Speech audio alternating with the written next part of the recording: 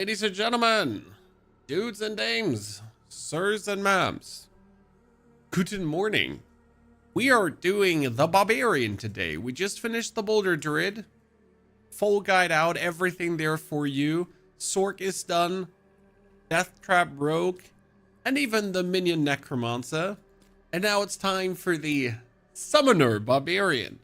Because for some reason, Barbarian is a summoner now? Okay. I'll accept that. We can make a Summoner Barb. We get some things set up. The leveling is going to be so good. Can't wait to show y'all. I hope you're all ready for this. Mr. Soul, good morning. Very excited to have some fun with Barb once again. I heard it's quite OP. Good morning, Ducky. Pleasure. So we'll be able to experience a truly something intriguing. Let's get it started, I'd say. Putting this on, we need to talk to her. She sends us in a direction. But what we're going to do a bit different this time is we're going to run to the jeweler. We're going to socket our chest piece, even though that's a bit weird. But I want to use for leveling the rune combination of Tech and Moni, as you can pretty much just go for the lunging strike. And now the lunging strike makes earthquakes, which is like super fun. And that should lead to me being even stronger than ever before. We do expert. We put on our Belial I-beam power. We put on the Varshan power. We put on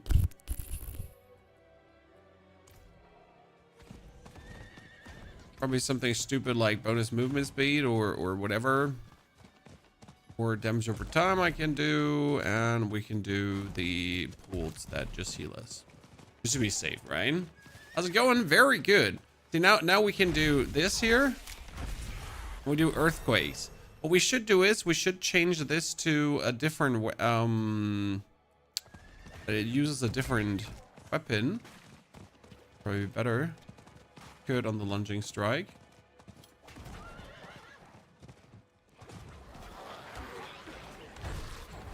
Because we're gonna get everything on top. We are not going to go for Whirlwind. We're straight going for the shouts and just going like through with the lunging strikes, earthquakes, shenanigans, right? So instead of going anywhere, we just pick up this. Then we add some here, the Warpath, that when we overpower. And then we're going to get the 2 shouts in. Simple. SK. Triple shout here. That's it. Because we don't need more. See, like, I could just go with the earthquakes that we're creating here, and that would already be enough.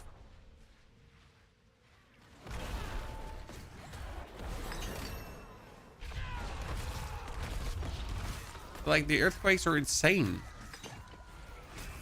Means we got the quakes, we got the potion drinking, multiple layers of destruction. Make our shouts more powerful, and then we're also going to get the other stuff.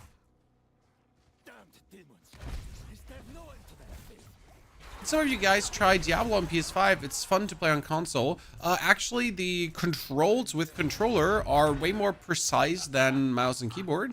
So a lot of people actually do generally dig that a lot. Shout skill duration. No, I don't want the heal. We can go for bonus duration. We're just zooming around a bit faster. Generally speaking, controller ARPGs feel good for the people that like to play that way. For me personally, it has always felt a bit clunky on controller, but that's because I'm used to mouse and keyboard gaming, right? So like I can't really get myself to play an ARPG with a controller as it just doesn't feel like what I want to do, you know?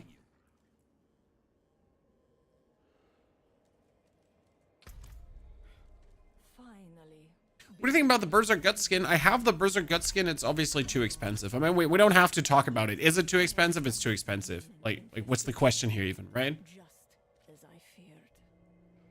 Your eyes, wanderer. Also, keeper for the win. For me, it's very simple. I just like I try to set up my build that it works the most of the time with left and right click. That's literally how I try to set up my build. Left and right click. And if that works, I don't have to use my keyboard at all. I use a Razor Orb Weaver for my left hand. That's pretty good magic molder. Definitely helps. Okay, we got no, I wanted to say we got no Helltide to start the day with. That would have been awkward as hell. Right? Good evening from Australia, Mark. How are you doing? Yeah, D4 premium skins cost too much and use it at 11. I know it doesn't come as a surprise, but you can still point it out, my friend. I mean, the skin is just overpriced. Simple as is. And I would not buy, like, the only reason I have the skin is, again, because I am a Diablo partner and I have Diablo partner benefits. So I get like some Diablo bucks to spend, and therefore I can get myself these skins, right? That's why I have them, not because I think that they're very greatly priced and I really want them. Oh no, I accidentally destroyed that. You know what I should go? I should probably go for my shout still healing me. Should probably still work out good. Here, if you actually have your shouts heal you, right? Just bonus survival on top. So as soon as I cast 2 mobility skills, okay, and that's what we have here. So lunging strike is a mobility skill. As you can imagine, I have my I-beam now, which is absolutely disastrous. And then on top of the I-beam, I do have the earthquakes, also being disastrous. And I have my quakes healing me. And right now we also have, when I use my boss power, that heal me too. So all of this kind of together adds up to a nice little survival. That was a lot of cinders. It's 9 already. Let's have that heal me further. I personally gave them shit for pricing for that one rogue skin, full price, even though it didn't have a helmet. Yeah, like if a skin is like a skin should have pieces of the whole body pretty much covered, right? I'm not buying a skin to then not wear a helmet. I know what you're. I feel you. I did not come here to not wear a helmet. Okay, that's 10. That was quick, Chad. It was a quick tenor. Like 5 minutes faster than the druid tenor. Okay. But it helps that I found like so many things in the Helltide right now, but still.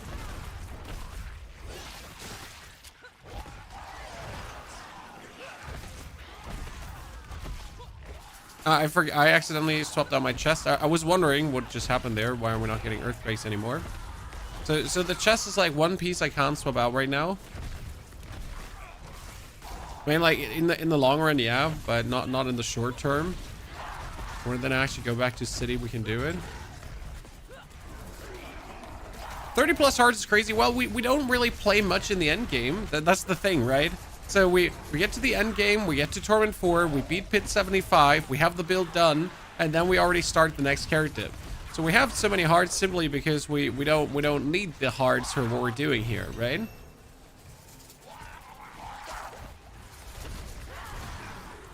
I really like having the shouts heal me. It's kind of nice. Because it allows me to like stay bonus alive. I like how much damage the earthquakes, by the way, are doing, Chad. It's absolutely great. This is gonna be like a pristine good level experience. Oh no! I wanted to just dash away. No, I died. It's gonna be so pristine good level experience, regardless. So let's generate these earthquakes. Oh, she went away too fast. Robbery. So the thing is, I can make more earthquakes there, right? There, by the way, a limit to how many earthquakes you can stack on top of each other with like the thing. You can't, right? Like there's none. I can just keep earthquaking. Ah, I win. Are you going to travel somewhere anywhere with the family? We are traveling to Greece next month, to Kos, to be precise. That's our yearly family vacation of 7 days. And I'm pretty sure that the Diablo 4 test server for the next season will exactly come at that time. I don't doubt it for a single second, right? That's exactly the moment the test server will hit, and I'll be like, yeah, what the fuck? Why are you doing this to me? And there's not a single doubt in my mind that that will happen. I mean, if you have looked at the timeline, there should be like we are like in June. We need to get the test server for July, because in July we're already getting season 10. I know it sounds crazy, but season 10 is not that far away. Season 10 is right around the corner. Berserk ends in 20 days, I think, the test server. Oh, that's a good point, Morlaw. That's a really, I didn't think about it, but that would actually be a valid point, because obviously they wouldn't want to bring up a test server while the event is still running. Then again, technically it doesn't overlap, because console players can anyways not do the test server, so they could still be playing the Berserk thingy. Just keep that in mind, right?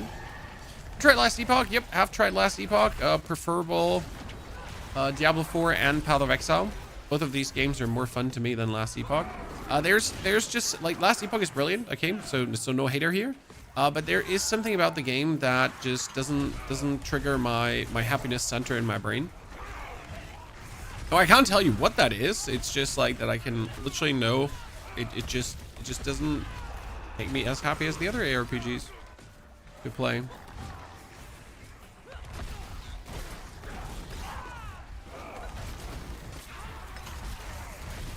Like, you know, I wanted to go out, but I was stuck. I keep like stucking myself. Actually fine though. And when you lunging strike and then you don't have a dash and you're like just stuck in the moment.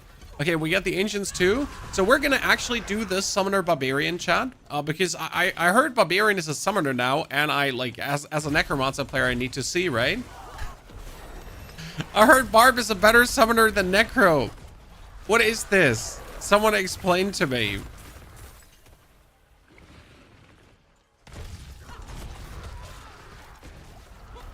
And it has a lot to do with like the scaling of the Barbarian, that we have Call of the Ancients, and Call of the Ancients are doing like all these different things. But then you have like the Barbarian itself who can like scale all the things that Call of the Ancient does.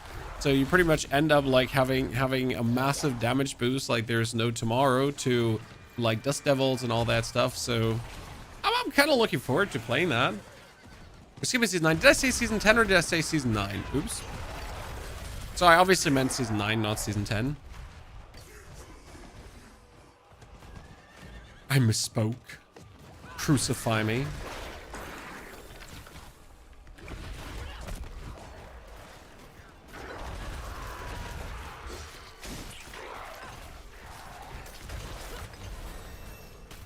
Okay.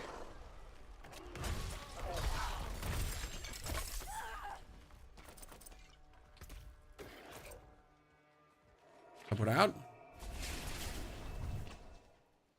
Leveling Barb as well right now just for the patch lonely. Barb just feels so good. Man, I think I want to say I can do like a below 2-hour leveling, and let's see if Barb can actually be that, because it's just generally really, really fast. What you can do with Barb.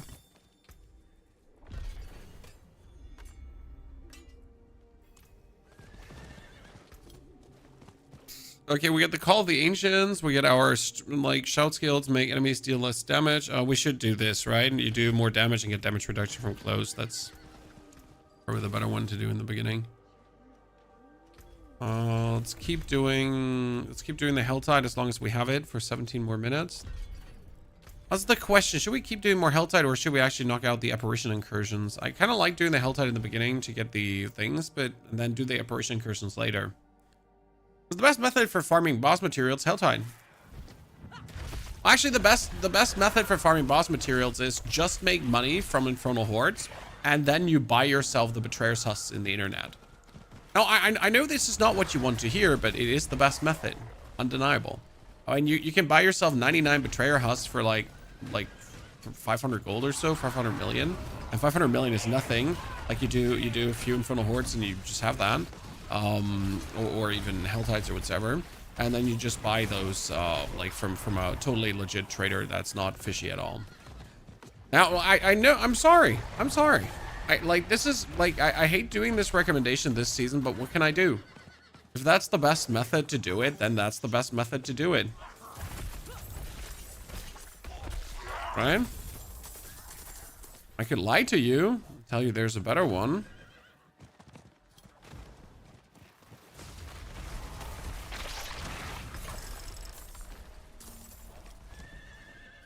Best way to farm obolts? Yeah, I'm held to Infernal Hordes.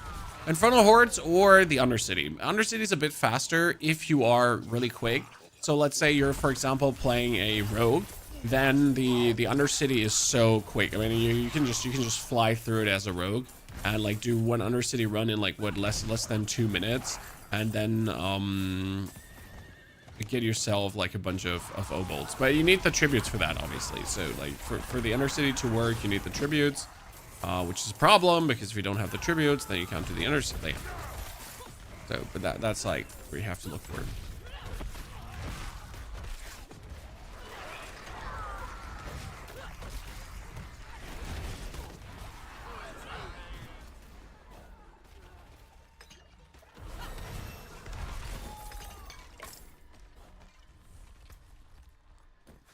Movement speed boots. Oh, can I already like put something here? Can you not put a technique there? No, you need to unlock the techniques first. Like I need to actually like start bashing away at like the things again. The dummies, right? It's always the worst part about like barb for me. Right, you want to level up your you want to level up your weapons? Yeah, that's okay. Just go to the target dummies and just speed up the target dummies, and you're good.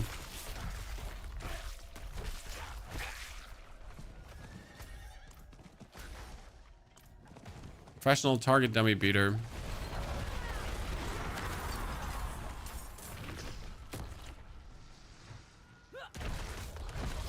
Talking about Opticide, right? Because you said obolts. I totally talked about Opticide, and I totally said Opticide. Like you just misheard. Obviously. Could it be that I spoke wrong? Belith? Yeah, like get whirlwind weapons to go ham on the dummies. Yeah, but why is that necessary, my friend? Why do I have to do that?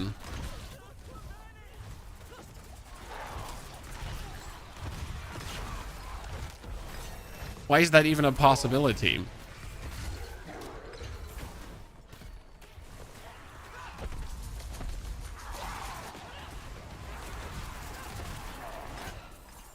Wouldn't have made it without you.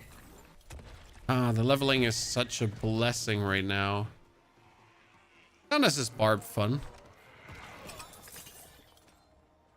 Okay, 2 rings. We got the PvP areas to knock out. This Hell Tide is going to last another 13 minutes, yeah. So we're going to use the maximum amount of time we have here to farm 2 more chests or so. Then we're going to knock out the PvP areas. PvP areas could get so like a little bit tricky because I got to look out that I don't get myself wackadoodled.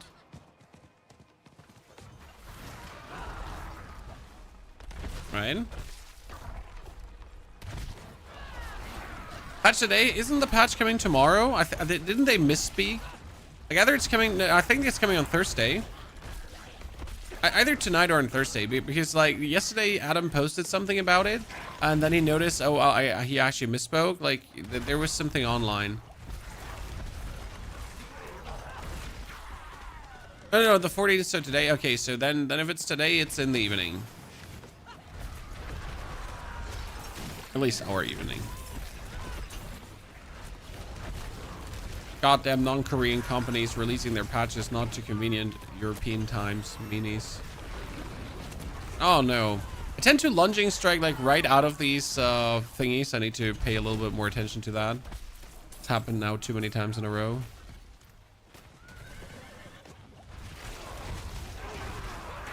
Lunging strike out of that.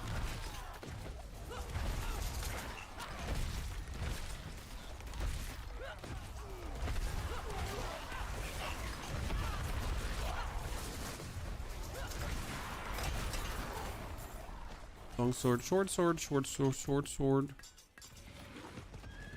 Oh, another loot.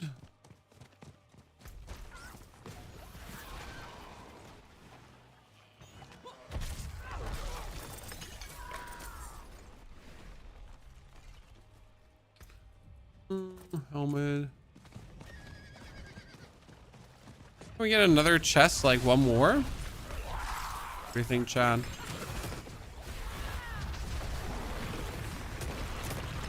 That almost had me. Don't appreciate that. Next chest would be top right. Let's move in that direction. If possible.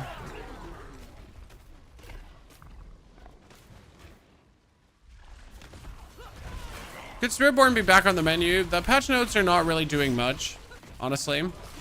I mean, it's a bit of stat padding, it's a bit of bug fixing, like the Zangivar's blade, for example, gets stronger. So like the strong builds are still strong, the weak builds are still weak.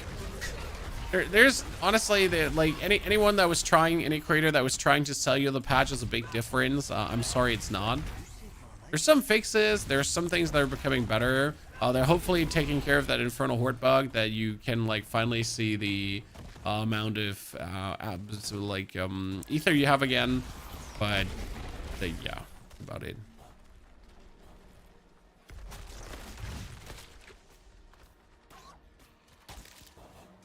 If you didn't get the DLC, you're at a disadvantage. Well, disadvantage means you're just missing out. Yes, you can't target farm with the Undercity, for example. You are not getting runes in general. You're missing out on the Harbinger of Hatred. You generally miss out on a Helltide too. So there's a chance that double Helltides actually happen. So one Helltide in Sanctuary, one Helltide in Nahantu. Which then means that if you don't have Nahantu, then you're just going to miss out on the Helltide.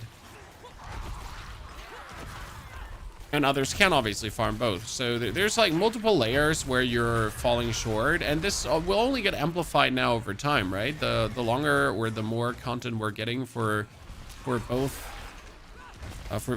expansions then next year, the more you're again falling behind and behind and behind and behind and missing out on things. But I guess that's only natural, right? Like not buying the latest World of Warcraft expansion, pretty much.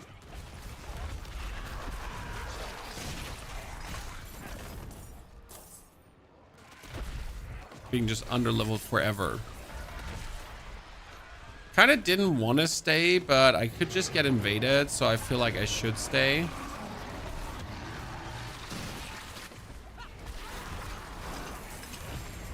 Right?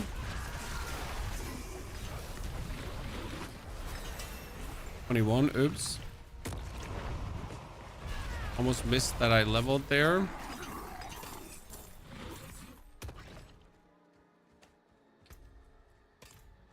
If this continues, I might be able to just pick myself out here another chest.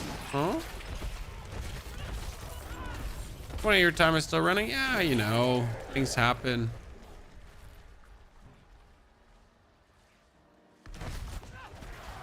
After this, we're just knocking out the boss really quickly in the PvP area, and then... Oh, this Hellborn should just die so quickly, right?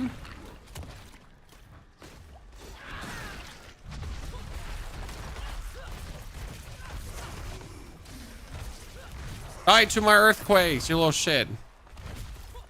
Now, if I get any of the earthquake aspects early, that would also be nasty.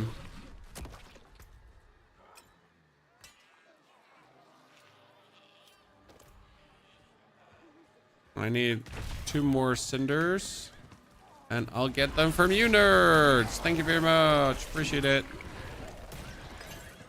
Okay. Dunzo.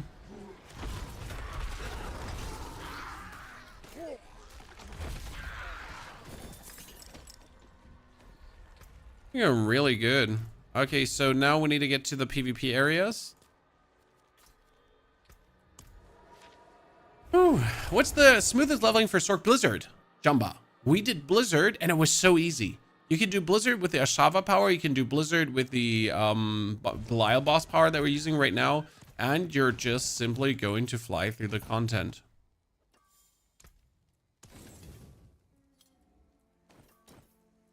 Let's destroy that. Because now I'm going to put the runes here on my pens. And then look for a new chest piece. I'm thinking about like what I want to take next here. That would be, you know what, we're just level Call of the Ancients, so I can use them more often. Patch drop, nope. Still waiting room.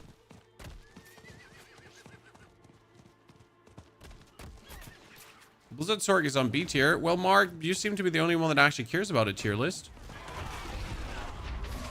I mean, Blizzard Sork is easily in Torment 4. Blizzard Sork is super fun for leveling. That's what the person asked for. Blizzard Sork can clear pit 75, and that's the only thing that matters. I've encountered this season many people who clearly seem to have forgotten the goal of technically playing a season, and that would be beating the seasonal journey. So as soon as your build can beat the seasonal journey, it is S tier for that season. And everything after that is just you personally wanting to either push deeper into the pit and or not.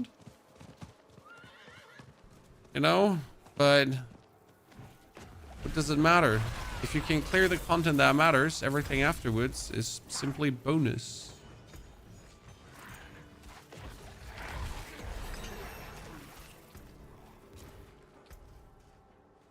Kind of funny though, you know? It's been an interesting season so far in that regard. Oh wow, let's see like how much damage we're doing to this guy. That's nasty. You know that the bonus yields from the shouts are so good. I would usually never take them because, well, what does it matter, right, while leveling? But since I just mostly actually do the things here, this is really nice.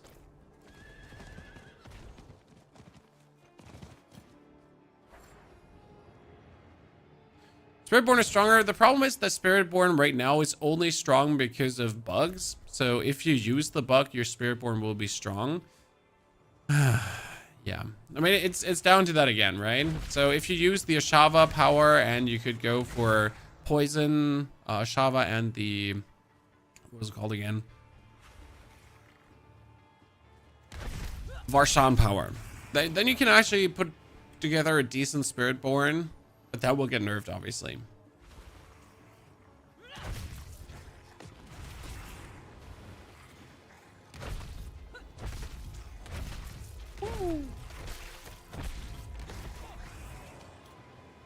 Okay, that one done. Come on, fight me, nerds. Did I not put on pants with the... I ultimate skill and pestilent. Oh, I picked up the wrong runes. I'm an idiot. I'm like wondering, why am I not getting earthquakes, chat? Well, it's simple why we're not getting earthquakes, because we picked up the wrong powers.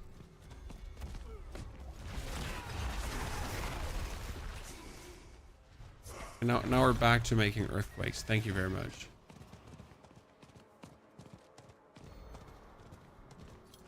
It's kind of tedious to maintain a rune during leveling. Okay, now we're gonna go for this. And what we could do, and what you should do probably for all the levelings, I forget doing this, chat. You know what the easy levels trick is? You open up your map, you press W, and you claim this.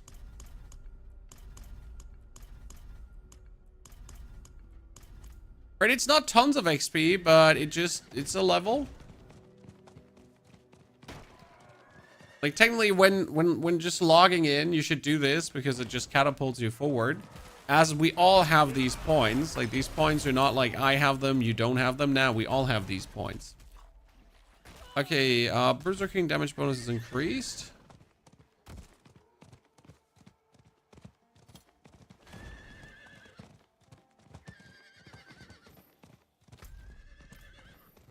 Okay, step number 1 would be clearing the boss.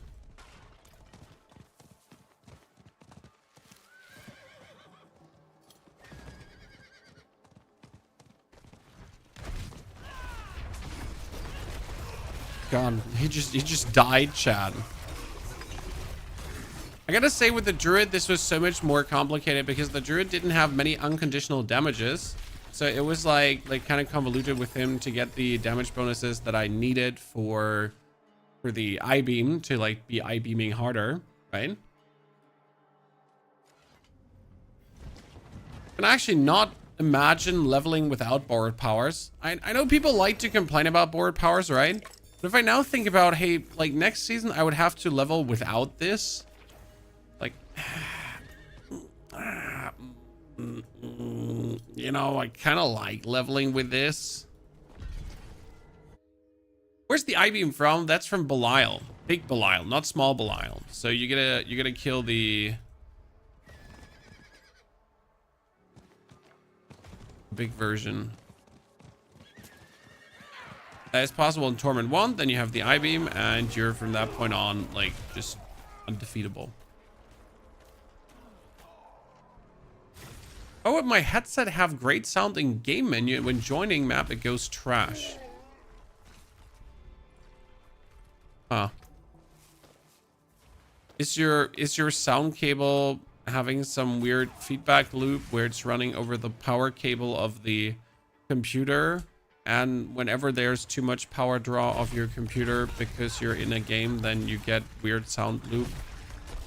I mean, generally speaking, put your sound cables never close to electricity cables.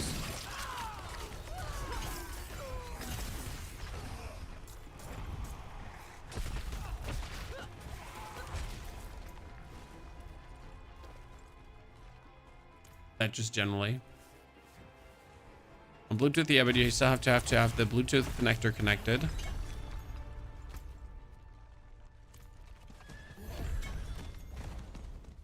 Our cables have shielding. Yeah, you're saying that, sir, but some cables have shitty shielding. You know, I had to redo, like, I obviously have some extensive sound cabling because of a 2PC setup and everything.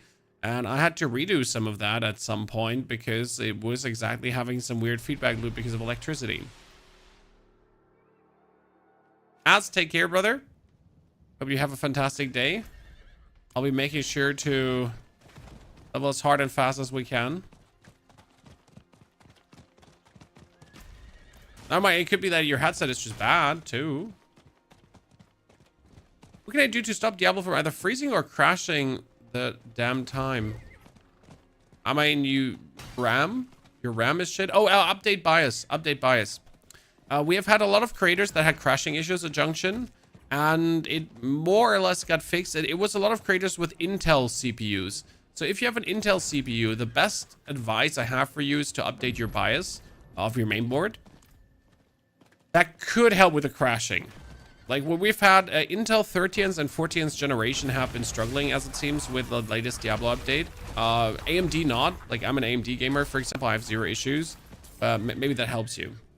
You have an AMD Ryzen 5. Well, then update BIOS too and hope that helps. You know? I have AMD and I have zero issues. Now that, obviously, you know, my experience is not your experience. As we clearly see there.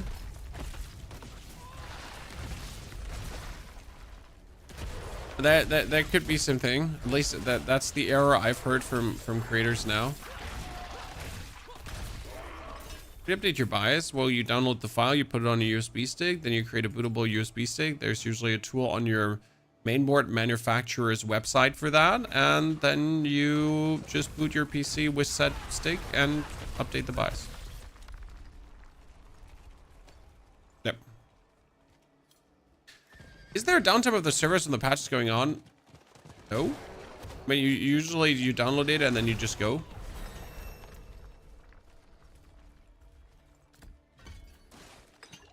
Oh. Kind of forgot to get 5 points in there first. The cooldown as low as possible. Will you play the game of V Rising, sir? We have played plenty V Rising back in the days. I know there have been new updates that are actually quite good. But no, V Rising is absolutely not on the agenda right now. Not because it's a bad game, but just because I have other things to do. Like after we're done with Diablo, we have to check out No Rest for the Wicked. So there have been updates, and No Rest for the Wicked, their latest update that was actually okay-ish, just received another big patch to turn it from okay-ish to even better okay-ish. So that's something I have hard on my list of things to do, because I love No Rest for the Wicked. We got to finish this project. There is some Path of Exile patches coming that might or might not make the game better. So we'll definitely have to do another Path of Exile level speed run to see like how much the patches have influenced the solo self-hunt journey and if it's better now or worse. So that's something to definitely write on the agenda. Yeah, we have a couple of things planned. There was a game releasing, like there is technically the Doom Dark Ages, so I do want to play Doom as well. Yeah, because the new Doom actually looks cool. But that's more I want to play than I want to make videos about it, so I'm not sure if I actually should play it right now from a business standpoint. We're not going to make YouTube content about it. Right? Exhorter, thank you for the 5 gifted subs. Exhorter, thank you for the first subs of the day. That's very kind of you. GG. God, if you did bring your Prime sub, appreciate it too. Thank you very much, Exhorter.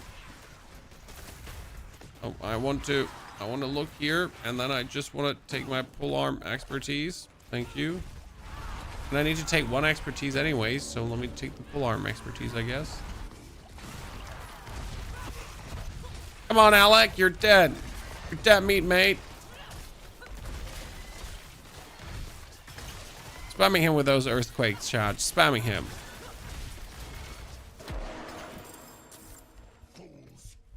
Can't pick up the Wanderer's pans because these are just like my better pans here right now.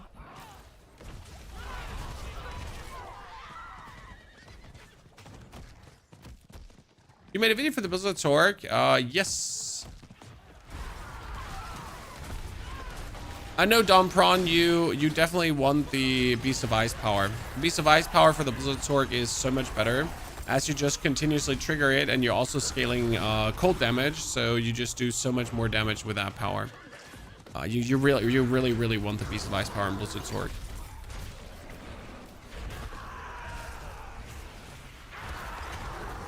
It's like godsend what it does.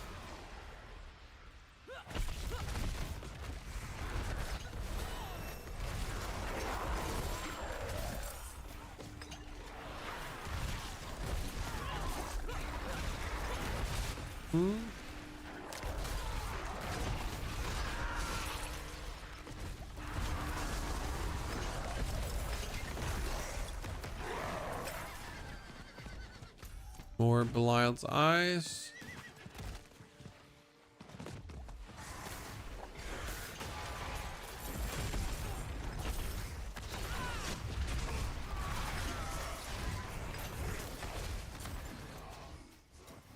Tunic, weapon, other tunic.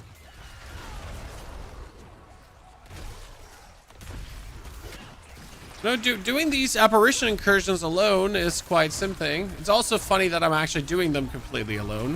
When I'm starting on the expert difficulty, so we're naturally going to be meeting less players.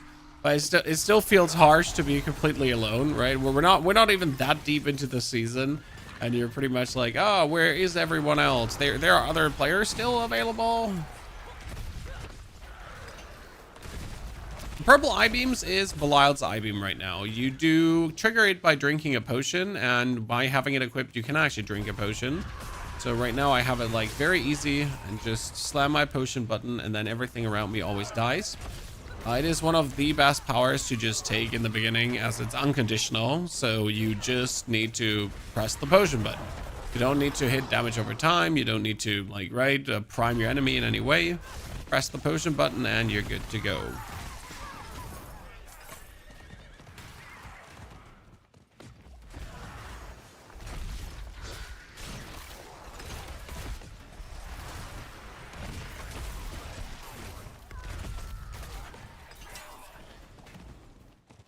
Okay, where are all the minions that I can kill to trigger this, huh?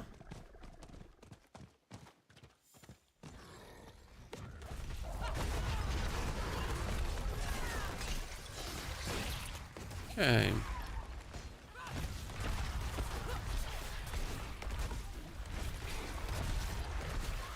Do these even count towards it at this point, or are we too far away? No, we weren't too far away. Okay, good. We've been playing Tainted Grail when it comes out this month. Wait, Tainted Grail's coming out this month? The game didn't seem to be ready yet. Seal Team. When I wasn't actually aware it came out this month. That's fantastic news. Generally speaking, we do play new game releases, especially when the new game releases look promising and fun. So there's something you witness that is quite intriguing to be played, then I will most likely also check it out.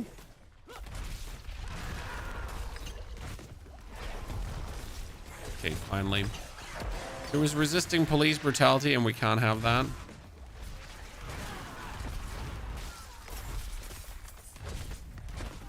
Stop resisting, sir.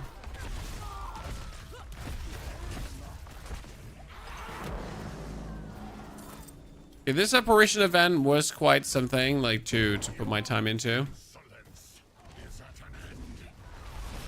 Come on, kill it! Faster, faster, faster! More damage! Another potion, drinky.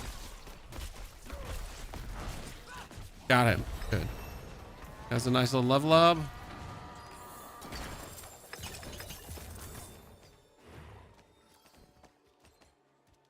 Still feel robbed by these items often, as there's like absolute crap coming out. Crew of Whispers, that's why we did it, so we can jump the level again. Mythic drop rate is the same in all tiers. Yes, Mythic drop rate is the same in all tiers, only the amount of uniques varies.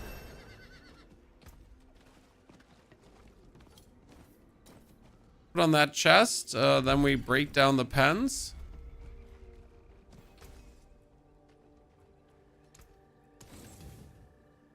Put on the pens. Now we can, from the chest, go for Moni Tech again. We can open the box. Get 3 weapons out of 1 box. It's actually really nice that you can like get 3 weapons out of 1 box. Okay, now a Helltide should be up again. That's what I was hoping for. That I can do this, then Helltide. Rune drop rate? What are runes? What are those rotating eyes? They're called Belial's Eye Beam here. This is the hero power, the boss power that makes leveling trivial. You can level with every character really easy. You would think it gets boring to level with this, but it just does not, because it's so good.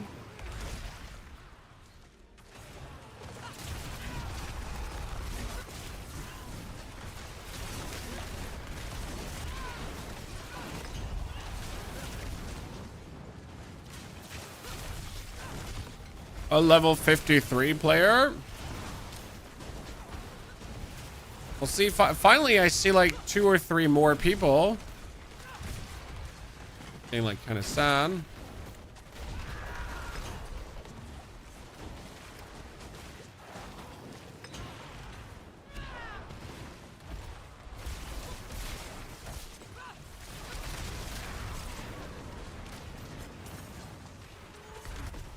Poor little druid died there. Okay, level 29 shot. Let's go. Finally an amulet. Okay, we get 29. Good.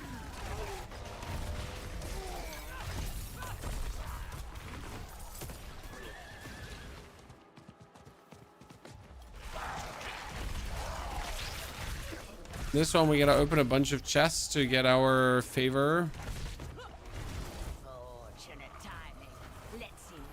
Hunt more beasts. I can do that.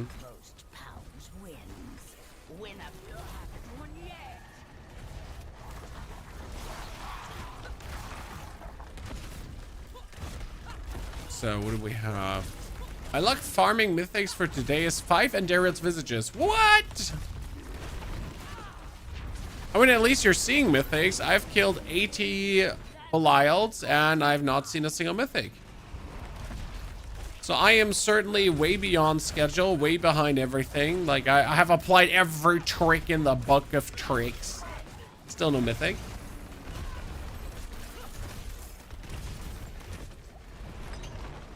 Just proves that streamers can be unlucky too.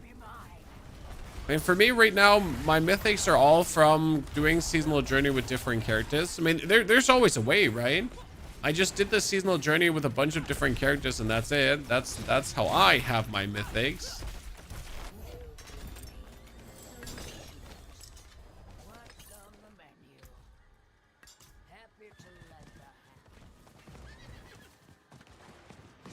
Sometimes you just gotta do it the old way.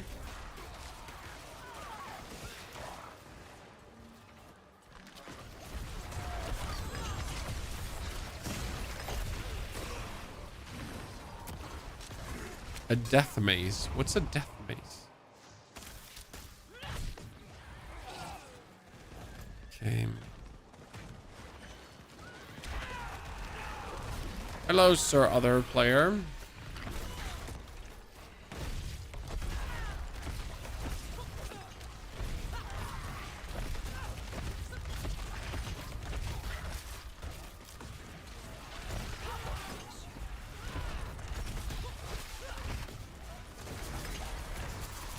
I guess for Dorizing at 1. Well, that means you're hacking. Confirmed. You probably got one of those streamer clients, let's be fair.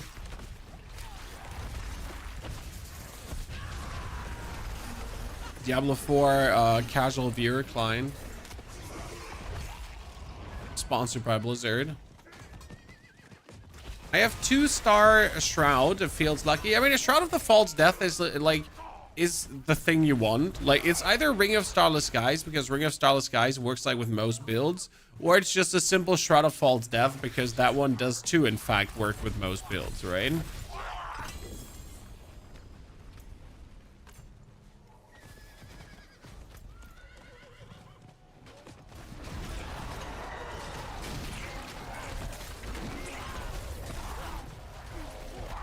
That was a good pack of mobs. I'm telling you that much for free.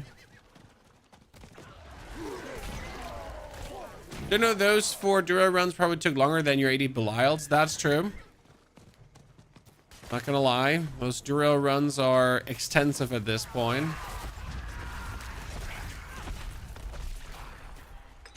Got petition from a tier 3 lair boss on hardcore and then died next run.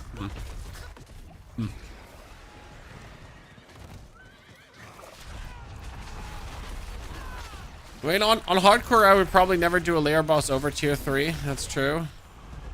In tier 3, you can definitely get to a level where you beat that easy.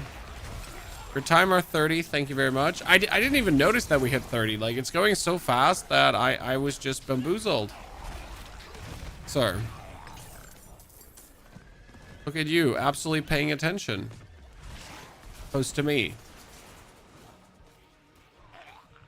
You got the Undercity from the Mythic Tribute. You get the Undercity from the Mythic Tribute. You got the Doombringer. Oh, God damn it, brain. You got the Grandfather from the Undercity Tribute. That's crazy. I've never gotten a Mythic actually from the Tribute. Robbed.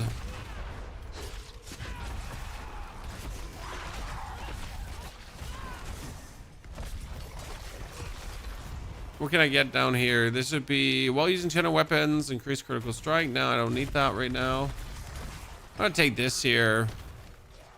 And like some fortify going so we get some bonus heals. More life is more life.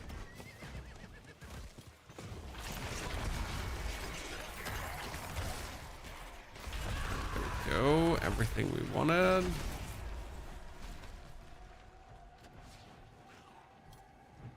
I think a barb with Shroud. Well, I need the Mantles of the Mountain's Fury too. No, wait.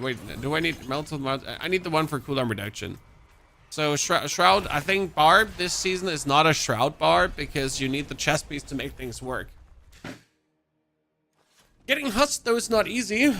You know how it is, Piotr. Go buy them. Don't be shy, Piotr. Just buy them. Okay, what do we have here for unique boots? We got the 1,000 steps when activating or refreshing. Yeah, we don't do arsenals, so let's just keep that out. I want 11% movement speed. I'll take that. A little bit more movement speed is going to be fancy pantsy. Okay, we're 32 already. Levels are flying.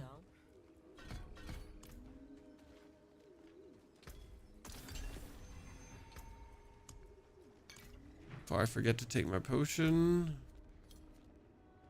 This is what I meant with double hell tide, ladies and gentlemen. So there is the second hell tide I was talking about. I can already now go to Nahantu and I can farm another hell tide, and you can't do that. Right?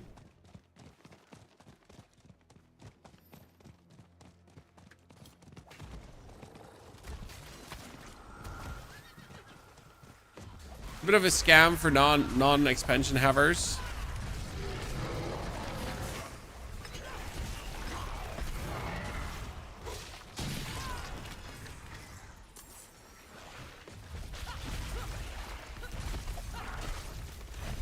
Any billions in cash? No, for the husk, you only need like 500 million at this point.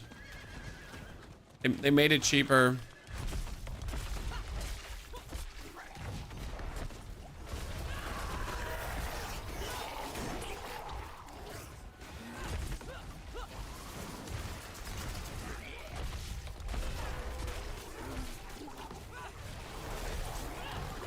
Oh, really? You didn't damage him? That was bullshit.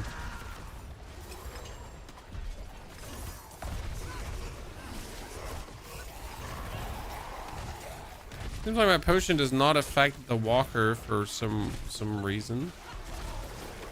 Refusing to affect him.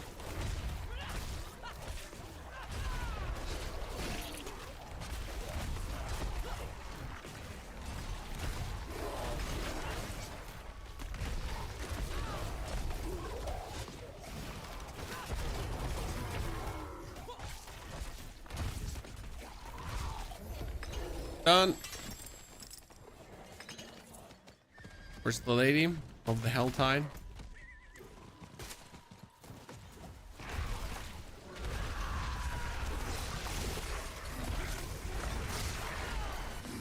Push in. 33 shot. By the moment I'm like done with this area, I should definitely be 35 to then also engage with strongholds. That's obviously the plan here, right? We're getting to 35 and then we're gonna knock out strongholds again, back to back to back.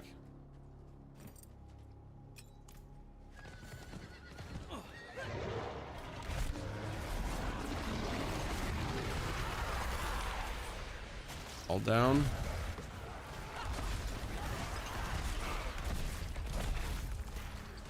Gotcha, Lady of the Helltide.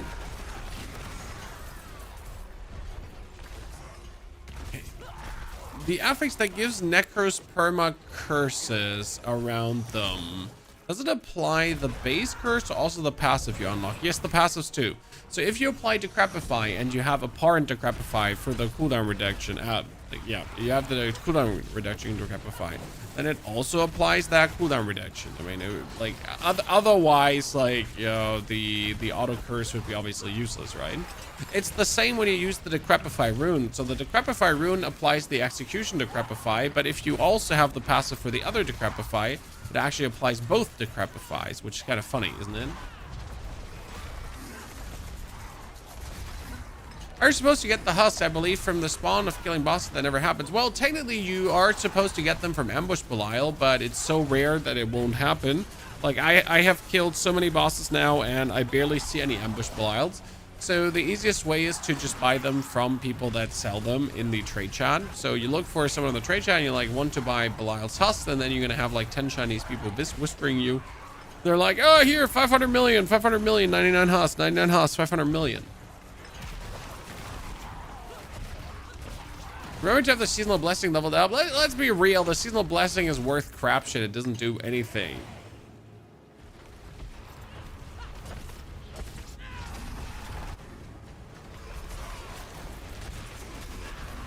Didn't do any of the leveling you needed to do.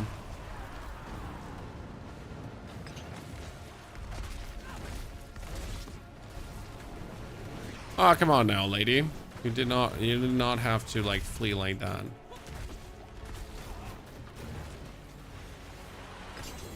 Okay, we got start. We got Scott start.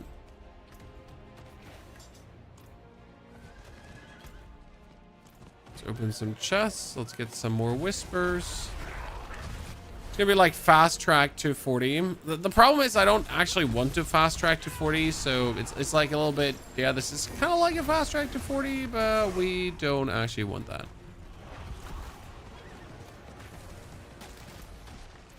Because you want to do the strongholds, but I also need to finish these easy whispers. It's a bit of a scam, right? If I level too much, the further strongholds won't give me enough XP, and if I don't level like enough anyways, then it's anyways bad. You don't have to grind a Paragon for every build, it's just get to 60. Yes, sir. Paragon is shared between characters. This was one of the most requested features as they introduced like the 300 Paragon points, because who wants to grind Paragon on every character?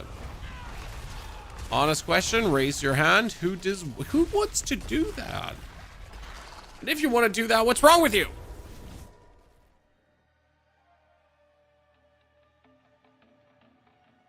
All right.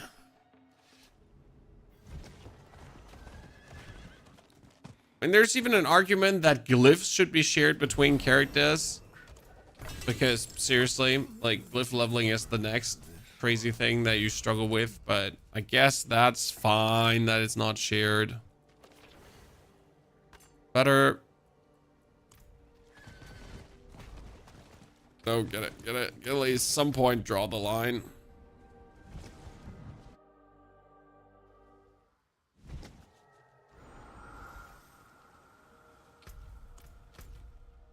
I need to open chests, so let's go open chests now.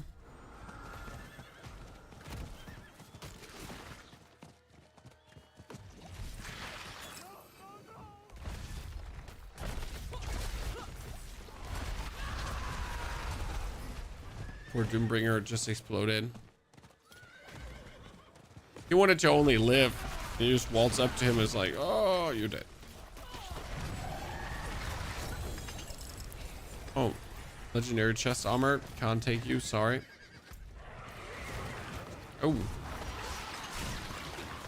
That's a walking arsenal of XP, chat. Okay, so the fast track to 40 is usually overdoing the strongholds, and we should do that because that's obviously going to save us time. But I simply can't just, I simply can't ignore the easy XP that we have here, right? And I also can't ignore the whispers because whispers are just king. Ignoring whispers is not an option anyways.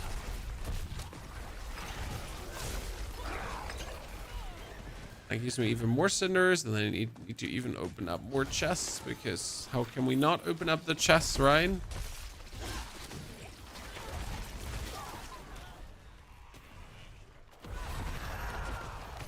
$36, and I need to open up one more. That would be that one. Oh, I forgot. Chat, why has no one been saying anything? I forget the mercs again. Chat, listen. Why did no one say anything? We forgot the mercs again. Like right now, I wonder if there was a single, like, my first character didn't get the merc.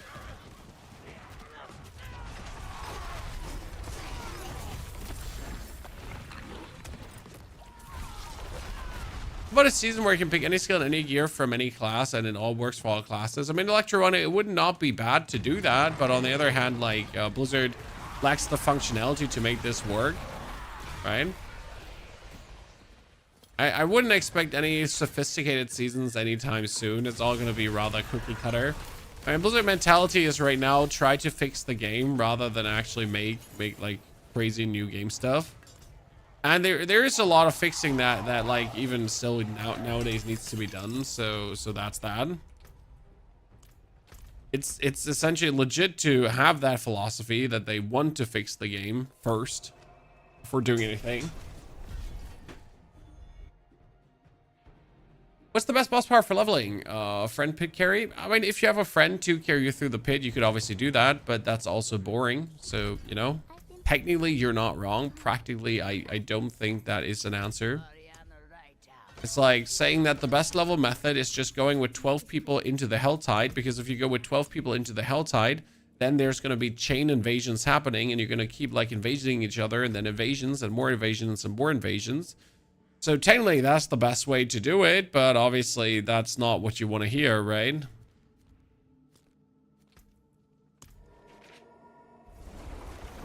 I'm new, so what's everything that resets?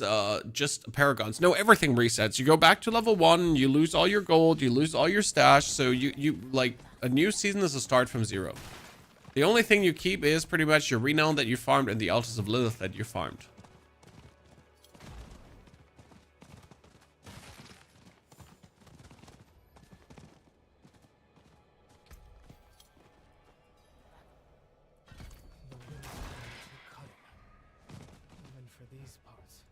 Just got Ring of Starless Skies. Let's go. I'm still looking for that one. I don't need it for my builds, but I like the Ring of Starless Skies.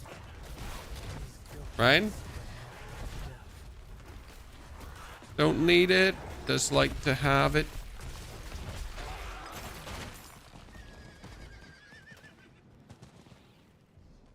Does the Paragon levels show up for you if you start a new char? I don't get it, because Paragon levels are shared between all your characters. So as soon as this character hits level 60, he pretty much has Paragon level 236, 34. So I chose the Paragon level there already. Because what you see is what you get there.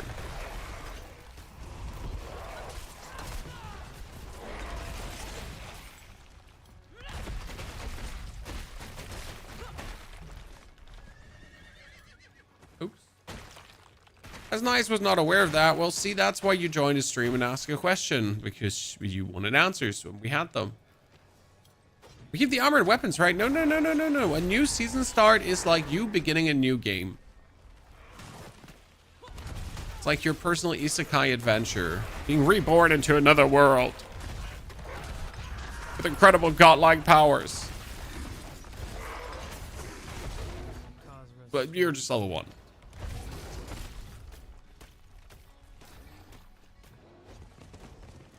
You always have the option to keep playing the Eternal Realm, then you just don't get the new seasonal content. You're still getting the buffs and the patches, right? Like if something had changed, like obviously you're getting that.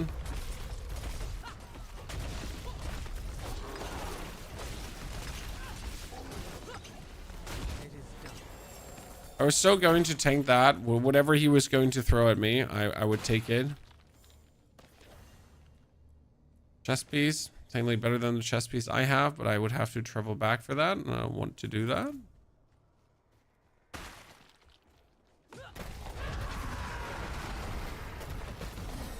Oh, 38. There you go. Levels. Levels together. Da-da-da. We're going to put our next points. You know what? We're just going to gem them here into max life right now. Now, you know what? Here, damaging enemies with basic skills increases your damage. It's actually nice because we do damage enemies with blade basic skills all the time. Righto. That's so much grinding every season. It's not really so much grinding every season. Since we're asking questions, where's my daddy? Like, I can be your internet cyber daddy for the day. Good to see that, Corrado, by the way. But honestly, the so much grinding every season is like the reason why you play RPGs. I mean, let's be real. If there weren't seasons in ARPGs, why would you ever start from the beginning? Like, right? So if an ARPG did not have seasons, you would take every character, maybe every character, you would level up every character to the maximum level. But then that's like, then you're done. End of content. So seasons allow you to keep enjoying the same game in a different class every single time. Because obviously, like, seasons change the game either drastically or minuscule, but they at least do something for the game so that you have a chance to enjoy said game again. Just with the changes and everything happening, which is, I find personally kind of cool. And we're gonna find you barb leveling build. Honestly, we're not having one, Chris. So the way how we're leveling the barb right now is that we're taking our endgame earthquake build. So this is the endgame earthquake build I'm building with shouts and everything. And we are like, the whole thing, what we're doing is we use lunging strike, okay? And we're using the runes Tech and Moni. Tech is for making the earthquakes and Moni is for using mobility skills. A lunging strike is a mobility skill, so I make earthquakes like with every second lunging strike, while I have my Belial's Eye Beam to just kill everything, and then my shouts to support the tech and money stuff we're doing. But if I had the runes, I could also, if I had the aspects, I could also add earthquake related aspects right now, but it's not like I actually needed. The light did not protect these knights from the vampires. Right? I mean, so far it's working really good. You can see from a timer that we're actually beating the druid by a margin. I mean, druid had their fast time, but they seem to fall off towards the end game. So that was something that was different on a rogue and on necromancer. Like, the further you went into the game, the stronger the rogue and the necro just simply became. I'm comparing this now to the druid, who just got weaker.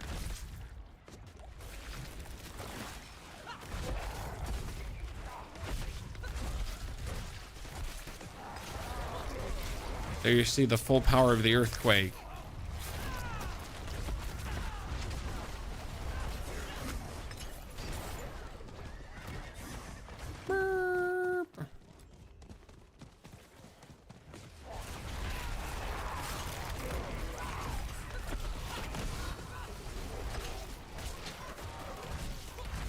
You thought you can have a shield, huh? Oh shit. I'll be having that. Has Barb ever been weak? Well, there have been at least times where Barb wasn't the number one. But maybe on release, people felt like Barb was kind of struggling, especially with the old tier 100 dungeons. But I'd say since season 2, Barb has never been weak. I mean, maybe not number one every single season, but far from weak.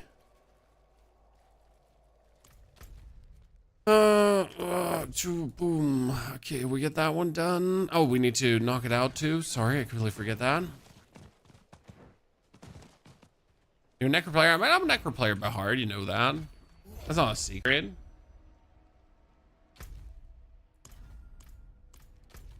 We all know this for a fact. I'm level 96 on my Deadeye Lightning Spear build and have beaten all the bosses in tier 4 on PoE2. Yeah, I mean, Jared, like with the Lightning Spear build, if you have it 96, you're done. When it's impressive that you went all the way, right? GG.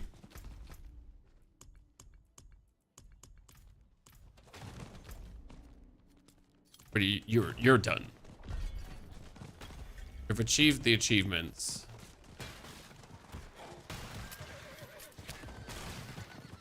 I have some things I want to do in PoE2, but right now I'd rather finish the Diablo first.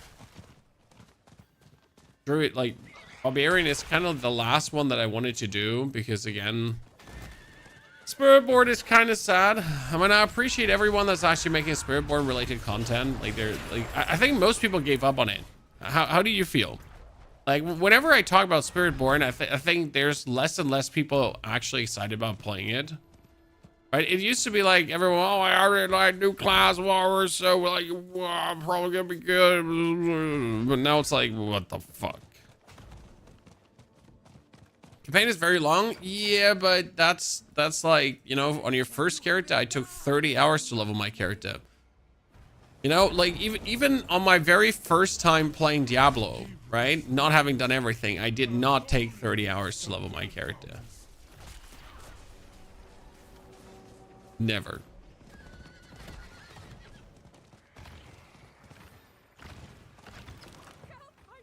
Melting T4 with Spiritborn, yeah, but you're most likely using the bugged boss power for that. I'm not saying that Spiritborn is terrible. It's just not as good as, not as fun and reliable and easygoing as it used to be. First time I die here, not having an unstoppable skill did not help.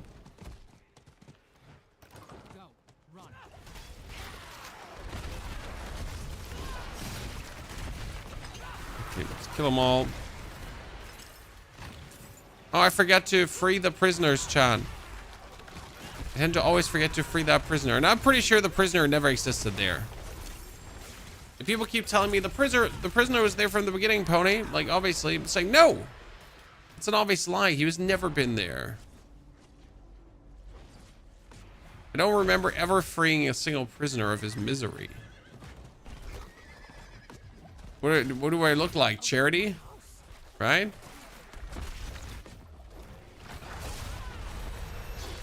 Level 40, ladies and gentlemen. 7 minutes faster. Grand total. I think the real time savings will now come in the end game here. Big difference. Hits.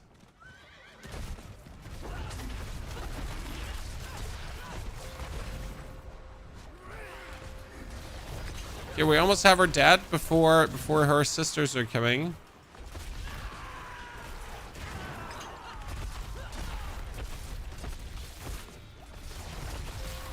Damn. She just passed away, Chan.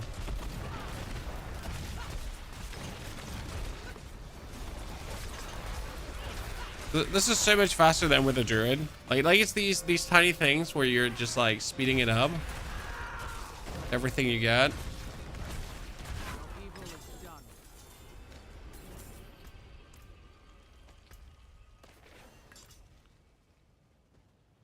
I want to play Spiritborn, but I always play Barbarian Necro. Didn't buy the expansion until they had nerfed it into the ground. Yeah, like right now, if you feel like, hey, I should maybe buy the expansion for the new class. Yeah, no, you shouldn't.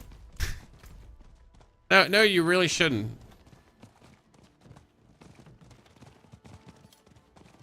I made my own boulder build, get inspired by your speedrun, did pit 65 and can farm tier 4 easily. No, I love to hear it. And as we said, boulder is not the most complicated build to ever create, but it's really worth it and fun to create. So I'm like really glad that I could share this with you.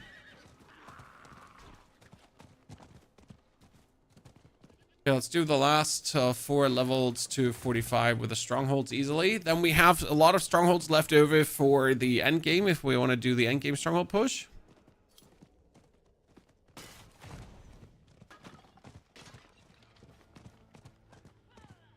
Someone using console, definitely not worth it. I mean, if you get the thing on discount, I would buy the expansion. I would not buy it not on discount. So that's 100% bad. Like no discount, no expansion. One shower and you're 40. Hey sir, that doesn't say anything about my gameplay and everything about how long you're showering. Come on.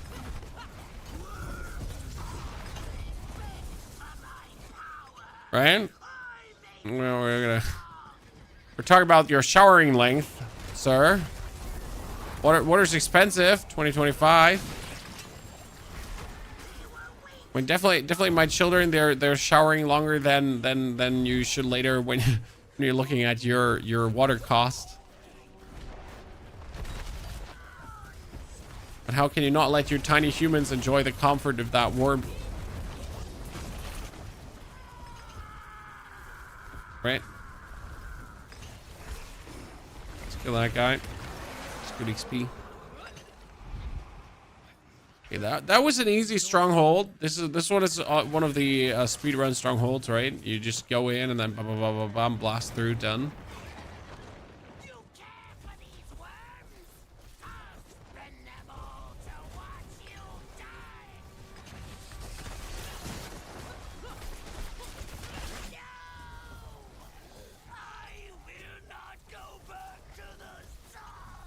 No, you will definitely, you'll definitely die. This is unquestionable. No chance you'll survive that, sir. Potion. Ring. That. Level 42. What do you think? Oh, almost. Look at that. Minimal. Okay, we get that one knocked out, and now we need to go for the Temple of Rot. What's helping my buddy from memory, because not played since launch, was wondering if they have removed world tier, because could find cap dungeon the setting to change it to world tier 1 and so on. You don't have world tiers, you have, oh wow, you haven't played for a while, Grimball.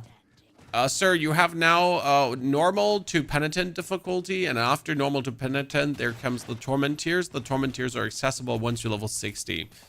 There are no nightmare, there are no capstone dungeons anymore, which is kind of sad because we all love capstone dungeons, but yeah, things are a bit different. Zalmagan, howdy my friend, good to see you there. Hope life finds you good, chat. Hope you brought some Prime subs to celebrate the day. It is Wednesday, I think. Finally, the first day of normalcy for my family after all these birthdays and everything. It means I can spend my day in the garden, slaving away.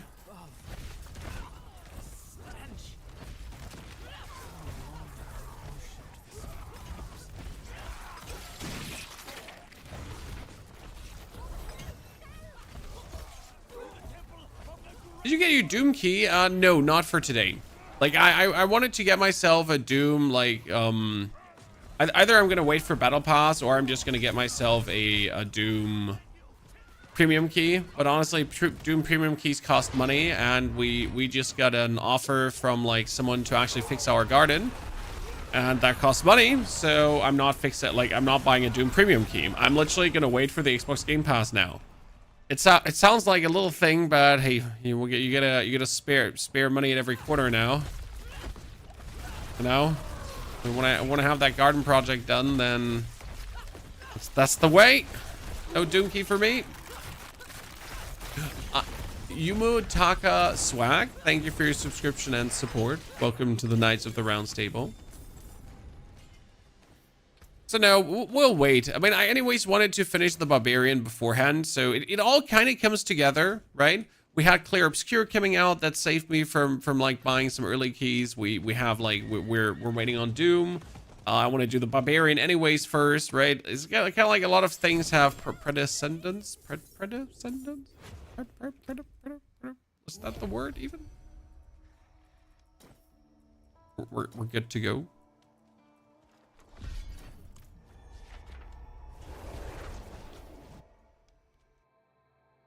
Fix your garden? Well, we have a very complicated property with a lot of height meter difference between street line and end of property line. And right now, like, let's say 50% of our garden is unusable because there is just dirt piled up, and we pretty much have to get, I don't know how they're called in English. In Germany, they're called L stones because they're L-shaped concrete stones that you put in the earth to fortify your property, that you can then landscape the property slightly different. And obviously these L stones are really expensive because they're made out of concrete, and we need a lot of them, like over 40 meters, a lot of L stones. So yeah, that's like the final investment I'm making into this house, or the final big investment apart from repairing stuff, obviously. But yeah, that's gonna be a cost eater like there's no tomorrow for sure. Retaining walls, is it called retaining walls? They're these L-shaped concrete stones. You know, maybe America doesn't know what I'm talking about. I don't know if you use them because you build everything out of wood. So I don't know. James, thank you for the 59 centuries of support. James, welcome back, brother. Love the content. Well, appreciate it, Melody. Thank you very much.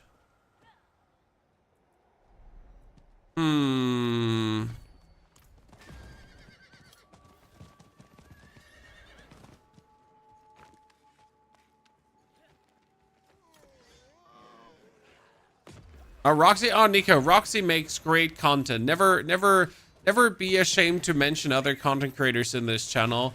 You know, I'm not scared of other creators. I've been doing this for 11 years now. You don't get anywhere if you're scared of other people's content, right? Don't you ever worry about mentioning other creators. I'm not going to yell at you. I might still yell at you. Sorry. Did I ever put in boss powers? I did put in boss powers, right? We will not survive. We'll sacrifice ourselves before our home. All creators do the same thing anyways. Yeah, and my guides are anyways better. So what can I say? No.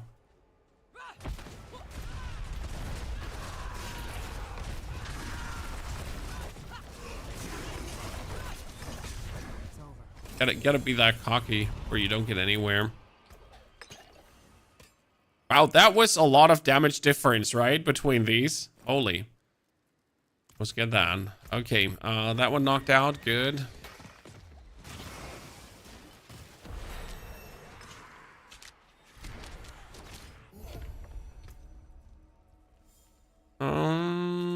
Damage reduction against elites. Okay, what's the next one? The next one should be Alcarnis. Now, you know what? I actually do hate Alcarnis. Like, right? I hate Alcarnis with a passion. Like literally, it's one of these dungeons where I'm just like, oh, like I just hate it.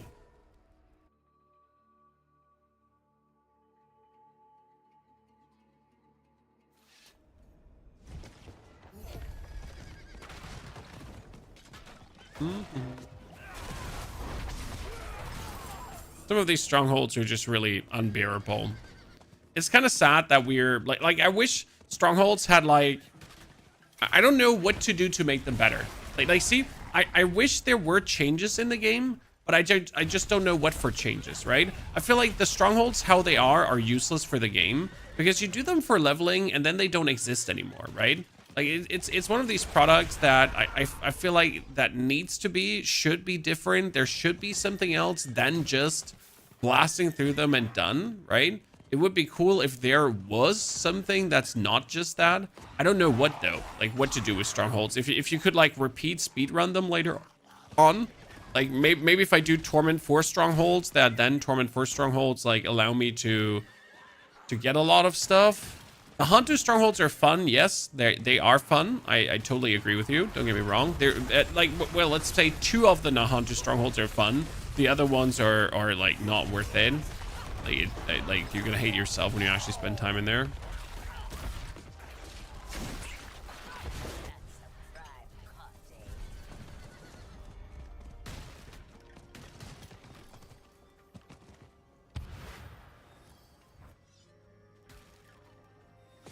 Darius was a streamer myself, but since my mother's death, who streamed too, I got trouble continuing to stream. Feel you there, sir. My condolences. Also cool that your mother streamed, though. That's quite nice.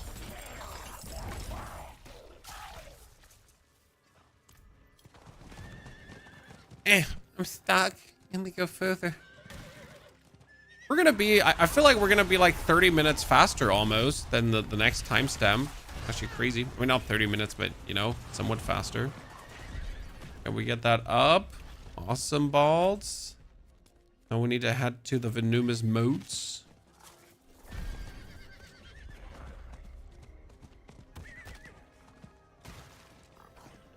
Outside hits it and you get a boss there or something. I just feel strongholds are an underused tool. Like generally speaking, in my humble opinion, Chan, every stronghold should be seasonal themed. That means in the Witch Tide, I don't understand why the strongholds didn't get a like a witch hunt theme. Like why they didn't just replace every stronghold boss through one of these head rotten, for example. The same goes for the vaults, right? They could have added some robotic bosses there.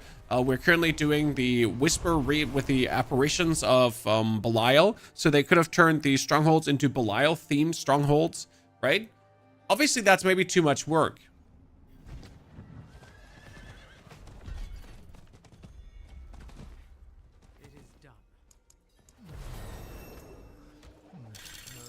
A hard time, even after 4 years. The problem with streaming is and stays that, like, I think someone said it recently really fitting. Twitch is like a destination. Twitch is not where you build. Twitch is where you end, you know, as a content creator. So you stream pretty much and your community gathers on the stream. Hi. Because right now we have people here from YouTube. We have people here from Twitch. We have people here from TikTok. We have people here that have seen me on OnlyFriends. With my pictures of Brad Pitt and me in a hot tub, you know, see, like Twitch is like the destination, right, where everything ends end of the day. But you're gonna kind of like build everywhere else, which is actually like really fucking stupid, right? So you gotta build on YouTube to have people end of the day and on your Twitch, right? That's what you got to do. Like you can't build on Twitch anymore. You could actually never build on Twitch, like, right? Even I. So you would think that I grew on Twitch. I'm like an OG when it was easier to grow on Twitch, but I didn't. I did grow by making deck guides for Hearthstone on Hearthstone deck guide websites. That was actually where most of my growth came from. Right? Post a deck guide, be like, check out my stream if you want to know more, you little shits. And then have people join your streams. That was my actual growth. It sounds, and Reddit, like, right? The deck guide websites and Reddit. That's pretty much how I grew. Would have to switch from French to English. I think the French community is really strong, Darius. So don't underestimate like the actual native communities. I, for example, would be a bigger streamer in German than in English.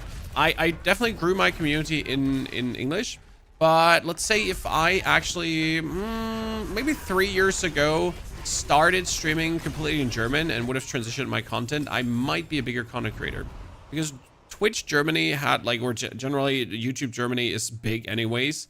But German content had like a nice big growth there, and the German gaming community is relatively big anyways. So don't underestimate the local, you know, when you speak your native language. It's not as bad as you think sometimes. Just as an advice for anyone asking, if you think about streaming in your native language, you should always do content in what you feel comfortable with. Because the biggest issue is if you try, like, I see a lot of German creators that try to do English and they sound very German, and it is a pain to listen to. Now, a lot of people forgive you this, but a lot of people are going to listen to you and they see that you're not native and that you sound very odd, and it's hard to follow what you're trying to say because you're lacking the words. And you cannot explain it as good as you would in your native language, so you're kind of like hurting your own content. English must be the most universal though. Yeah, but if you can't joke well in the universal language, right? What's the use then? I mean, obviously you can always get better. Rob's English is map. Yeah, but Rob's English is good enough to make himself understood, Torment sister. Right? He's not fumbling for words. And he's quirky enough to be forgiven, you know? Let's say you're a cocky personality, right? And then your English is lacking to a degree. That never goes down well. More quirky personality, that helps. If you're then adding VTubers on top, VTubers are also forgiven a lot of stuff. Right? If you're a VTuber with bad English, that's fine. I mean, you're a fox from outer space. Why would you speak English very well, correct? And then you anyways have giant anime titties, so who cares, right?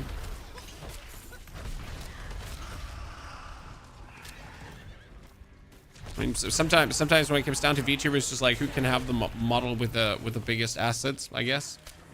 I'm not, anyways, not, yeah.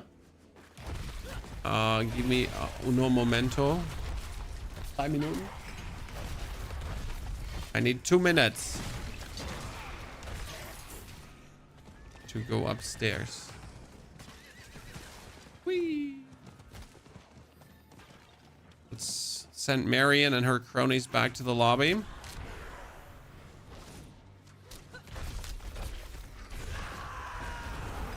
I always like try to put everything into the brazier like right straight away without having to wait for them to spawn.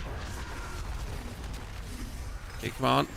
Tom, Marion, everyone gather up in the middle. No, you want it. We got no time for you nerds. Good. Gotta like in between do the rupture for the overpower, because then I do more damage. Thank you. Sword. Okay, give me a second.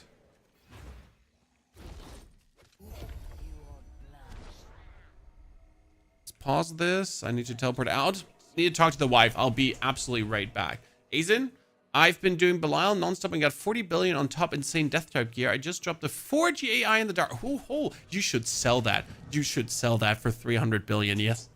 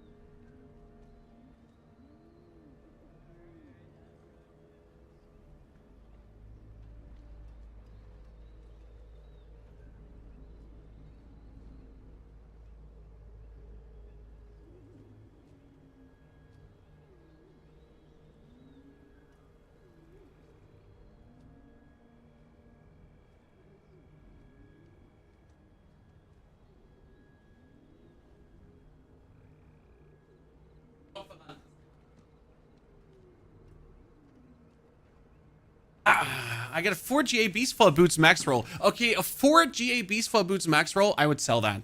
You know? Yeah, sell it and buy yourself a 2 GA one. Right? I mean, you're selling a 4 GA boots, and then you just buy yourself a 2 GA one because why not? Right? Like, what else? What gives? Let's do Alcarna. No, Alcarna's like really is stupid. Keechik is stupid. Oh, I hate. No, you know what? I do this one. That one is actually really fun. The left one, the Samek.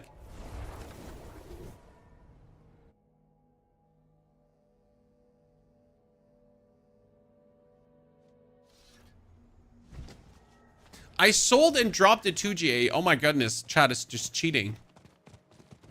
Like, I'm fighting for survival here, trying to find 1 GA items, not dropping 2 GA items at all, and chat's just like, yeah, so I found a 4 GA, and then I found a 2 GA afterwards. I was like, okay. Streamer client, much. Wouldn't it make more sense to give casual players good clients for good drops than streamers? Because streamers are going to play anyways. You know, think about it.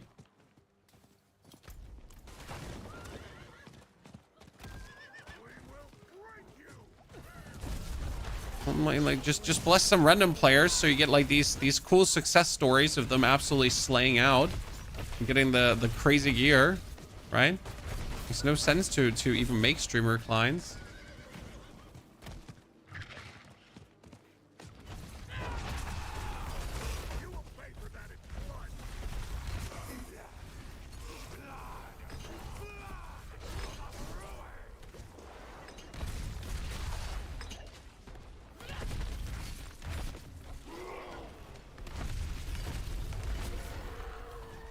I guess more people want to play if they see the streamer get good loot.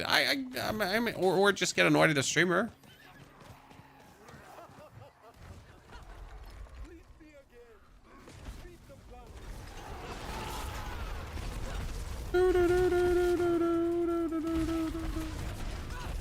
Mr. Coldering Keeper, out of my way.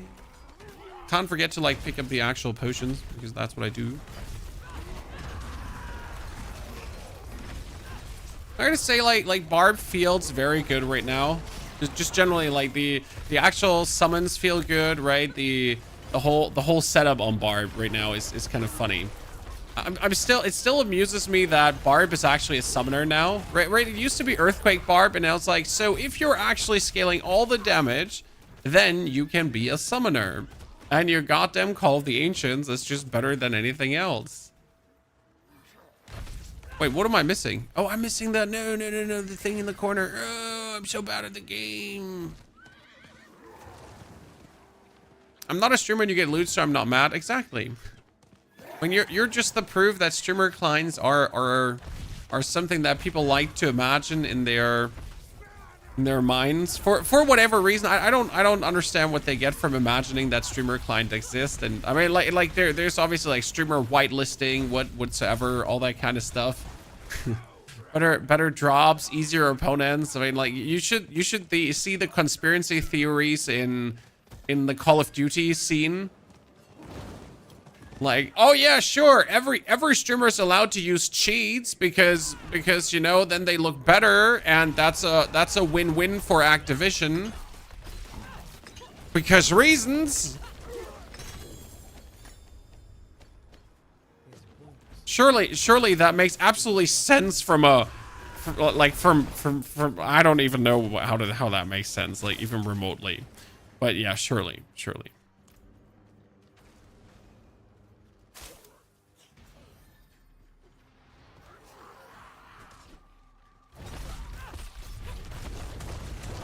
Oh, he's not coming out of his corner again. Never comes out of the corner.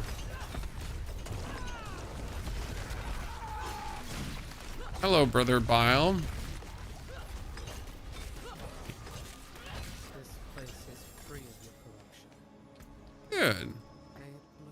By the way, any one of you actually watched the new Doom so far, guys? How has it looked for you? Has it been looking good? I tuned into some streams. Looked fun. Yeah, just start streaming and turn on cheats. Funny story though, if you are an Asian streamer, okay, this is no front against the Asian community. It's just the way it is. So if you're an Asian content creator, you can actually cheat live on stream. That's fine. On the Asian streaming websites. So you're obviously not allowed to cheat on Twitch. So if you're obviously cheating on Twitch, that's a bannable offense and your channel can get terminated, right? But if you're a Chinese content creator from Doju, Huja, Panda, and so on, over there, it is actually allowed to, where it's not forbidden to cheat on stream. So you could pretty much pull up your aimbot and just aimbot to your heart's content, and everyone would be like, yay, keep aimbotting.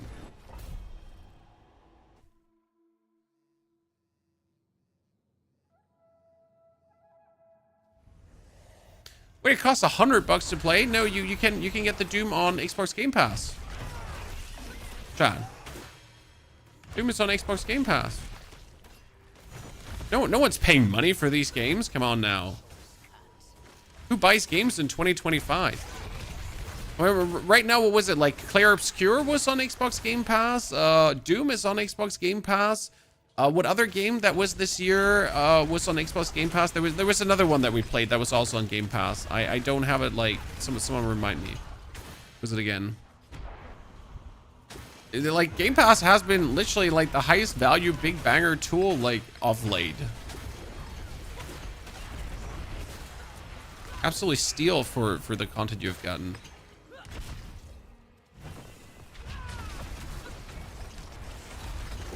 How do you power level someone through the pit? I forget how it works. I genuinely forget how it works because I've never really been doing it.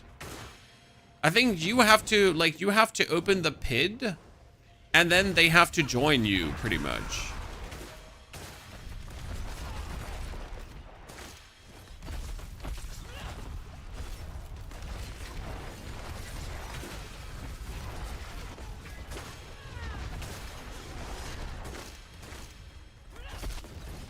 I think that's some of what they're aiming for, making you subscribe to Xbox. Yeah, but it's cheap. Crazy. I mean, honestly, paying that money for the Xbox subscription, like if you want to play Doom and you buy the Xbox subscription, like you either pay $70 for Doom or you get yourself the Xbox subscription and you can like play Doom and 10 other games. I mean, the value is just undeniably great for the Game Pass. I'm still not sure how the Game Pass is like worth it for all the game companies. I don't even want to know how much money they get upfront from like Xbox to put their games on the Game Pass, right? Because that kind of like, obviously if you release a game and then it gets put on Xbox Game Pass, I guess Xbox probably pays you money for that, right? Because you're gonna miss out on sales. So yay.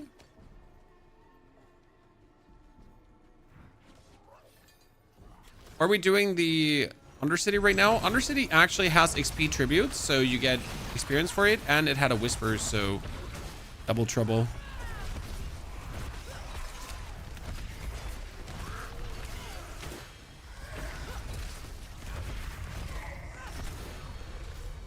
Good.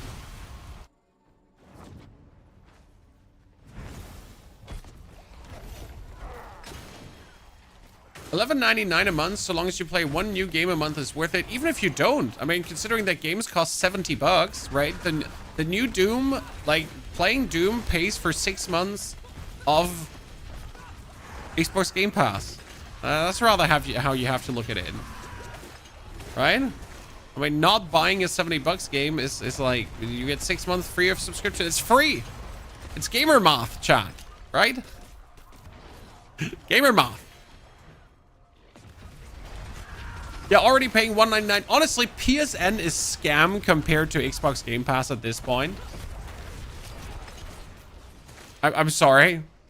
And I say that as someone who actually likes the Sony exclusives a lot, right? But what the fuck?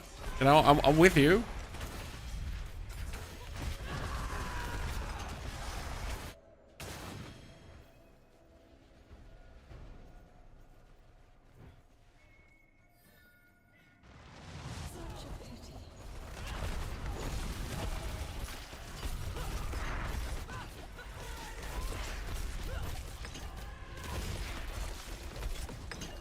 Here, we got her. Just fleeing. Can't have that. Whew. I want to say, is she finally gonna die? Or is she just gonna stay alive forever?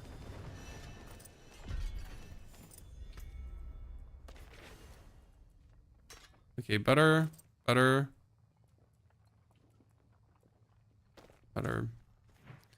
with it. Tree of Whispers.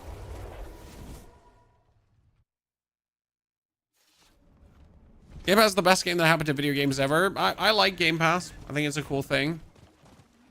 How can I help? Okay, there's another Helltide happening. That's cool.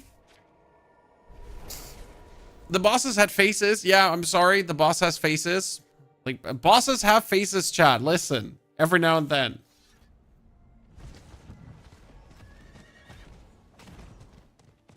Do all of your sparks roll over between characters and all mats? Yes. All mats, all sparks, everything is between characters.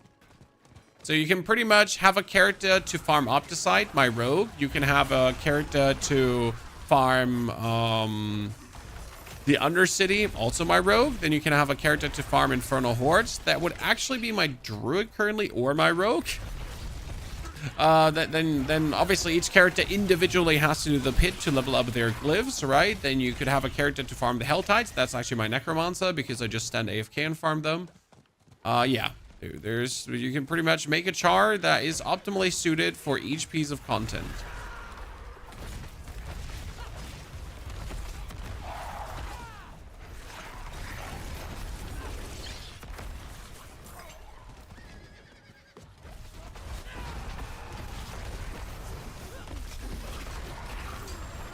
And I like to have like one very good build for Infernal Hordes. Even though when I level up a character, so if I do my barb right now, I obviously don't want to run Infernal Hordes with my rogue because I want to play my barb, right? So I'd rather want to find a barbarian build that can do it all for me, right? Looking to make a Sorg next. Lightning Spear Sorg is really fun, so if you actually have your rogue to farm you mythics and get yourself the Harlequin Crest and so on, like making a Lightning Spear Sorg will be so much easier. Okay, boss of the Helltide. Damage.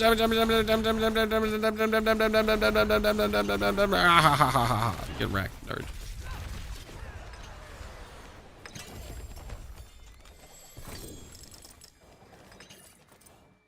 Honestly, the damage we're getting from being a barb is so nice. I'm very much liking what we have going on here right now.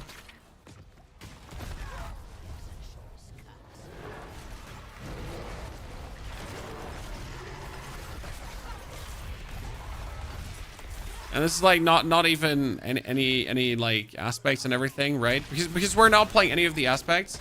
So I don't even know if we have the executioners or whatever we need.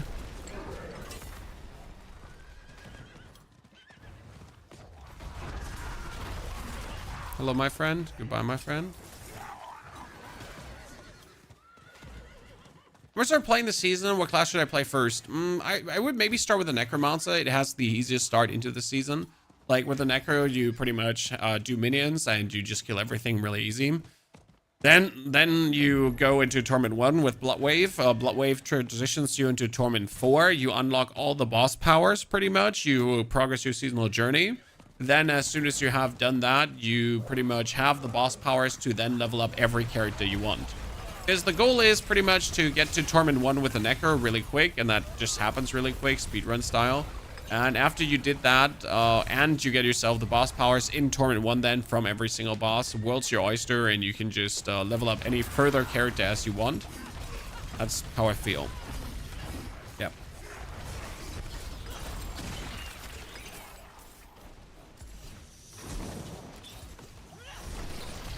I wonder why Masterwork feels so bad this season. I feel like I keep wasting materials on gold. Masterwork does not feel worse this season. Masterwork has just always been bad in terms of the reset, because the biggest problem is that the beginning Masterwork resets. So when you're actually resetting the first time after only 4 times Masterworking, it costs 5 million gold.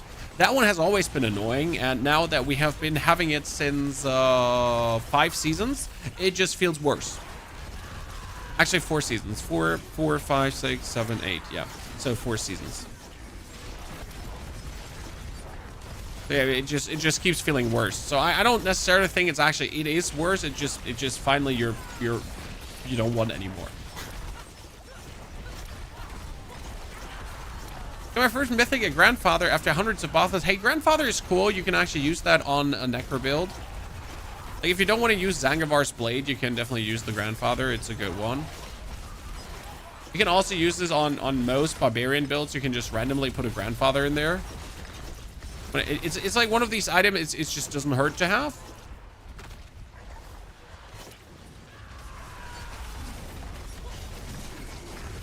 By the way, how are we healing so much, guys? Well, I choose to take whenever I use my main boss power heal for 86% of your max life.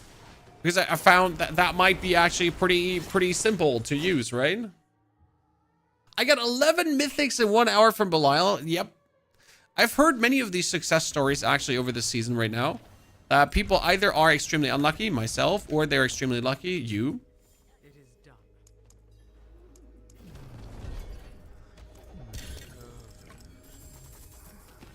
I've seen both sides of the spectrum pretty much. And I hate you. What can I say? Petquake, yes, we're gonna do the Summoner Barbarian, because why would you not use summons as a barb?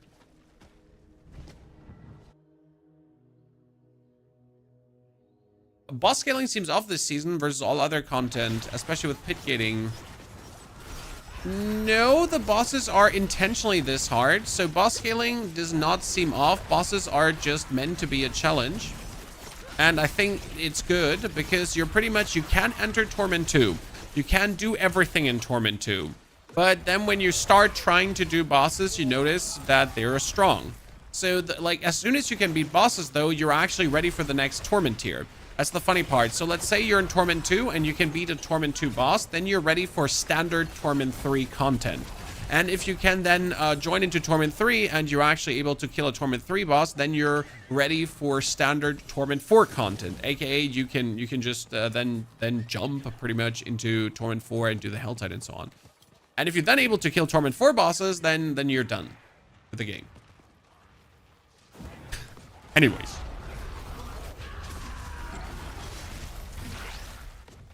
They wanted bosses to be more aspirational content because they found that boss grinding is too easy and simple, and they definitely achieved that. Now, you could still feel like that the scaling is too high. There's obviously no one is saying that you're not allowed to feel that. But they pretty much achieved what they wanted to achieve. They wanted to turn it into aspirational content. That it is for sure. No one can say it's not like freaking aspirational content at that point.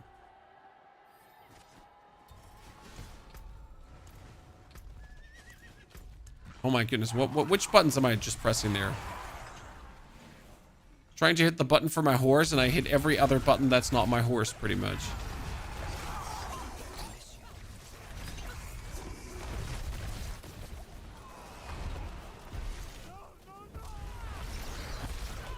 So cultist, Dunzo.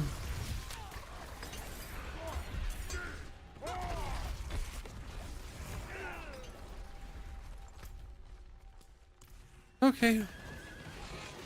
Once you get Belial, you don't go back to Uber bosses. That's true. Belial is just too much fun. I mean, what I bought myself 99 husks, and since then I haven't really touched a normal layer boss.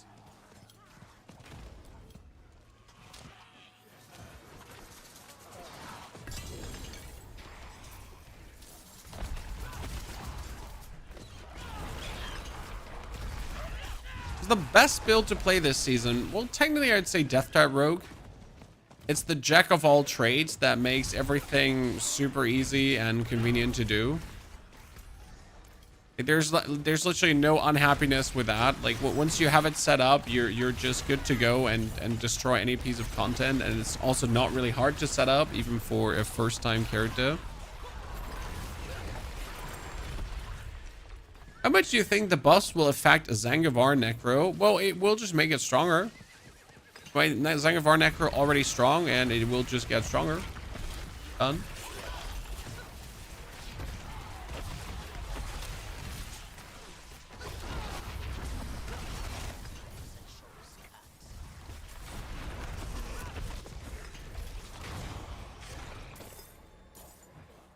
Okay, we're gonna push this to 55, I think.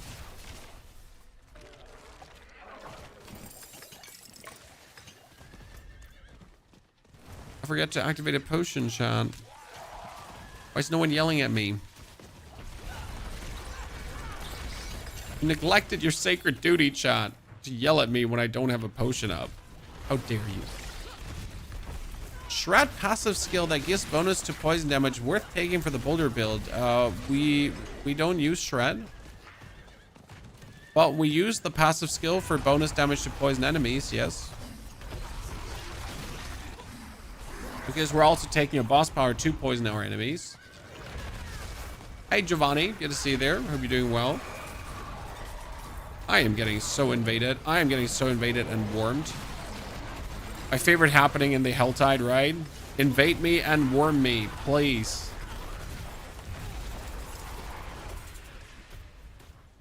Ultimate double trouble.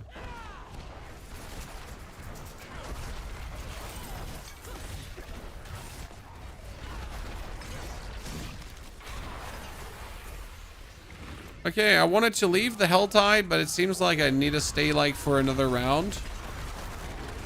And it's a 38-minute Helltide, so technically I should farm for all the boxes, right? It's just like the most XP you can get. Like if you are able to stack up like a lot of the cinders.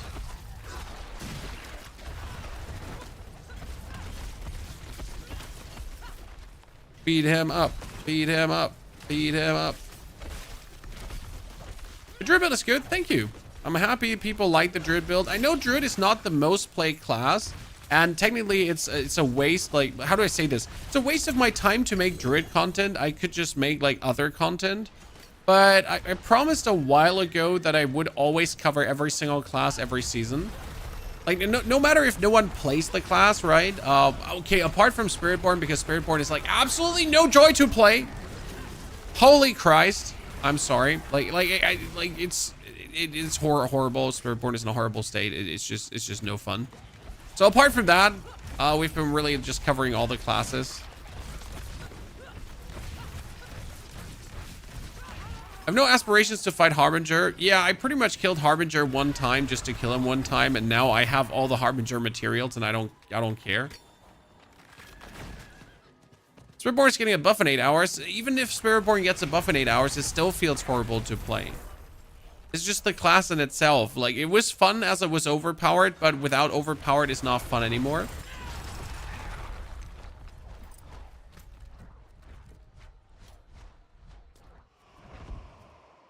What can I say? That's how I personally strongly feel about it.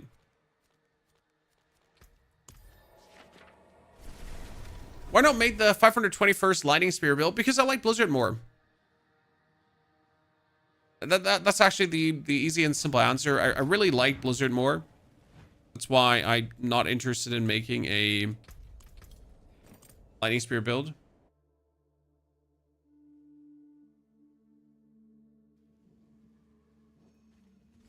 Pure Whirlwind is probably going to be meta after the patch because Whirlwind is getting buffed. That might be as it is. And that's where we're actually going to check things. So right now I am preparing to play the Summoner Barb. Okay, I would like to play the Summoner Barb because I really love the idea of Summoner Barb. But you know what? Maybe with the new patch, as you say, playing Whirlwind could be fun again. So I'm not against it, right?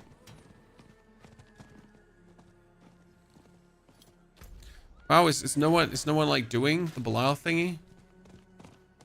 Gonna run up to actually start the whole shebang.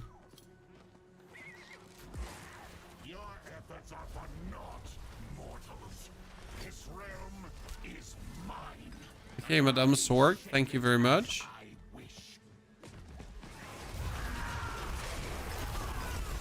Yeah, Summoner Barb just put 100 with no mythics, exactly. Like no matter how stronger like Whirlwind might get, I have no like I don't care if something is S tier plus and someone is just S tier, right? I want to have a fun build that's fun to play, and I feel like Summoner Barb has a fun gameplay loop.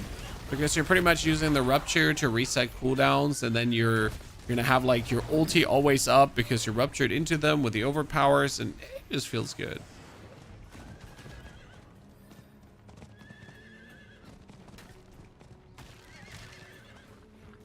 Boulder's really fun. Boulder is just brilliant.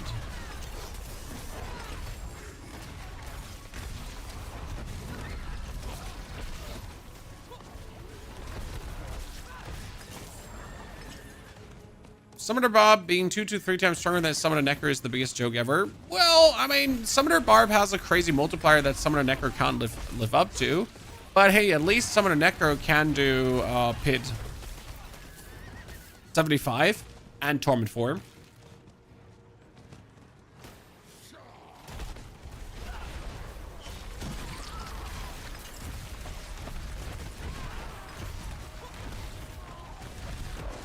Starting Druid, slow compared to Rogue. No, not really. Have you seen our Boulder Druid, my friend? So Druid is not like, Druid is obviously not a Death Trap Rogue, but Boulder Druid is like, was such an easy into Torment 4. Like 0 efforts. You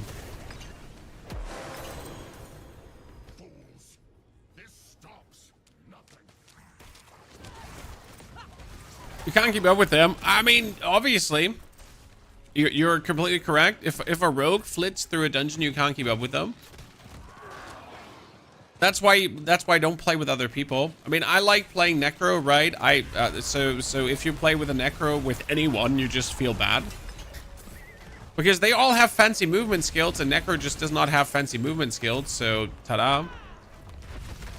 It's just Joe Ever for you before it even started. So yeah, you're completely correct. So don't play with others. That's why I treat ARPG as single player games, chat. ARPGs are single player games. Don't change my mind. Wait, did the whisper just end? No, it's still a whisper. I wanted to like already complain. Other people in ARPGs just make you feel bad.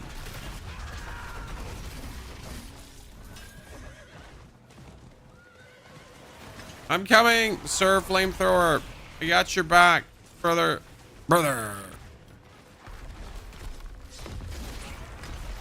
Don't play with others, play with minions. Exactly.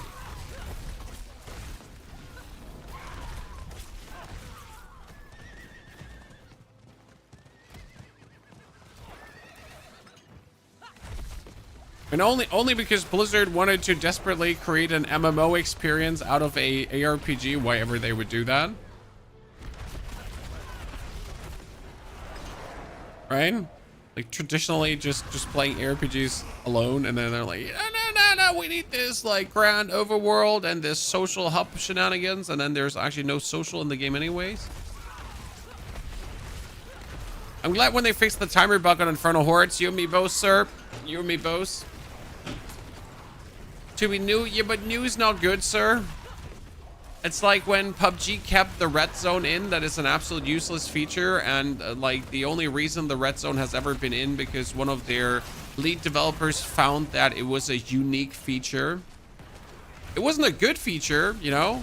It wasn't even a great feature. It wasn't even a fun. It wasn't actually anything, but it was unique.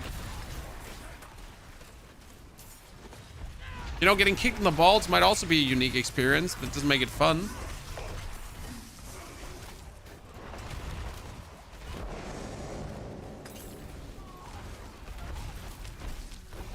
Your insolence is at an end. A boss in 5 minutes? I'm not sure if I want to go. Like, world bosses, they take too long. So world bosses are so boring nowadays, right? Like, at least world bosses used to be fun to do because you just blasted like this giant guy, and now they're just pain.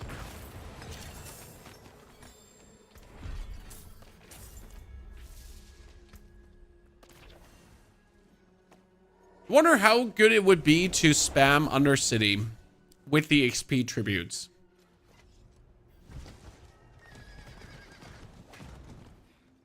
It is done.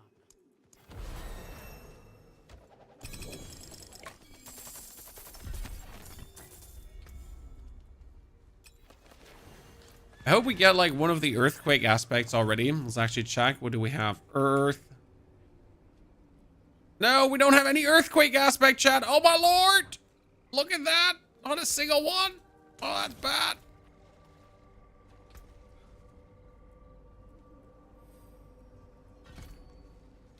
Not a single earthquake aspect. Would you look at that, sir?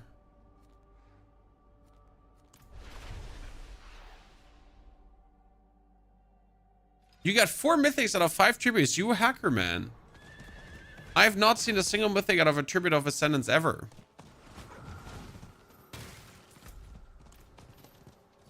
Caches at the Merc vendor. Oh, the caches at the Merc vendor is probably what we're going to fall back to later.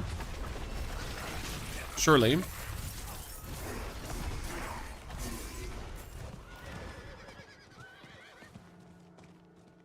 When you could also just don't forget about the blacksmith, right? The blacksmith sells you stuff too.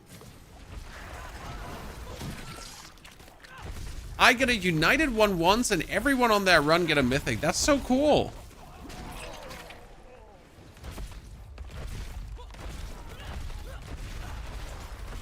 Also hags.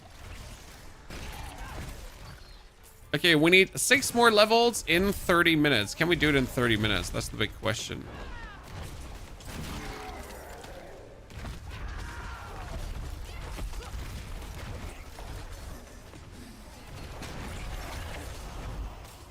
Wait, do I have the ancient aspect? Ah, here, leap, upheaval, and whirlwind. Cool.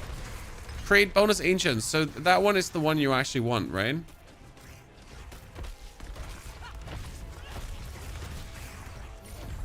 How much XP does like killing this guy actually give? I never like really looked into it. It would be just worth it killing him from an XP standpoint. Oh, I'm dead. Not worth it. Someone save me. Okay, world boss in 2 minutes. Okay, so we're gonna go to the world boss because chat wanted me to go there. I have a weird bug which unbinds my combat dismount every time I log into the game. Is this a known bug? You could go into your Diablo folder to lock this, like to make the settings file read-only, and therefore stop Diablo 4 from being able to change anything in the settings file. Technically. Yeah.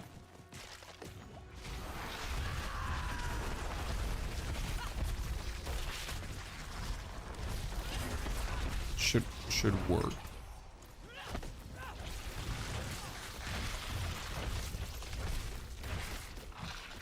That would be the only thing I could spontaneously think about that might have an effect.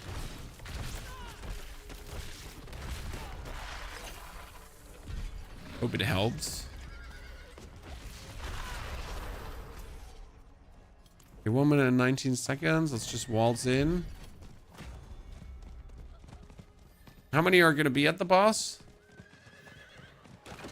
Oh, this is going to be awful. This is going to be awful and take forever, chat. I mean, at least there's no low level here. So we got three leveled people.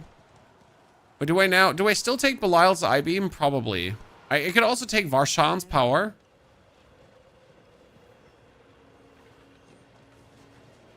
No, with one enemy, let's take Varshan's power. Okay. And the blisters. Got this.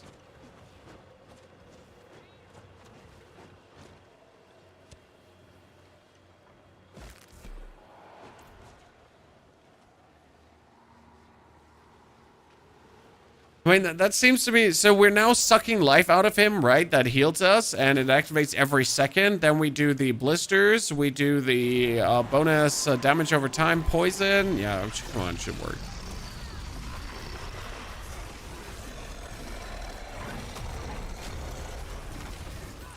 No Talon, no invites. Solo or bust.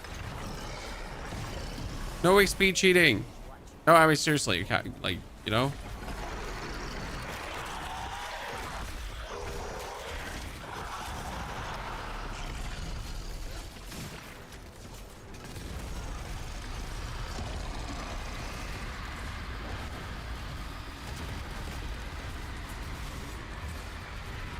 This is a surprisingly smooth boss fight for this level of,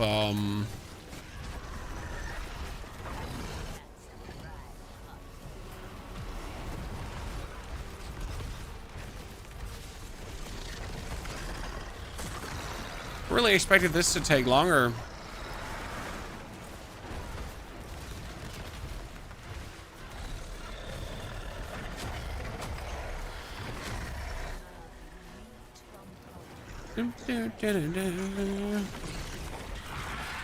It's like a 2-3 minute boss fight.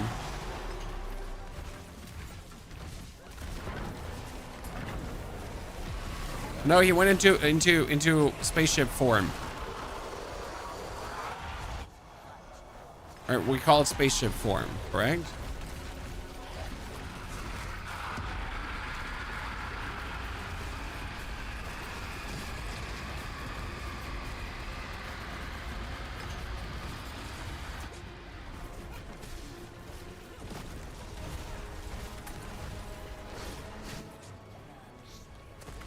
Okay, 2 minutes, ladies and gentlemen. That's pretty quick.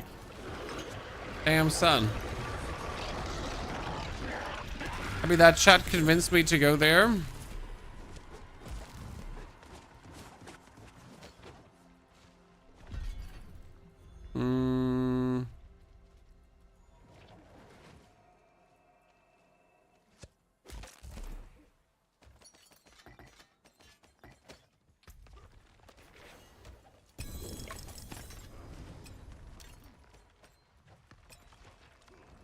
Came here, Butcher's Cleaver chat, we got it. And that back in again. So that's gonna be 53, almost 54. We're leveling the barb in 2 hours. Well, we're trying at least.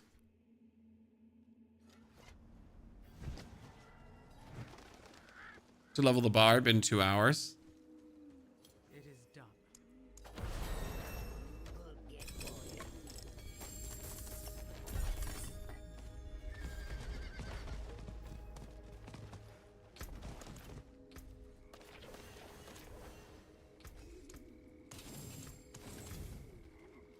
Successful echoes, that's what I needed. An aspect. 1, 2, 3, 1, 2, 3, 1, 2, 3, 1, 2, 3, 1, 2, 3, 1, 2, 3, 1, 2, 3, 1, 2, 3. I'm just checking if I have a 1, 2, 3, 1, 2, 3. Oh, I don't have the Berserking. Okay, we could go for the next incursion if I wanted to.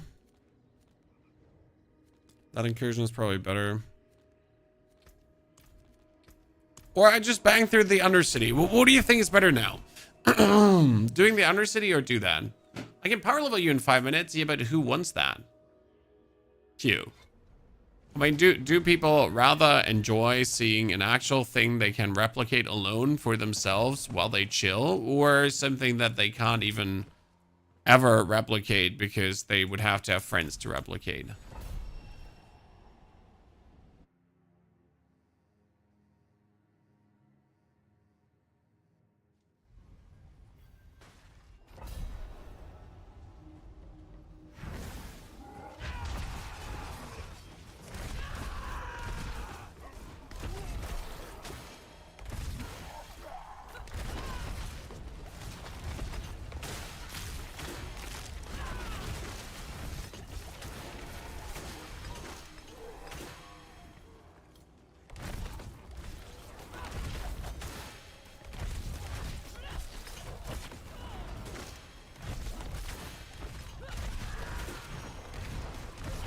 Imagine having friends, exactly.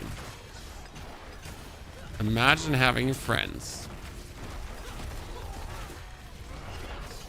Like step 1, in order to speed level, you only need to have friends. I didn't come here to be insulted this early, Chan. And to fail the test before it has begun already.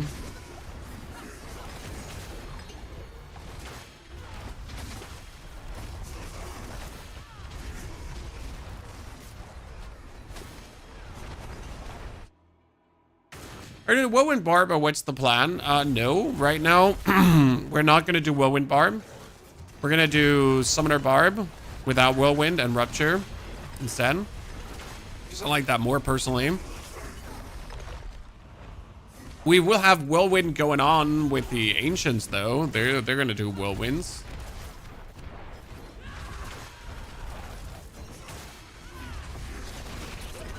There's someone will be whirlwinding. It won't be me.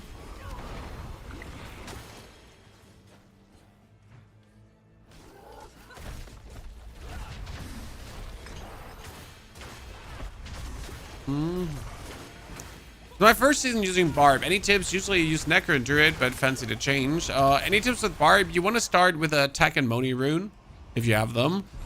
Tech is for earthquakes, Moni is for using mobility skills, and right now by simply using my lunging strike, because I do use nothing else, I use the lunging strike, I make earthquakes all this time, and then with my boss powers on top, I do tons of damage, so I can just overwhelm them by earthquake spamming. Why can't we have skinny druids? Like, are you fat shaming the druids, sir?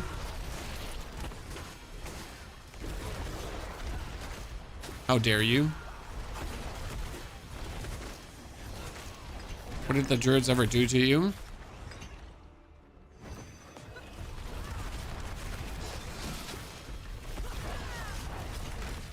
We can try Whirlwind after. I'm a bit sick of Whirlwind because the last Whirlwind build you had to do with Earthquake Whirlwind. And for Earthquake Whirlwind, instead of holding down the Whirlwind button, you were forced to like spam the Whirlwind button. And you know how annoying that was. Plenty annoying.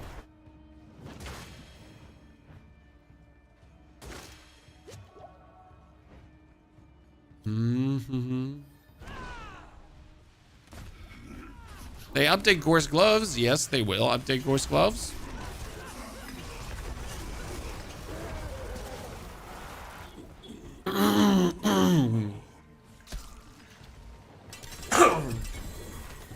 Oh, good. Okay, that didn't even give us a level, chat. I thought this would give us a bit more XP, like running through this. I'm sad it doesn't. We need to break down gear to get the Moni rune activated again.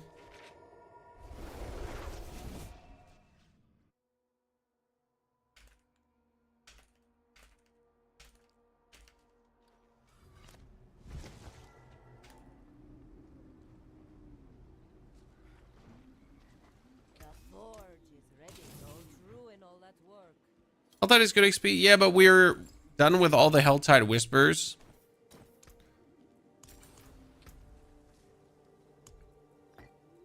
Attack and Moaning. Helltide is up for another 16 minutes. Apparition incursion.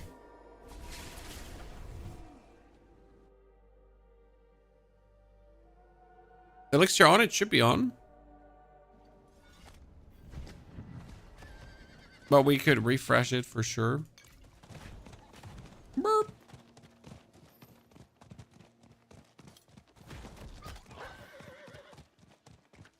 Okay, let's start the apparition. Hope to find anyone else doing the apparition. You usually fail doing so.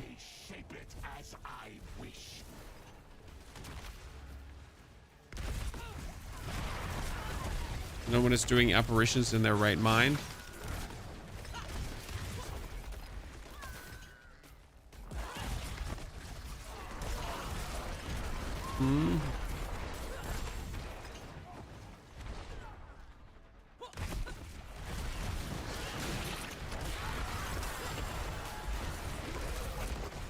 Okay, this is gonna bring me up to 54 easily.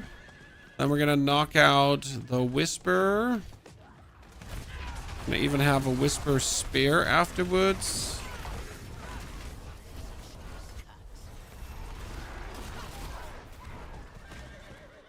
$45. The good thing is that we're pretty much having the whole build that I do in the end game already going. So I'm not going to change anything in my skill tree. My skill tree is exactly going to stay the same. Because we just leveled with the Summoner Barb, right? We just leveled with it. Would Horde or Summoner Barb be better at farming bosses? I don't know how good this is going to be at farming bosses, sir. So since I am not level 60, I can actually not tell you how strong this will turn out for boss farming or anything. I just know it's somewhat strong and makes sense, but you know, haven't actually played it, experienced it, seen how the power curve is, because these are all like important things for me, like playing builds. I know other people have already played this barb, but it's for me about like how's the Torment 1 journey? How's the Torment 2 journey? How do you transition? Do you get the items easy for it? Is it hard to put together, right? Is it gonna take long to get all the respective pieces? Or is it rather easy? I do billions. I mean, unless you're doing billions, you're also not suited for Torment 4, which is kind of sad, right? Before it was like, oh, you know, we don't want you to do billions. And I was like, hey, if you don't do billions, then you might as well not even try to go to Torment 4, because only billions for Torment 4.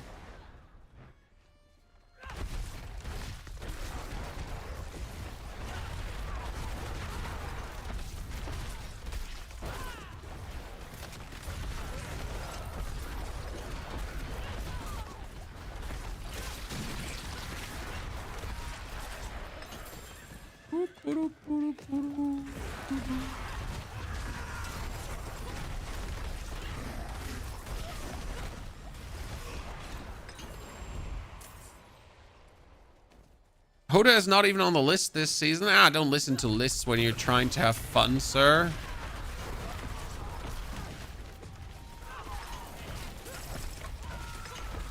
I mean, some people don't even have Army of the Dead Summoner on their lists, and yet Army of the Dead Summoner is really easily doing Torment 4 and having a good time.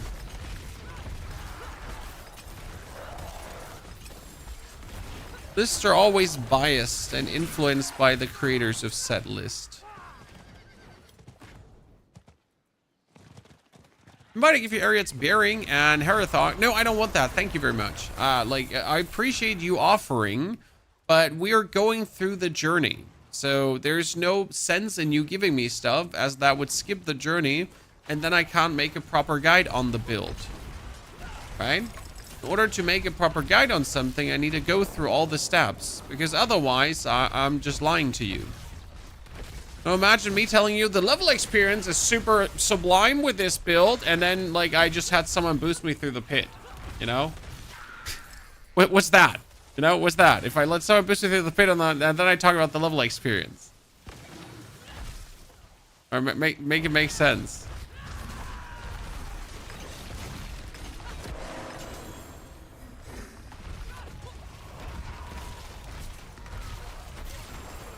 Ooh, okay.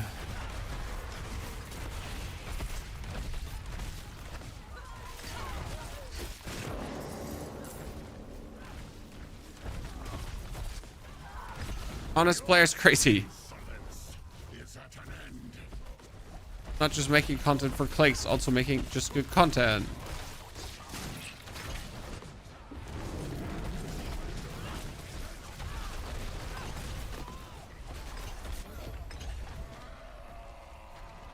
Whoop.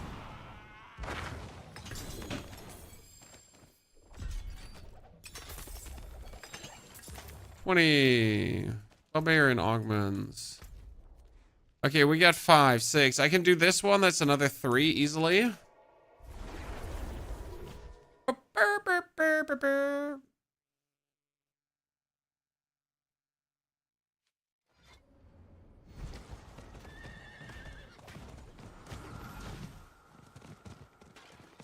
Let's kill the boss. Hand in his sparks.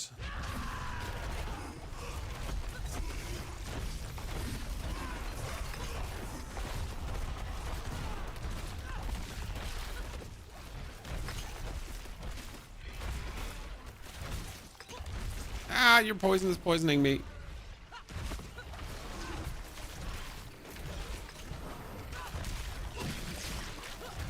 This is why you just always want to do whispers, because whispers are just illegally good, right? Nothing more to say about that. Whispers just killer.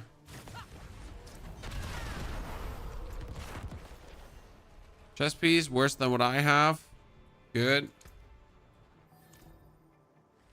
1,000 life. Let me check where do we want to put our last points now. We are in need of, we have that there, then thy, we have this. We have this. Now we're finally going to invest points at the bottom.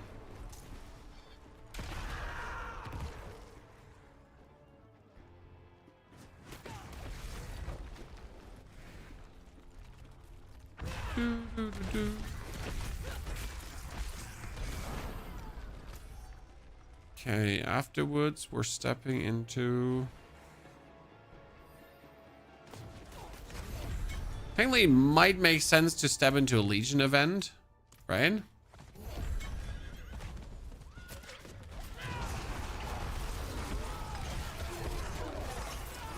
Legion events are never bad to do.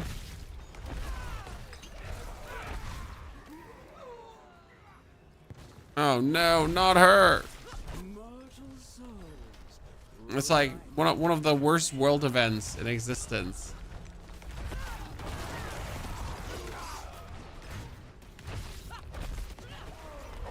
Hooded Quake Barb. Hooded Quake Barb was really fun last season. I think it's also still really fun to play.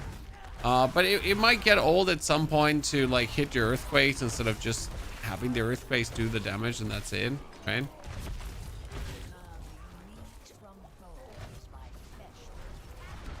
Did I get any upgrades? Oh, I got actually some quite some upgrades here. That's cool. Didn't expect to get some pale marks together. This will be coming in very handy towards the level 16. A new question. Once I use the manual, does it permanently get the passive to the blacksmith? No. You use the manual and they're unlocked on the blacksmith then. Yes.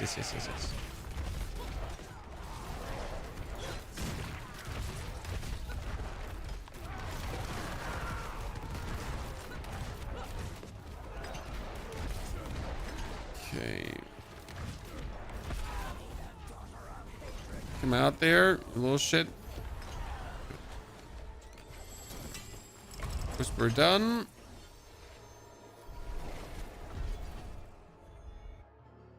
I'm ready for buff mini necker today. Me too. I mean, it's going to be stronger, even stronger than before.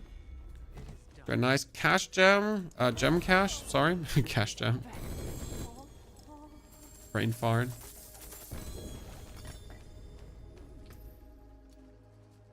Okay, level 55. The last levels are probably the only drag the game has right now, right? So the levels from 55 to 60. Everything goes relatively fast. Okay, Earthquake. I get the Executioner's aspect. Woo! Chad. We don't do much more damage at the given point, but we do some more damage. So we'll take that. Do we go to the Legion event?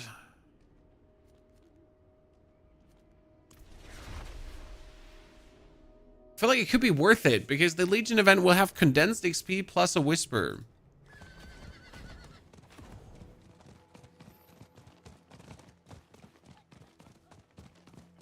Back in the days, Legion events were insane when you went into World Tier 4 and you could leech one of those, right?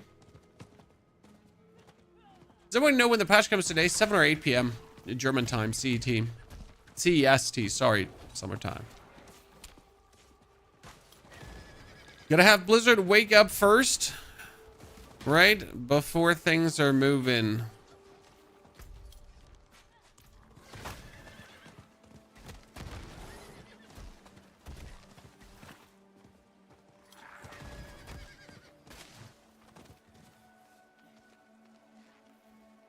How many are doing Legion events anymore? Legion events are surprisingly efficient from a resource perspective. Oh, it's this Legion event. Oh no, it's this one. This one's actually so cool because you gotta like bring these soul containers forward, right? While you're killing things. It's actually really cool monsters because it's like these Khazras from the Dark Citadel. So right, you gotta put it there, then you gotta like kill stuff. And this is like one that really profits from doing it with multiple people because you gotta now run up to kill these guys. Right, then you're gonna go to the other side to kill the guy again. Right, and then you can progress it further. But this you gotta like do with everything right now. So we're gonna do it with this one, and then we're gonna do it twice, and then we're gonna do it again.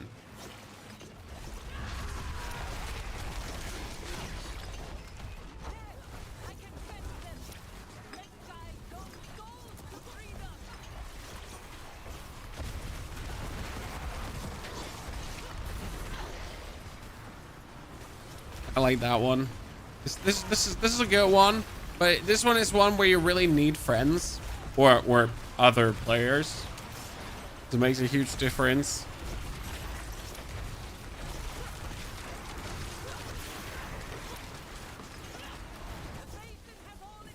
Okay.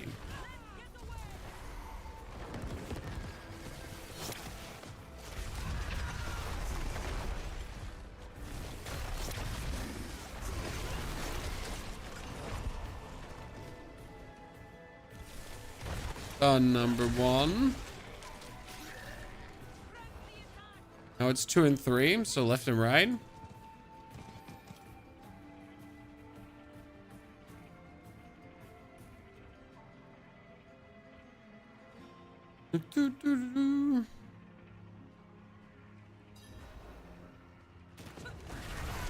I want this car too, Chan. Give me the car you're flying there, my friend.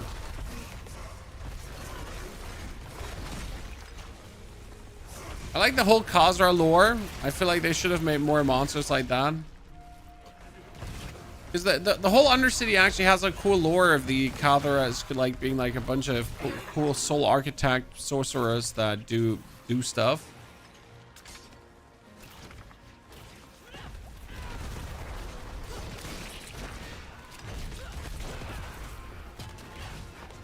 Hello.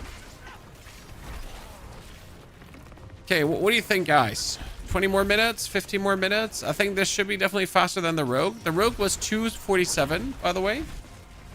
Chat. The Rogue was 2:47. Like the Necro Cat, the Barb can be a bit faster. Depends how the endgame goes here.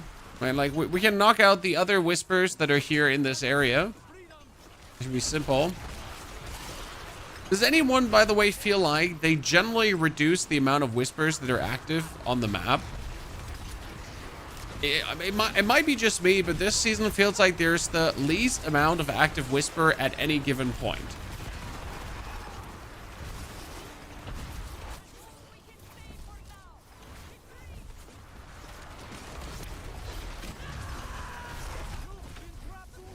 And it doesn't feel good.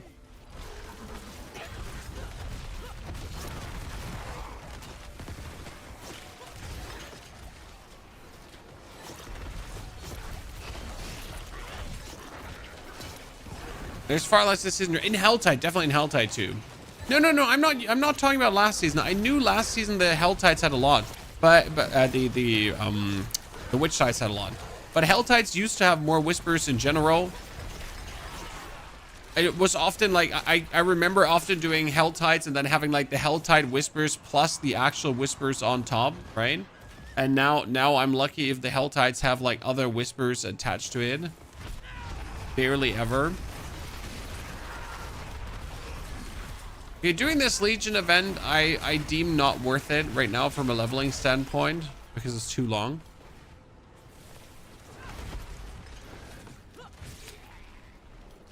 Should unique offerings be done in groups for better drop chance? I mean, if they're united. See, like if the tribute is united, then you can do them with others. It would be a shame to not do them with others. But if they are resolute, then you can only do them solo anyways.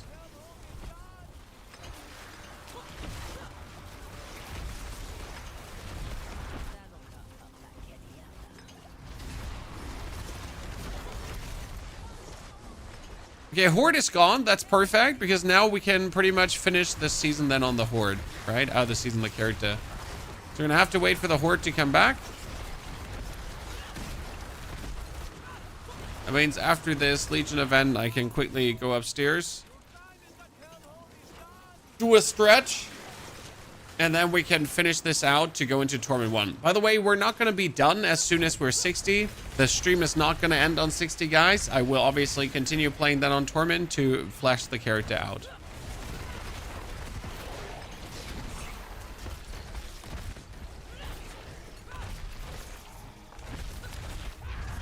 Okay, this one's going to be 56. There we go, ladies and gents. 56 achieved.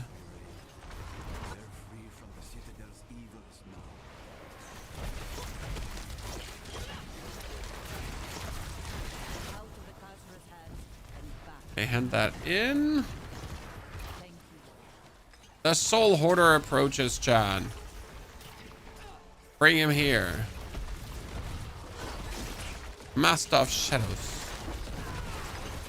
This is like a proper boss entrance. And Grinbar the Harvester.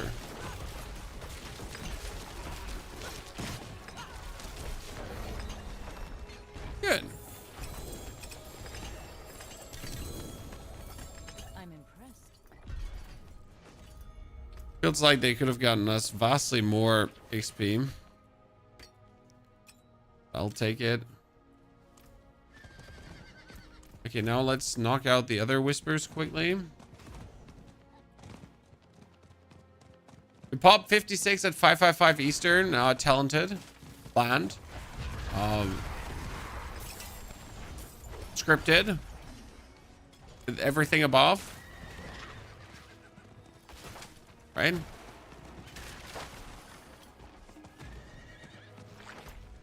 Up to side per minute is faster on Hordes than Nightmare Dungeons. Yup. Also, like, I do believe, like, when it comes down to talking about things like Opticide per minute, you should never forget the actual fun you're trying to have.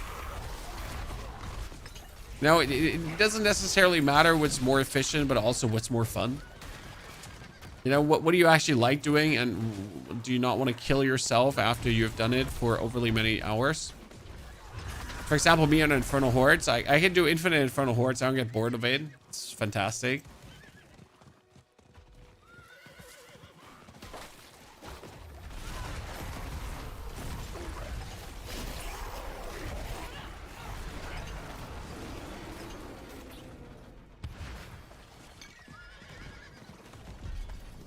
that one is done, and now we just need to do that.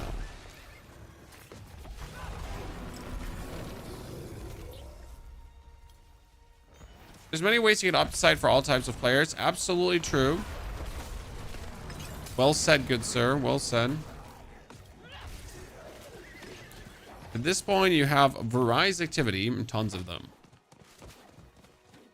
I saved my Opticide tributes for group play. The best way to get Opticide would probably be, as you say, group play rotating your Opticide tributes because they're always resolute. So you are not wrong, like by sharing them with your friends and then all of you just rotating through. That's a good way. Oh no, I don't no. I don't remember it. I don't remember the sequence. Like, we don't have time for this. We don't have time for this particular thing.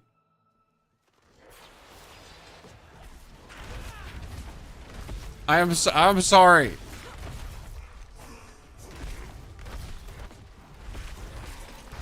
We're trying to do it fast. I mean, it's usually one of the easier riddles that RPGs have because it's a certain, like, you need to start there and then it's always the same pattern, right?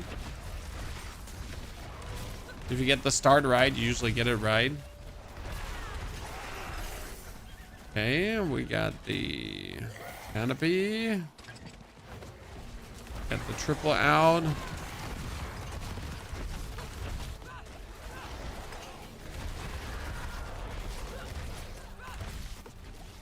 That is 57, ladies and gents.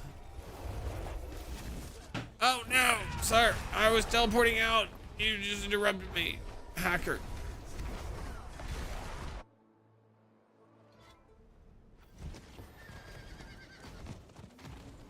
It is done.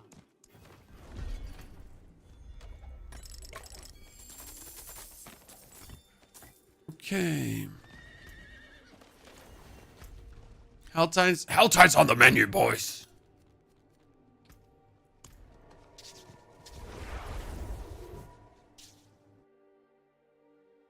Okay, let me quickly go upstairs. Everyone, stretch break, PB break, whatever break. We'll continue in a hot second. I'll be right there.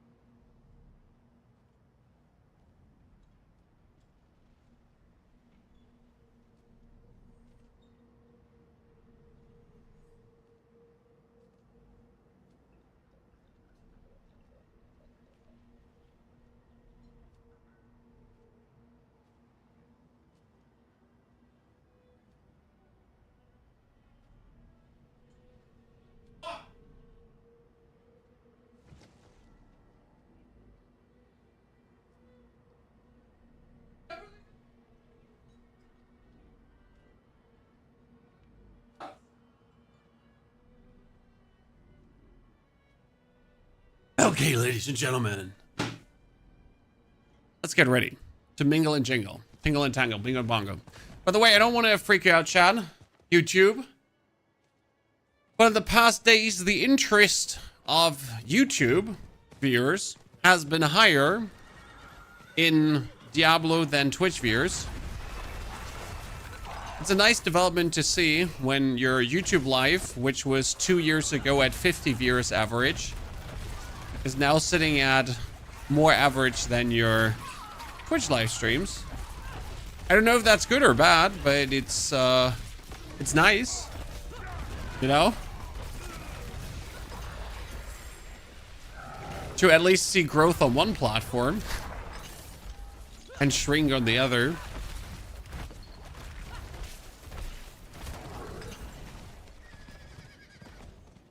So thank you. That's what I'm trying to say. Oh, I'm by the way in the wrong hell tide. Like, hey, so let's do the whispers. I'm on the wrong hell tide. Oops. Mistakes remain.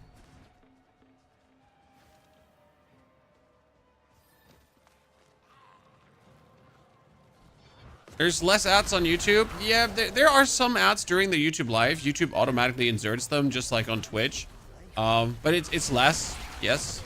The good thing is that your YouTube VODs actually earn you money. Like, right at this point, it's actually really sad because like my YouTube VODs, so when the stream is over, they sometimes earn more than an actual, like the actual being live on Twitch, where usually like being live on Twitch is being sold as the money maker, the cash cow, the hot top pool stream meta. I mean, let's be fair, the only way to really make good money on Twitch is when you're like, prime subs, anyone prime subs? Yeah, I'm gonna write you on my elbow when prime subs, putting the elbows together. Only cultured gentlemen will understand. You know, I need very important operation, much money. Please donate to my GoFundMe. Also, I'm again writing your name on my elbows. Show 99% skin. Now you're gonna be blind then. Not because I'm ugly, I'm freaking beautiful, obviously. Nah, it's because I'm white as fuck. You know? You're just gonna get blinded if I show 99% skin. It's like, ah!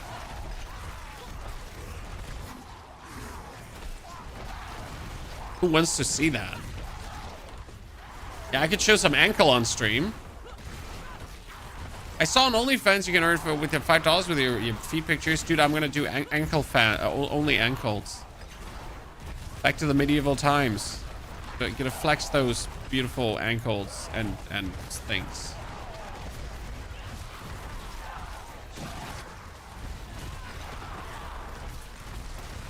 It's like you do market on OnlyFans. You don't want to know. There's probably already people making tons of bucks with their ankles, but they probably have beautiful ankles.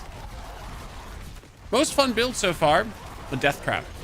I don't like, if I make a poll on Twitter, probably gonna be death trap every single time.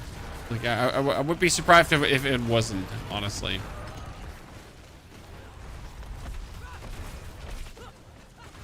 Everyone just loves that build, rightfully though. Like it's not like undeserved, because death trap is just truly the build to just love. I almost died there.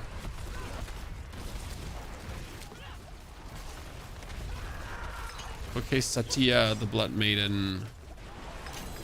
And you're donezo. We got her, chat. Ladies and gentlemen. Winner, chicken dinner. We do another one? Nah, we need to kill harbingers and collect cinders. For killing harbingers, we need to be a bit on the road. Now, you know what? Better it would be if we get invaded. Actually, a safe, you know what? Safe harbinger kill would be invasion. So the easiest way to get invaded would be farming the maiden.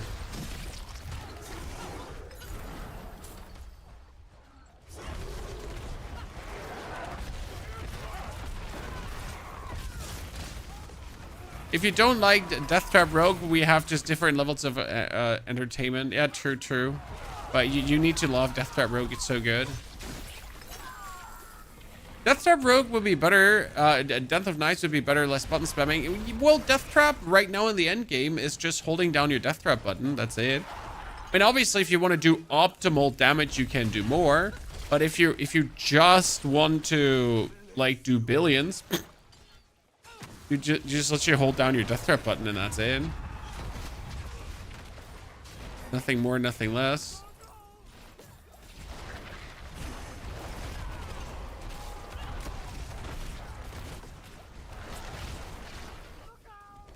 If I was offered 100K a month to upload videos to my feed, I'd do it. Absolutely. I mean, I would do it for $100 a month.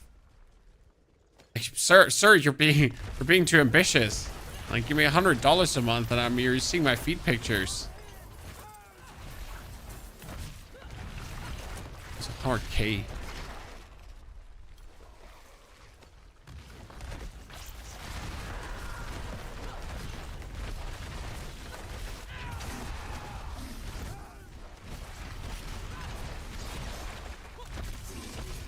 If you earn 7K an hour non-stop for 2,000 years, you would still not be as rich as Basis. I don't even want to be as rich as Basis, right? I just want to be wealthy enough that I don't have to worry about money, right? That's like the only thing I want. I'm a simple man. I guess that's everyone wants, right? No one needs to be filthy rich. Why would you want to be filthy rich? For what reason? I don't need supercars, right? Like, I guess as soon as you have a family, you have a different value for rich, right? You just literally want enough money to just not worry about money. And that's it. Like, if you want to go on vacation, you can go on vacation, right? If there's an emergency in the family, like, right? If something happens, if your car breaks down, you just want to literally be able to pay for it without having to worry about that kind of stuff.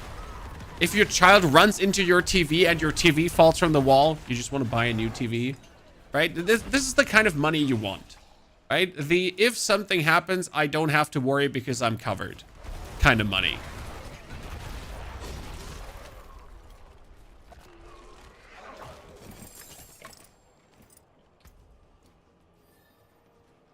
And then obviously the people to share it with, right? Like on top, you would also like to have the people to share it with, because if you have that kind of money, then but you have no one to share it with, that's then another kind of sadness.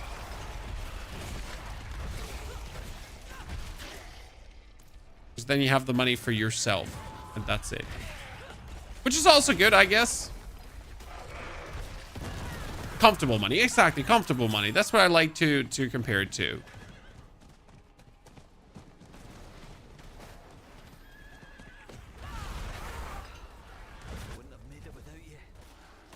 Probably the level of money most would be happy with. No one needs to be filthy, dirty rich.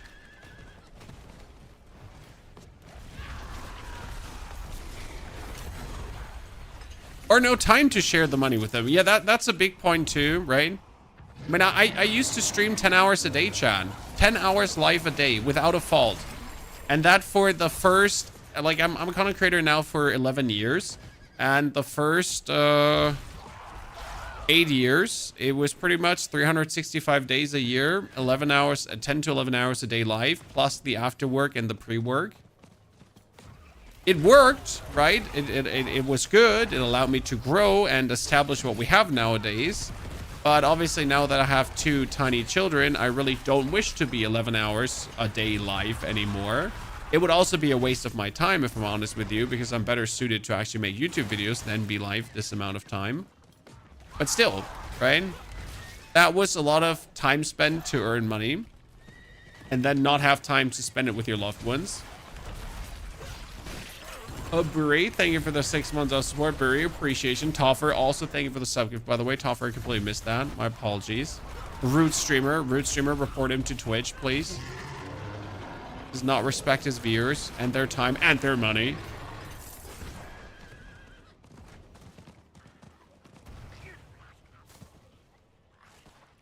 What would you choose? Belial modified loot. There are rumors that technically if you choose Andariel, you get more... You have a higher chance to get Mythics. So if you choose Andariel, Duriel, or Harbinger, you have a higher chance to get Mythics. If I'm not mistaken, you do actually get more uniques. So if I choose Varshan from Belial, I get 1 unique less, as if I would be choosing, if I choose Duriel, I get, no, yeah, if I choose Varsh or Greek or any of the other lesser layer bosses, you get 1 unique less. So you get just 1 less loot piece in general. So if you're material farming, for example, you anyways want to choose Duriel and Dariel or Harbinger, because they actually give you more uniques, so you have more materials from salvaging them. So technically, it would be opportune to actually take the others, just for alone for that reason, right? Does that make sense? Dup dup. Thank you for the 6 months of support. Dup dup. Ohio.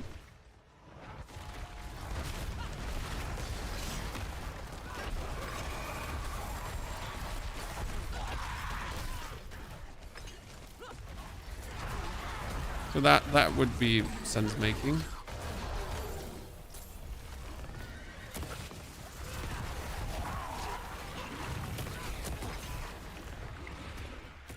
Okay, I need to find more chests. I've had 30 mythics this season. I'll find one too. That is not the Melted Heart of Selig. I've had now 3 seasons where my first mythic has been the Melted Heart of Selig. I certainly do feel robbed, chat, and taken advantage of. As I should.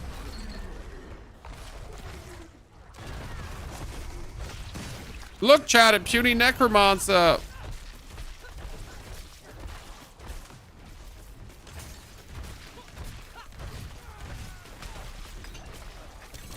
Good.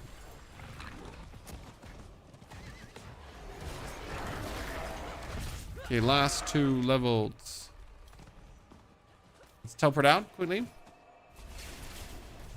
You have plus 400 boss skills and not a single mythic drop. Yep, Fields Batman.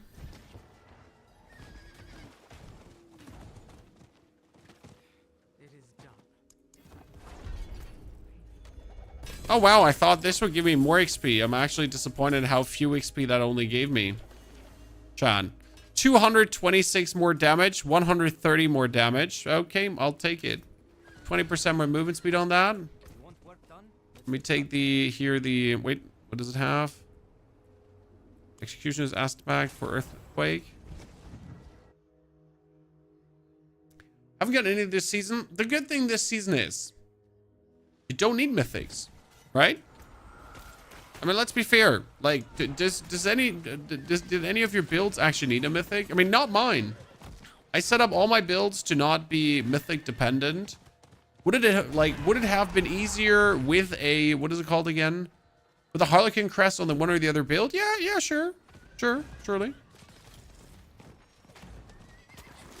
It's not that I required a single one, right? Not like when I was playing Blood Surge and definitely need the Ring of Starless Skies, because without that, it just feels god awful.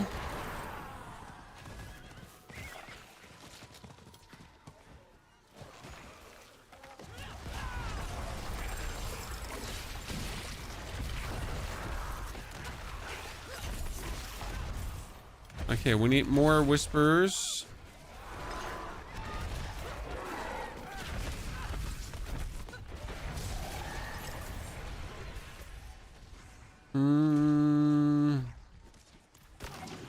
Do I want to rush down like 2 Apparition events right now? Or do I just play the Helltide until I don't want no more?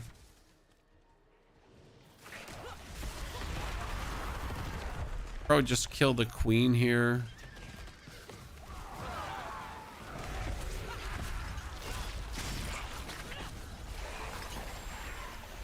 Good old Queen farming.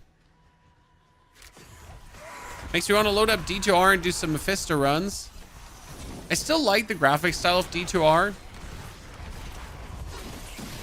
But I was never the biggest Diablo 2 fan. It's a good game, don't get me wrong. But I really enjoy the newer ARPGs more, personally. I know blasphemy.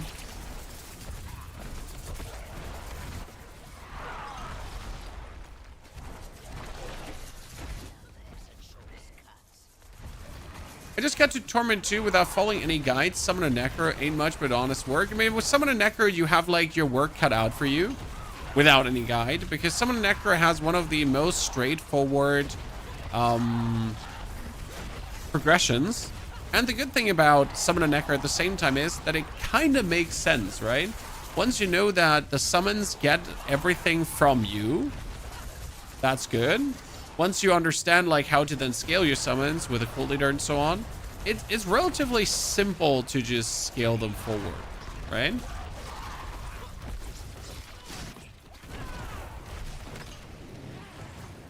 Okay, we got the lady.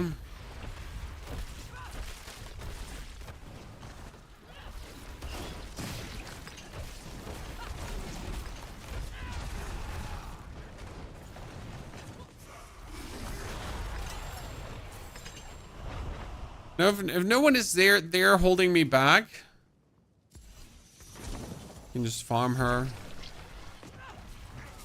That is like worth it from a time perspective to kill her. Oh no, that's my family. I cannot open or I die.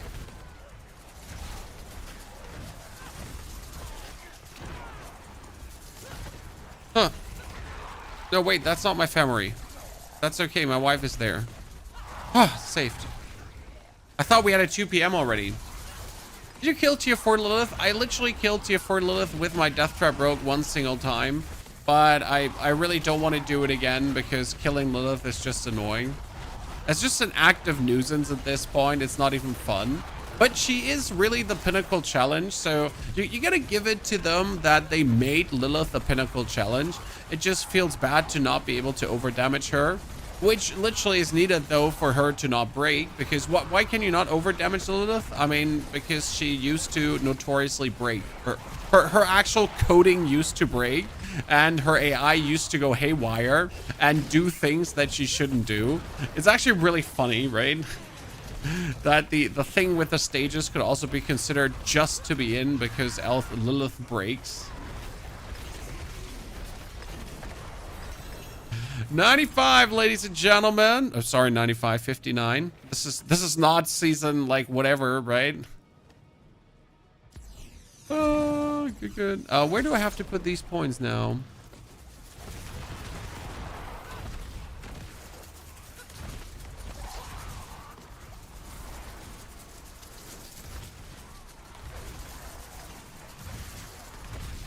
Have them all put into things. All things considered.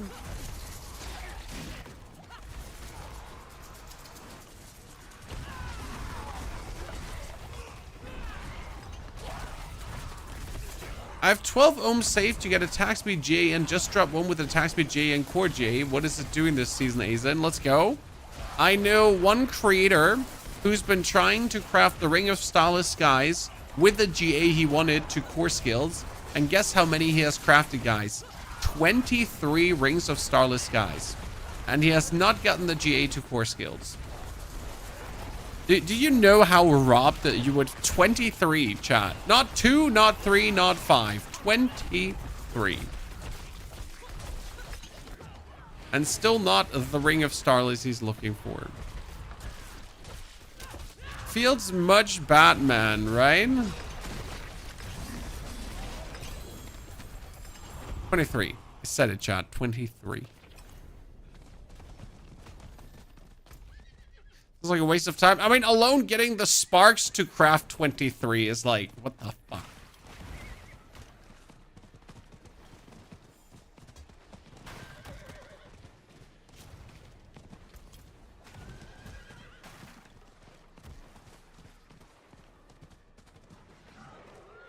How many runs do you do to get all that amounts? I mean, you have to understand that some of these creators are living in the game, right? Especially the pit diving creators. They live this game. I gotta give my credit to them, honestly, because I like Diablo, but I don't live this game, right? I play my characters to 60. I enjoy the journey. I'm having fun, but I am not like I'm not playing this game 10 hours a day without a fault and then diving the pit for 10 hours a day and then not even blinking, sweating, or breathing, like for just 10 hours, like bop, bop, bop, bop, bop, bop, bop, bop, bop, right? Nah, absolutely not. Like no, that's not how I wish to spend my time. Well, you know, some of these, and like they're not even streaming at all. That's the crazy part. You know, so some of these pit divers, they're like literally they're streaming a bit of their pit diving, then they're going offline to maybe make a video or not, and then they dive another 3 hours of pit off stream, and you're like, but why? I mean, like, okay, but why? At least do it on stream. And we're not talking about Rob there. Like Rob is a rookie compared to some of these grinders, chat. Like, some of them don't even stream. You know, there are people in the pit leaderboard that don't even stream or make YouTube content.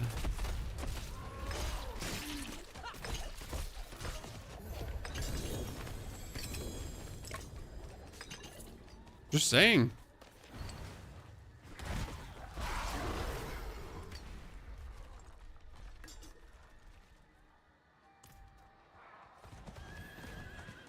Yeah, there's people above the pit leaderboard who even post them there.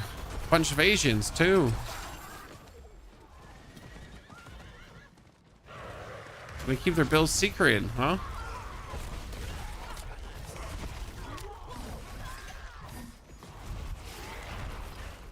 Okay, what am I gonna do? I guess I'm just gonna farm the last chest. What gives, chat? What gives?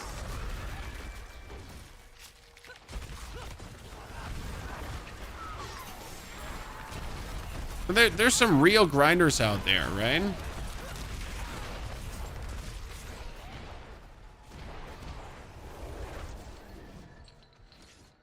There are people who don't even stream. Yeah, exactly. This is my point. There are people that are getting close to 300 Paragon and they don't even stream.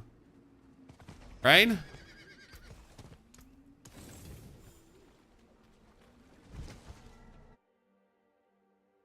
What are you doing? Like, I do this for a living and I'm not even remotely close to that 300 Paragon.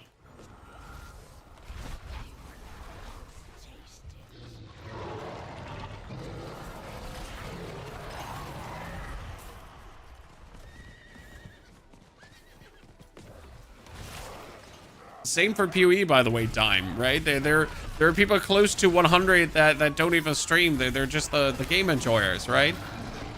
Just the people enjoying games. And that's great. I love that. Not everything has to be monetized. Well, I'm saying that as a creator that monetizes everything when it comes down to his gaming content, because that's like just how it goes. Once this has become your life and your business. But yeah, it's great to see people for whom not everything has to be monetized, right? That's good. Just normal gamers.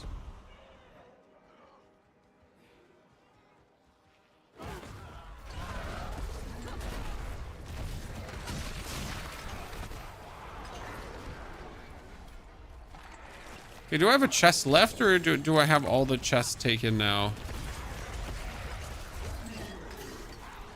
The Helltide was wildly successful so far. Oh, there's another chest. Let's go. Okay. Hello, Mr. Worm. Could you, like, puke more often onto me?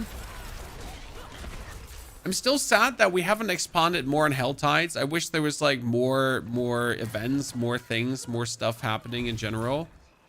Right? More whispers, more diverse whispers, generally. Would be cool.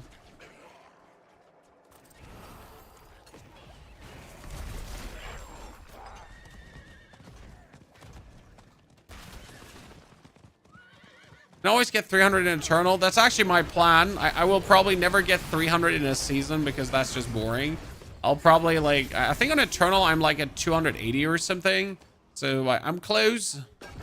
Oh, chat, we almost got it.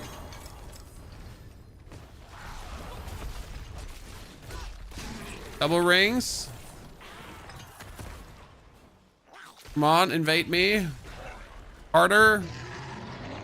Dude, okay, so what is the worm frequency here right now? I mean, don't worry. I love the worm frequency, but what is that worm frequency?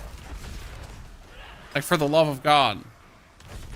They should have kept the Realm Walkers. Honestly, the Realm Walkers were something that they could have kept in the game for sure. I think Blizzard is a bit too scared of bloating the game, because right now the game is anything but bloated. We're rather starved than bloated, right? So I'm genuinely surprised, yes, that they haven't kept like more of the pieces, like anything of the prior seasons. I mean, they always said they want to keep something of the prior seasons, but we're barely keeping anything. I mean, obviously Belial will stay, so that was something that's going to be there. But that they also put Malphas away. I feel like they should have found a way to make Malphas a permanent thing, and that's been great. It's kind of sad to see that they pretty much created Malphas. They did all that thing with the vaults, only to like one season later just have it go away. Okay, ladies and gentlemen, sub 3 hours.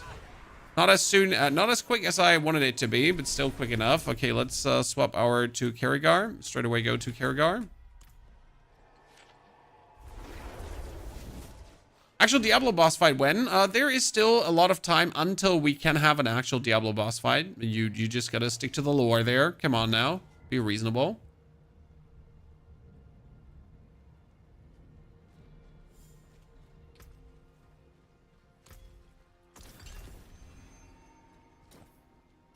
Diablo's still chilling in respawn. Right? He's not ready yet.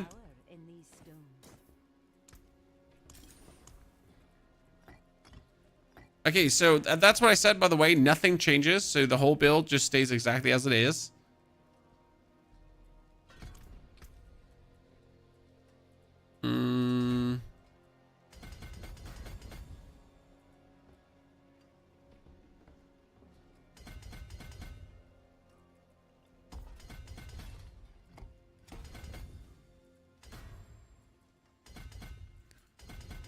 We're not going to spend all the Paragon points. We're just going to pretty much waltz into the first board, Blood Rage.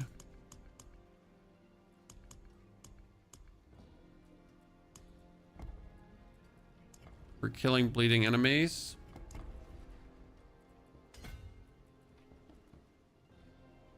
Put that one away.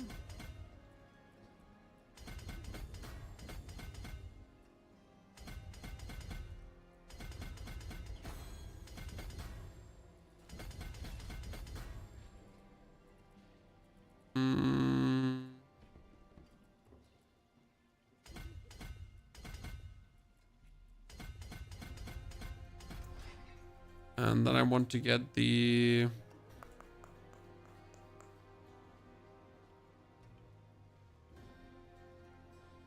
We need to have the Force of Nature board early.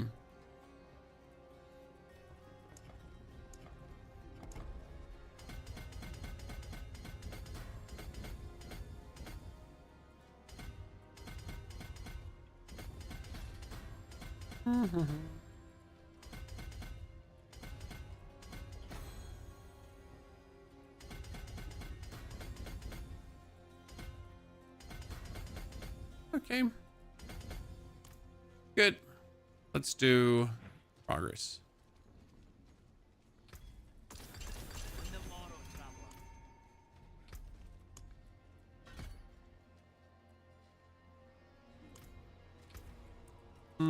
Pid 10. So we're always going through the center progression now. So we're going to jump into Torment 1, then we're going to get our stuff, and then we go further. For a casual player, what should be glyph level? I'm 46, all I need. Yes, 46 is all you need.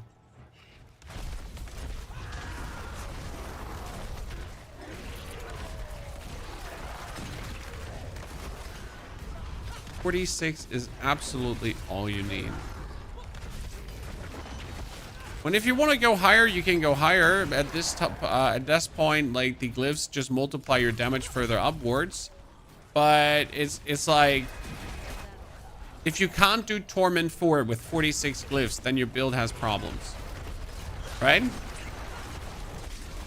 That's like, in order to clear pit 75. Pit 75 is the deepest pit you have to go for your seasonal journey. You don't need anything more than 46 glyphs. You don't even need 46 glyphs depending on the build, right? P300 with 46 glyphs, I don't think, like, even... I would wager that 97% of the player base does not get Paragon 300. Yeah, 97%. I think that's an accurate number. What do you think, Chad? Does not even get close to Paragon 300, nor care about Paragon 300. It's like a harsh number, but yeah, it's what it is.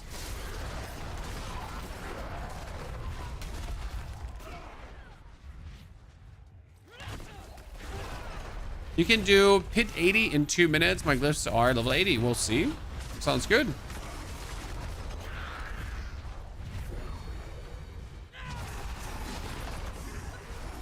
But also what for? I mean, you probably, you know, could have cleared everything already before those glyphs being 80. You just simply wanted to do it. Why is Pit 75 the end of seasonal journey? Well, because in order to finish the seasonal journey, you either do a Pit 75 or you kill a Torment for Lilith. And I'll be fair with you, clearing a Pit 75 is easier than actually killing a Torment for Lilith for most people.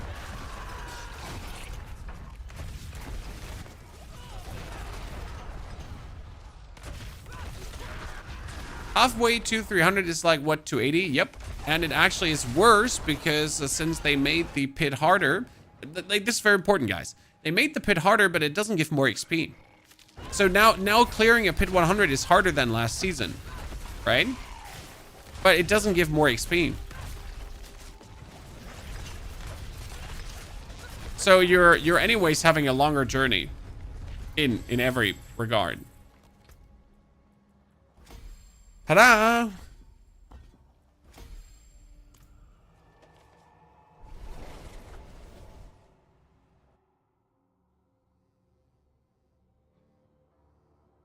What pit level you spend time on to level your glyphs? 65. The 65 gets your glyphs to 46 very easy. Okay, that is 750, 750, 750. We are now officially in Torment 1.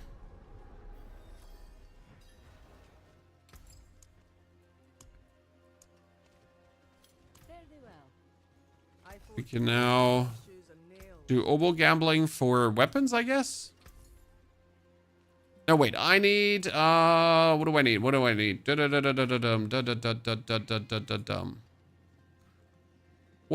I need? I need to get a helmet and a chest piece. Which one do I need more? I need the chest piece more. So I'm going to gamble chest pieces now. Because you need the Rage of Harrogeth.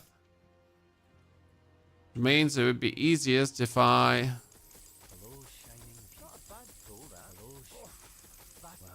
There it is. Done.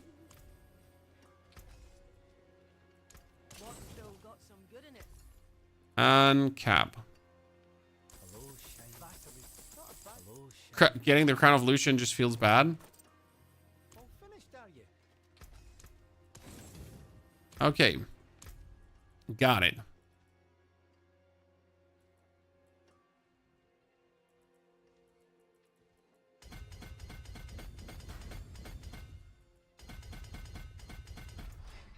What other board do we want? We want the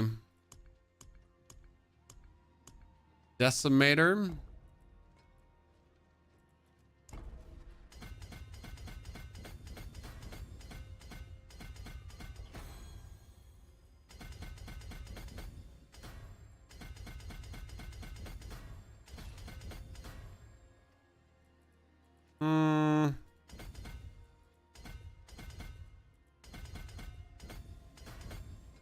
Time being.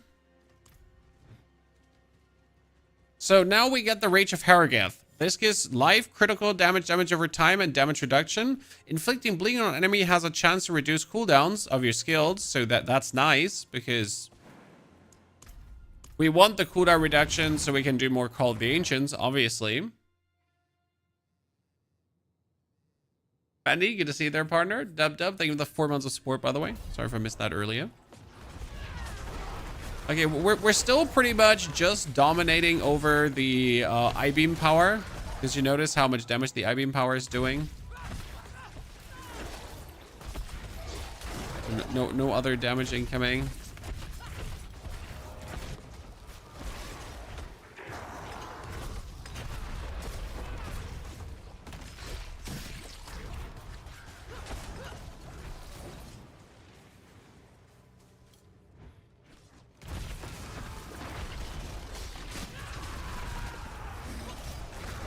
Now if I do my summons, that's great. cooldown reduction. See there was a cooldown reduction. We just need that Rage of Haragath as a greater affix with like more shebang, right? Shaboing.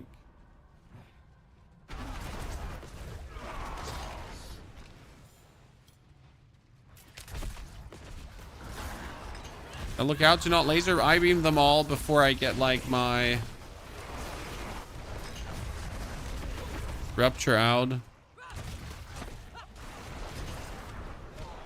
I still walking a bunch of nerds and then rupture.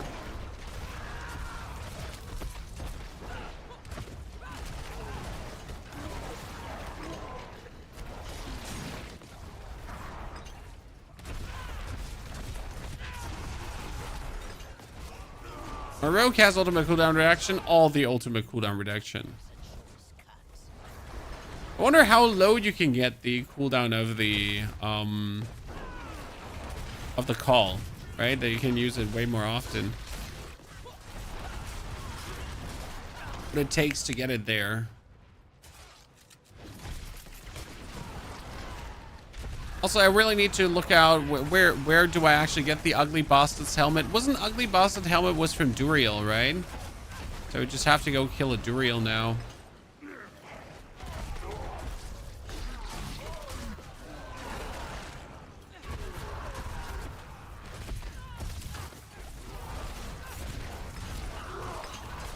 That might be the easiest way to just like get our level of power up. So we need the Ugly Bastard's helmet. Casting Wrath of the Berserker has some explosions going around you.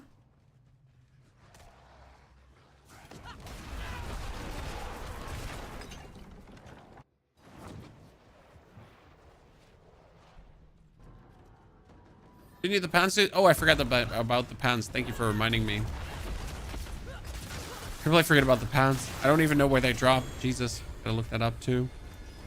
Okay, 750 sword. That's good.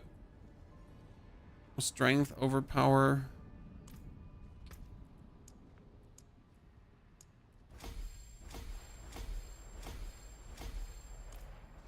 So let me pause drop tables. Panzer Zur.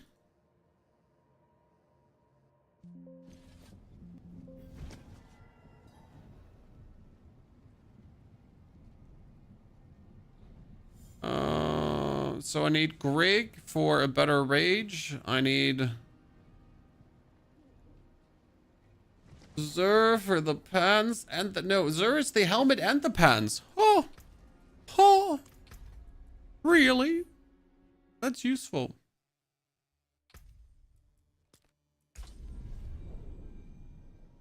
What's and how's your rune build? Right now, I just use Tech and Moni.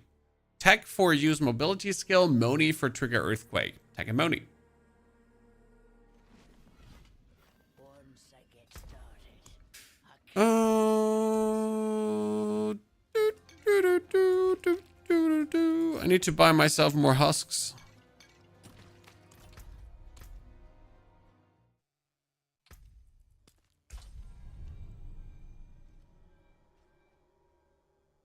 Do you miss being able to craft Infernal Horde compasses? Nah, I have the, what is it called again?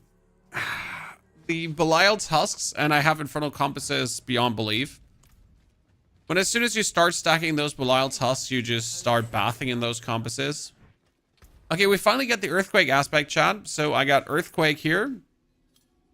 That means now I got the Executioner's aspect, but I also have the aspect of Earthquakes. So my Earthquakes do more damage as well. Wait.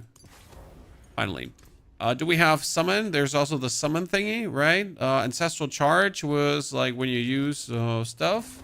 But also your summons deal more damage. And then we get the other one that was Ancestral Echoes. Do more damage. True.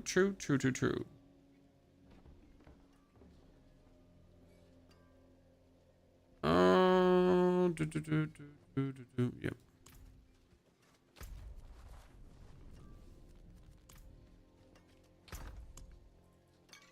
Oh, that is a lot of blood of Lord Zur, Chad. Hey, that's a lot of Lord Zur's blood.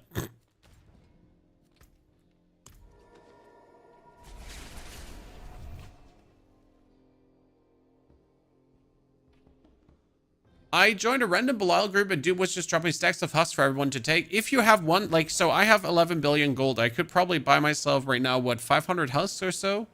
1,000 husks? Like, yes, there's a crazy husk duping going on, and it's actually really, really sad that you, again, need to engage in that practice.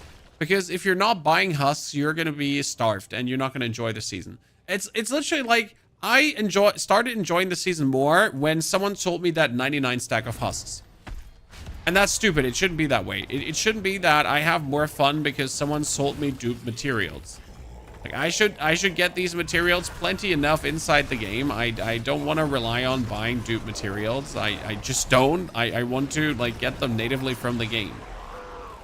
It shouldn't be that hard.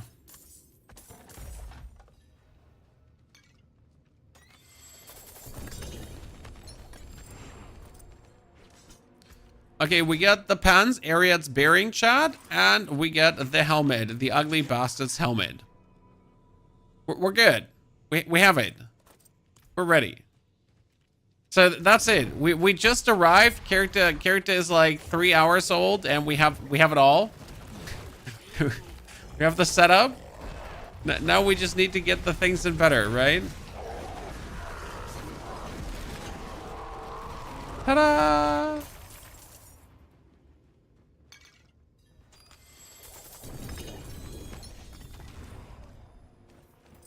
Was surprisingly simple getting that. Oh, I got another Rage of Harrogath. I mean, the only thing I would need right now is a better Rage, right? So let's see that we go back to Kirvachad and then teleport to Greg and try.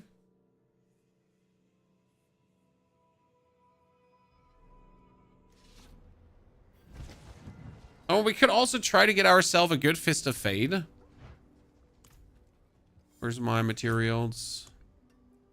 Beast of Eyes. Rig.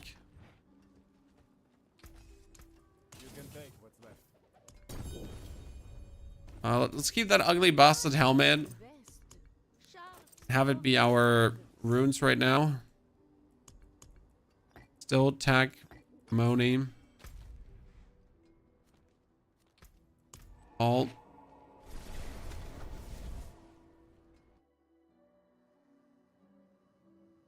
Don't you want Mantle of the Mountain's Fury? Nope. We're not, like, so this is not Earthquake. Okay, so how do I say that? This is not Earthquake Barbarian. This is everything Barb. This is a Call of the Ancient Barb. This is Summoner Barb. So my damage is mainly coming from the Call of the Ancients, and Call of the Ancients in this case is doing bonus Earthquakes. They're also doing Dust Devils, and they're creating this burning enemies. So they're doing it all, and that means if I now scale the damage of Heavy Hitter, it scales all the damage. So here I do my Ancients, and my Ancients are just going ham, right? The Ancients are the gamers. And the main damage in the long run comes from here. This skill says, your ultimate skills, Earthquakes, Dust Devils, do more damage. So, like, it will boost the damage of the Call of the Ancients, and then the Earthquakes that are actually made by that is also being boosted. So it's like a double-double, a triple-quadruple, a dipple-double, a super-duper, a flipper-flooper. It's just good. Are you healthy again? You sound awful in your videos. I just sounded awful. How dare... First and foremost, how dare you? Second and most important, thank you for your concern. Third and last, where's your Prime sub? I am good, thank you. I just sometimes lose my voice for no apparent reason. Like genuinely no apparent reason. I wish there was anything I could tell you, but it's just like, just vanishes at times.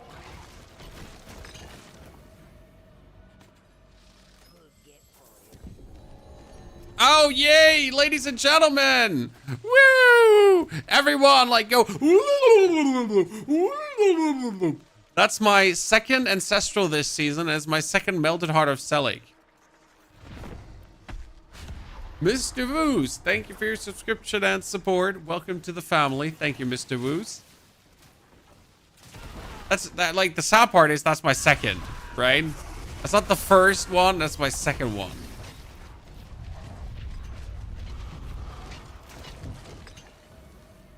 Devastated, Chan. But at least we got it in Torment 1. Hey, is he not supposed to drop me the Rage of Harrogeth? I thought that one is dropping from Grigoire. It's not. Or what? No, you're supposed to drop it, but where is it?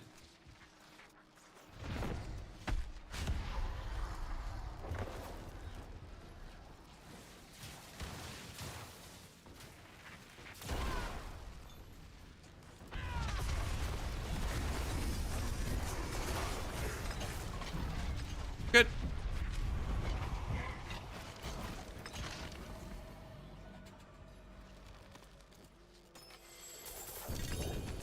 Okay. And I don't want it anyways. Can do a horde. We need to do that. We need to talk to Ciala for a second. Avoid the beam. It seems unavoidable to me. If you struggle with the beam, you just need to stand all the way left or all the way right. That's it. Over here, Wanderer. By the way, I forget to talk to her, so now I have to do everything again. I know. Sadness. By the way, we get a really cool roll. That's a 30% cooldown reduction.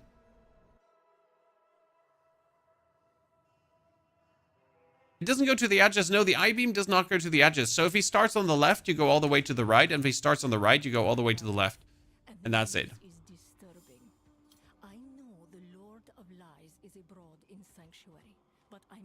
Do I actually have to let her talk, or can I just leave? Your spirit.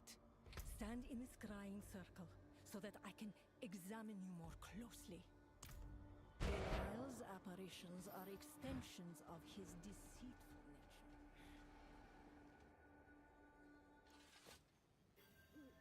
nature. You might actually have to stay inside and talk to her to the end. No, I really don't want to.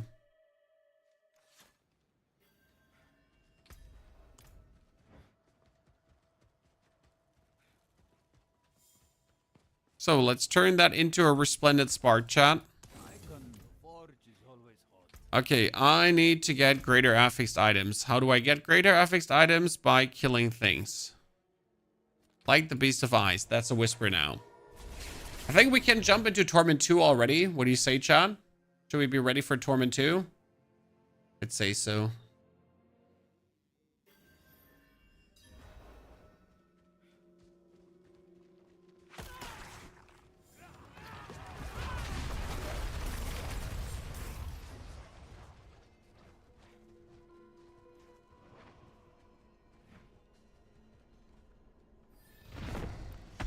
Ready to tier 4 with the mythic you found? But we destroyed the mythic I found. But sir, we destroyed the mythic I found. This is obviously a terrible item. Hey, so, come back down here. Come back down here, you little shit. You're not flying away. Sit, boy. Like, what was that? He wanted to fly off to Mars, like, off, and we go.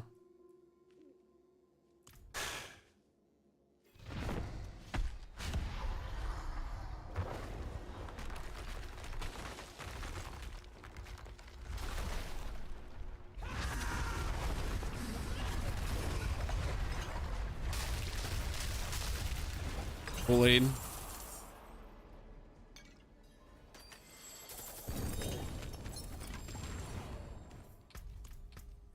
Interesting. I keep getting tacits and other stuff. Okay. Let's put the last Paragon points probably in to get some more boosteroonie. Pastaroonie.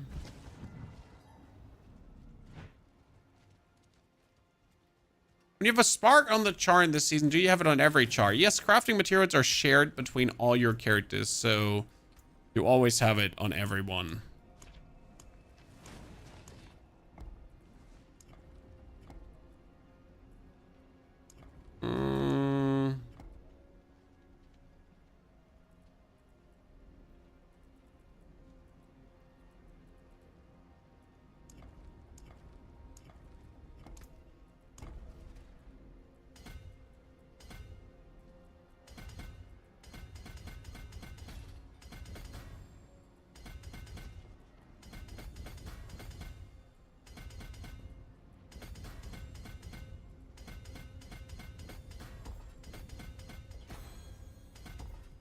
Okay.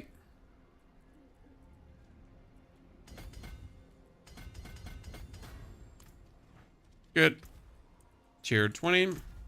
We're still jumping one by one by one by one. That's the normal way how you do it, okay? We're gonna get our things together. We now gotta, like, get the whole gameplay loop running of this. Because right now, we pretty much, we have our thingies. Then we can rupture, right? We can still do the Moni for stuff. We can do our yells in between. What we're missing is a little bit more cooldown reduction. But I wouldn't even need my, like, so I wouldn't need my Belial's Eye Beam to clear this, right?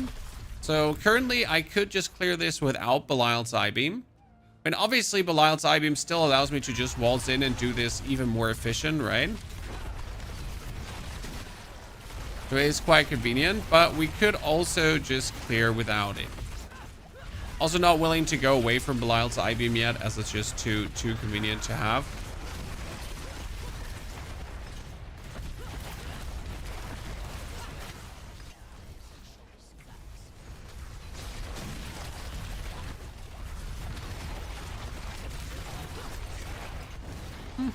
Just makes everything faster.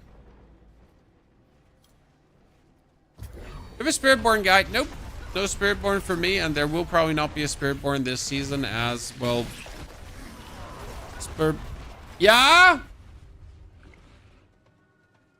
Ja?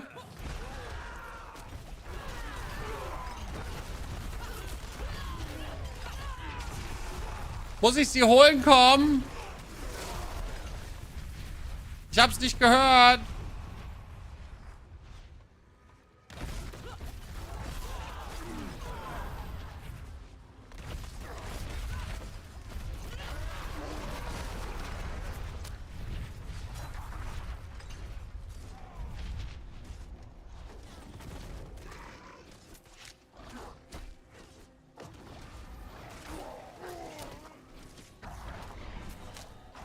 Ich hab doch...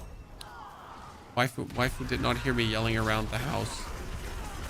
Sorry, the wife and I are just yelling at each other. Oh my goodness. Like, I need to... yeah. Give me a second. We need to finish this pit, then I need to grab something from the upstairs.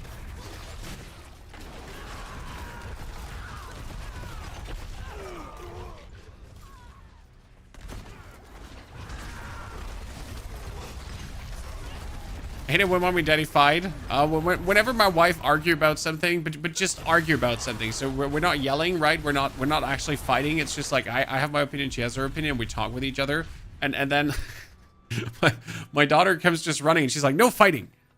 Just points at both of us and stares at us evil, like both hands in her hips, like "No fighting," like an old lady.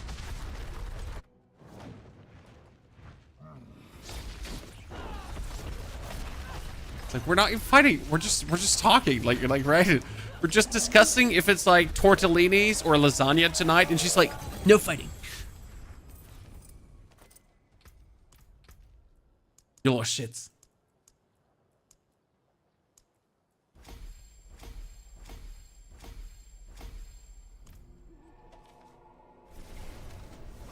Good. Grabbing upstairs. Be right back.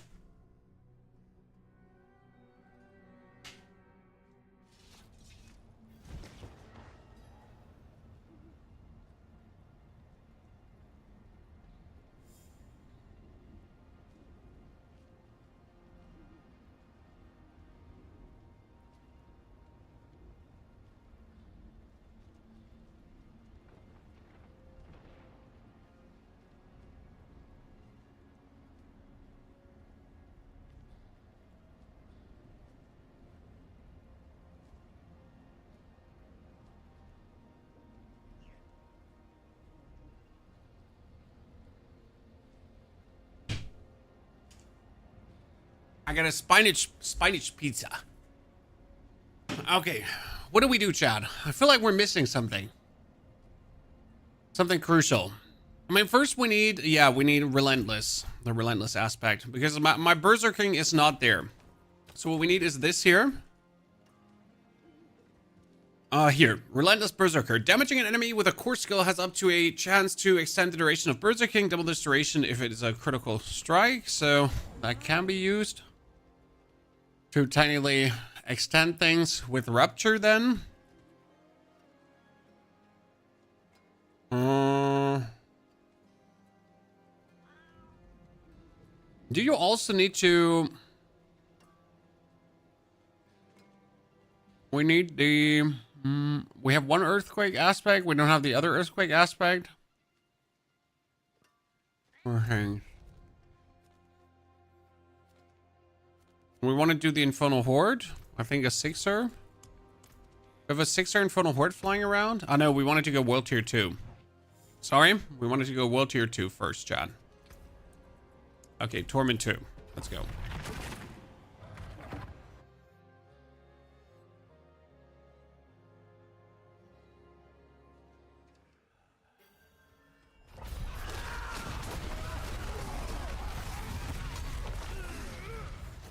So if I understand this correct, optimally, I would walk into a pack of enemies, I would Rupture, and that would give me enough cooldown reduction to Rupture again. To then give me enough cooldown reduction to Rupture again, to then give me enough cooldown reduction to Rupture again. Because then I could Rupture and Rupture and Rupture and Rupture and keep reducing our cooldowns so that we're able to spam Call of the Ancients, right? That would be the optimal case scenario. But in order to do this, I need a better Rage of Harrogeth that has a higher lucky hit chance, and I guess I need the Fist of Fate with a high lucky hit chance too. So optimally, I would now farm a Fist of Fate, because with the higher lucky hit chance, I would then have a better chance to trigger the Rage of Harrogeth. Yeah. I wasn't sure if we'd need the Fist of Fate, but it makes total sense. Well, you could, yeah, you need the Fist of Fate with a very high lucky hit chance then. That's gonna be tricky to get those Fist of Fate. Might actually quickly farm those Fist of Fate just with a rogue, because I would either have to farm them now with a barb on tier 2 Belials, or I would have to farm them on the rogue on tier 4 Belials. Most likely, right? It's just surprising hearing you passing to German since you know accent in English. Thought at start that you were English born. That's the whole trick. I don't know why, but like we're just not telling anyone we're German, and then it's like Überraschung, guten Tag.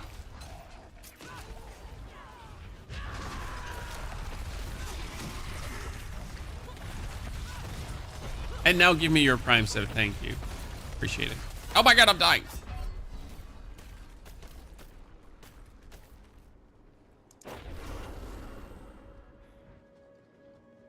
I didn't have any more potions to kill everyone. No? I didn't have potions to cheese the whole thing anymore.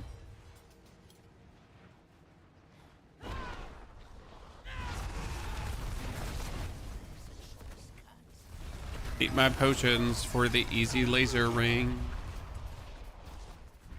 The Überraschung. You know, you gotta do the Überraschung. You can't do the Überraschung.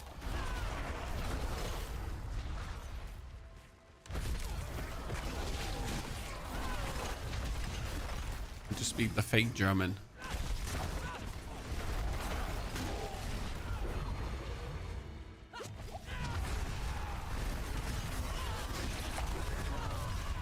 Okay, my Call of the Ancients is great. I like it. It does a lot of damage.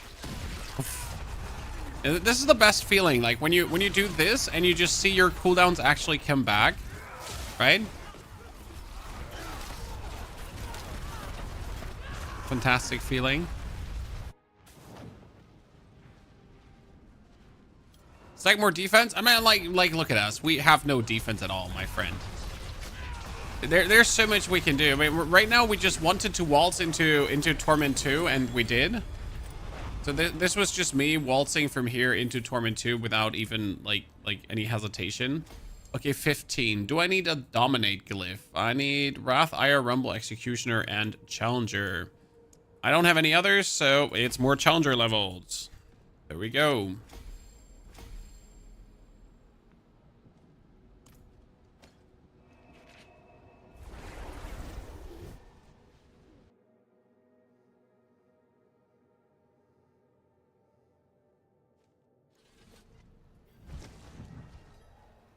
For the ethics, does the Fist of Fate really matter? Yes, you really want the 300% on Fist of Fate.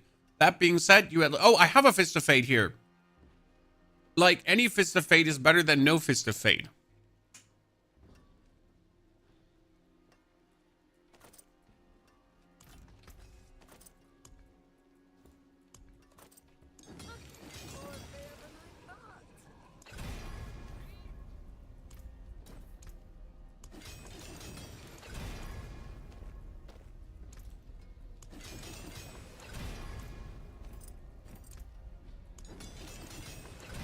Okay.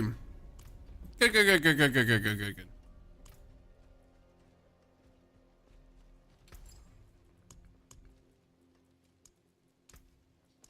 Let's make a bunch of rubies. Stars guide you. Well done. Because these bunch of rubies would also scale our strength. Right? And our armor.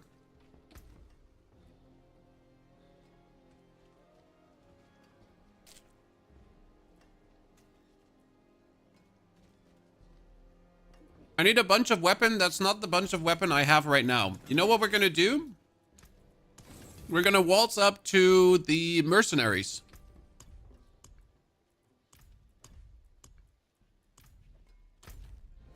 Here's, they usually cough up quite some...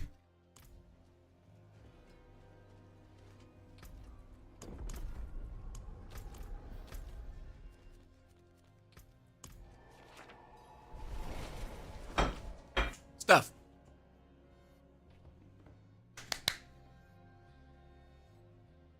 Okay. Oh, wait. I went to Tosseric. The wrong thing, chat. I went to the wrong thing. Buttering.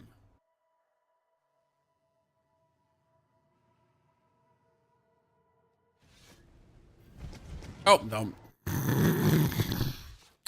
That's probably the one of the most hated things to happen in Diablo 4. When you arrive at the location and then you click the button and this, like, oh my god, it's so infuriating.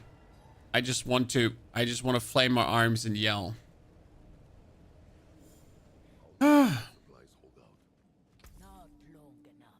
Okay, we got masterworking, utility aspect cache, but I do need, what do I need? Greater affix weapons. Right? Oh, and I need an amulet that is not the amulet I have right now, with a percentage to strength, actually. That carry the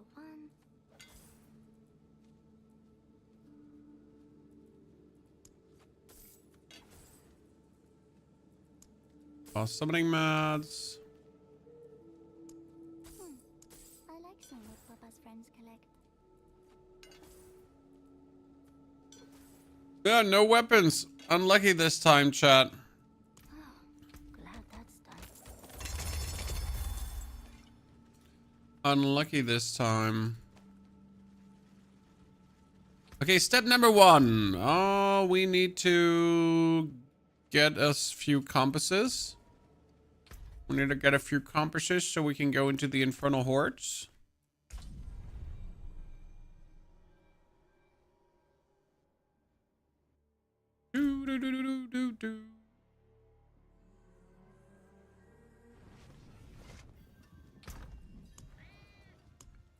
Oh, there's my compasses. I just have them in here. I want to do 6er compasses. Like, I don't want to do the high-end compasses. I want to do 6ers. But where did I put my 6er compass? I know I have a bunch of 6ers, but where are they? Because in the beginning, you don't want to do, like, the 8er compasses, right? You want to do the 6er ones. Because just get 200 offering and be happy. 200 offering, be happy. 200 offering, be happy. They're a little standard.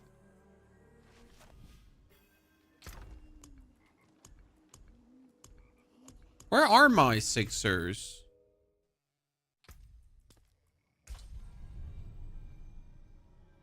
Do we need to farm new items after the patch, or will they be changed? I don't know. Blizzard has been having the, like, usually legacy iteming things and then having you refarm stuff. So I don't know. Then we'll do 8er compasses. It is what it is.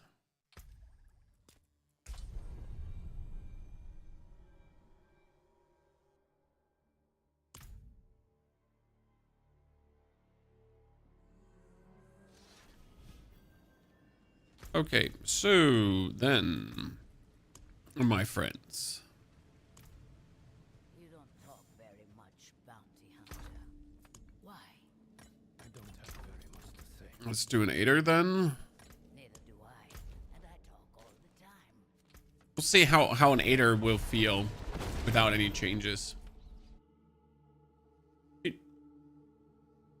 Game has been much smoother ever since I set the main town as the Lilith village. So quiet, no players at all. But I've never been really having problems in the towns.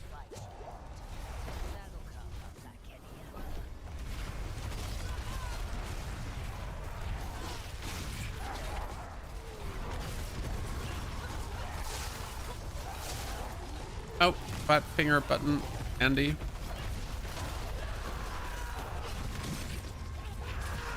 Okay, need my Call of the Ancients to do maximum damage. To really have to use the Rupture whenever I can, huh? If not using Rupture, then not getting the cooldown reduction we need to use the call.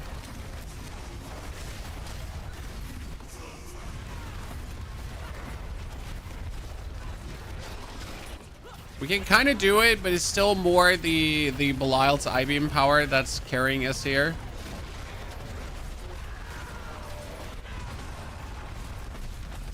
And the cooldown reduction on Call of the Ancients.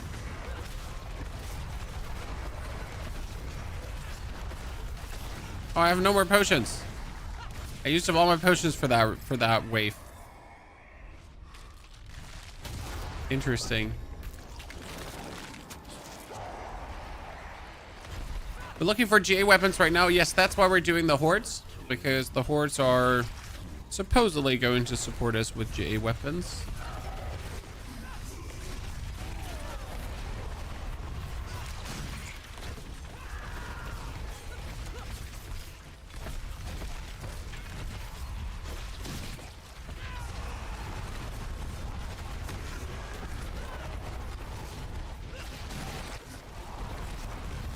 It was a good cooldown reduction.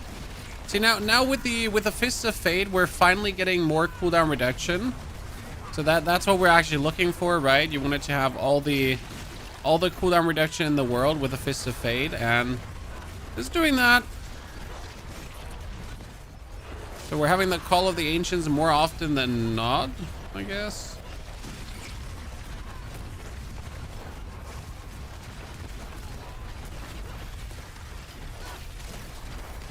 Totally just went off the charts to kill that one guy.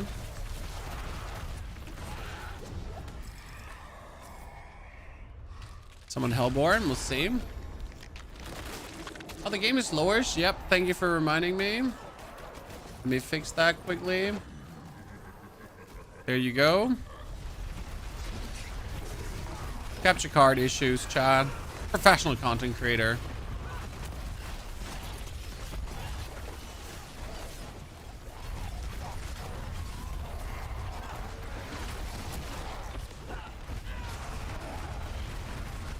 Okay, we're doing millions of damage already. Cool. Now we just need to get to the billions. And I do really need more cooldown reduction, that's for sure. Okay, that was nice. That gave me so much cooldown reduction. It was actually nasty.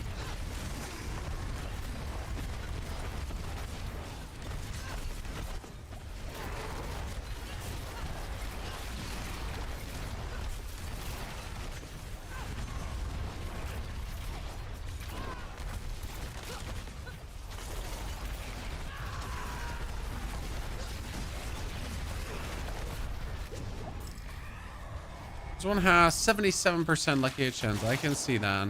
Summon Lord's never gonna work. You get 10 potions per round. Yes.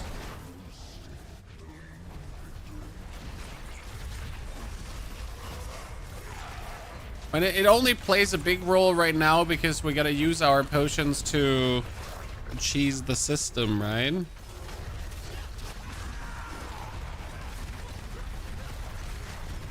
When the Ancients are coming, the damage is cooking, that's for sure.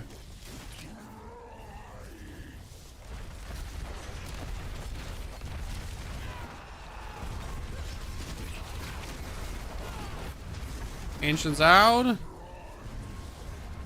When they're like out and about, then shit hits the fan. See that much.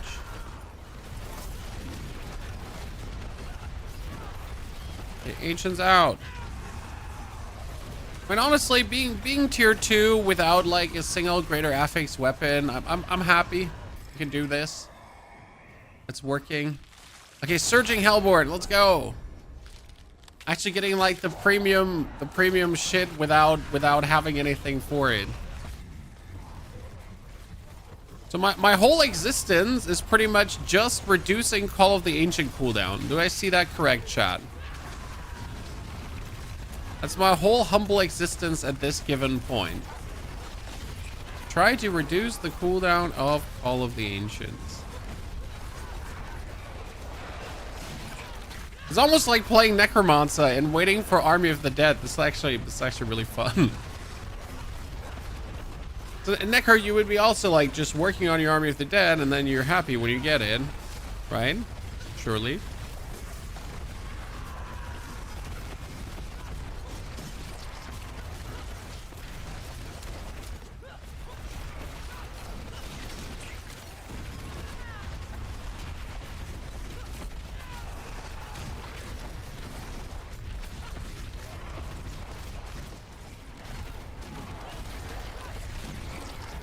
Good.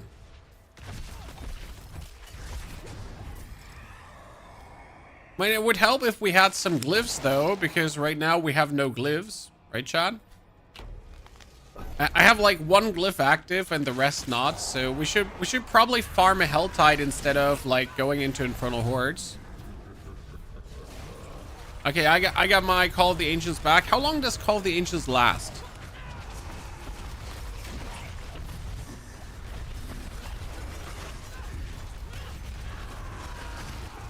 That's a question that I would like to ask.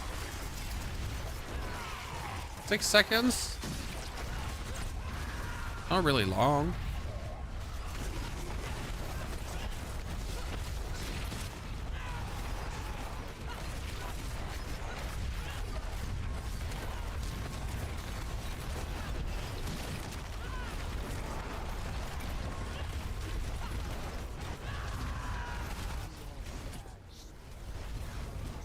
Okay, we get the 200 ether, guys. While almost dying at every corner. I like it. We're fighting. We're fighting for our survival here, chat. Come on. Like the good old 500 HP, no resistances, somehow trying to get along.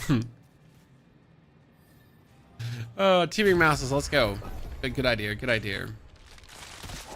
They boost the duration with tempers. I have absolutely no clue, sir. When we're still learning the ins and outs of the build.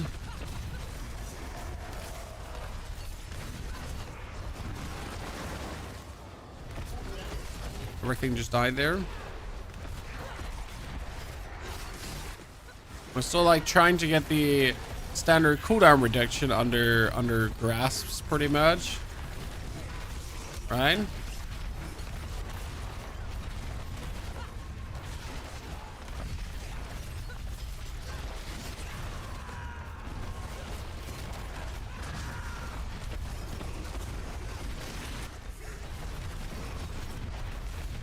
Another boss.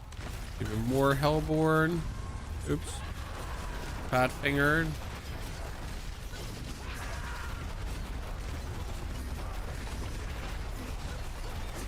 Get that boss killed. Get him killed.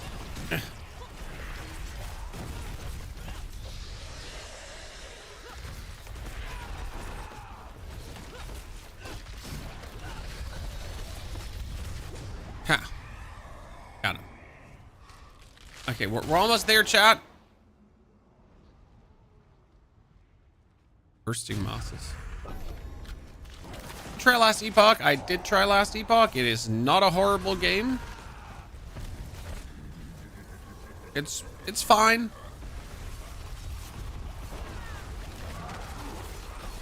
I do like the crafting system in Last Epoch, but I think everyone likes the crafting system in Last Epoch, right?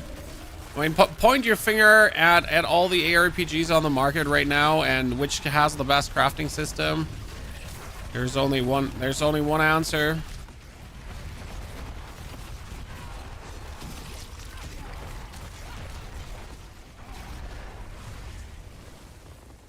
One obvious winner. See, like, sometimes the damage is so crazy. You feel like, you know, sometimes you feel like we're not doing any damage. And then you just trigger Call of the Ancients and suddenly it's like, bram, everything dies. And we don't even have like the crazy aspects or anything. We don't have the crazy scaling already. And yet there's a 10 million hit. Right? I like it. Wasn't a fan of the power progression last epoch. Something just doesn't vibe with me in that game. Something.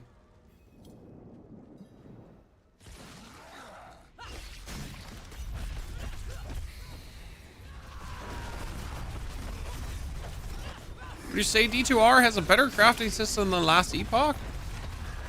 I love my last epoch shards.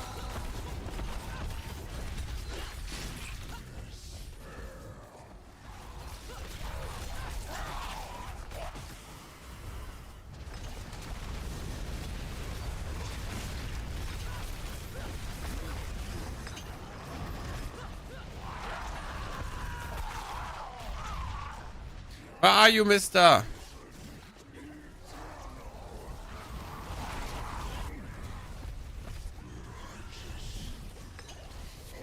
Got him. Chat, we got him. Look at me. I'm the Infernal Hoarder. I am the winner chicken dinner. Okay, give me a greater affix item now. He gave me one that's useless. Great. I might, like, he's not wrong. This is a greater affix item, but is absolutely not the greater affix item that we wanted. Okay. Okay, wait, these are 730, 710, 7. Okay, so that's 750. That's 750. So we get everything at least 750, chat. And we get a 9% bonus strength, but we have an 8% bonus strength here too, so that's fine. Okay, okay, chat. At least that.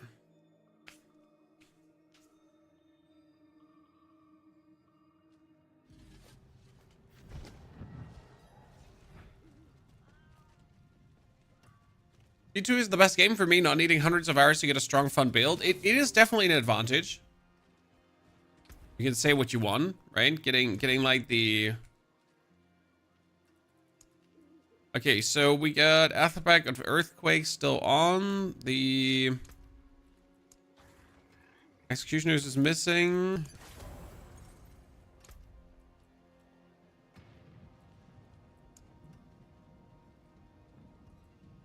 Then we need the...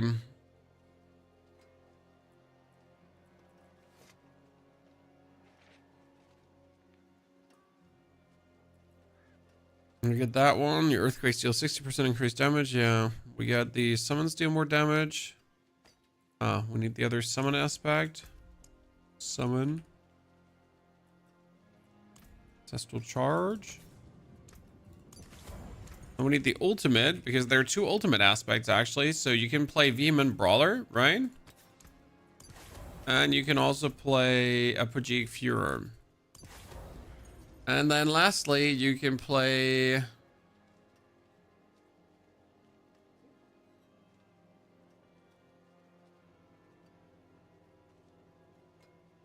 the third blade. That's what we need. Finally, I figured out what we were missing. Where does the third blade drop, Chad?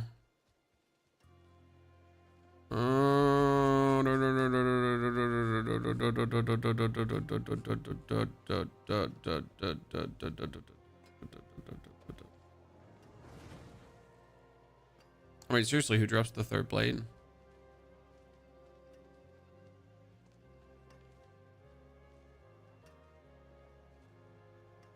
Or it's dropped the third blade?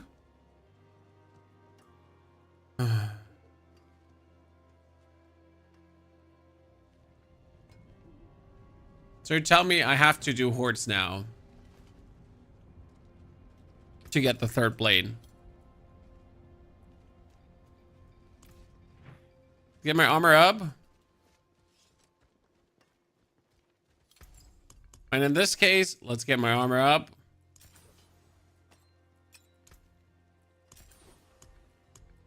So we're at least running around armored.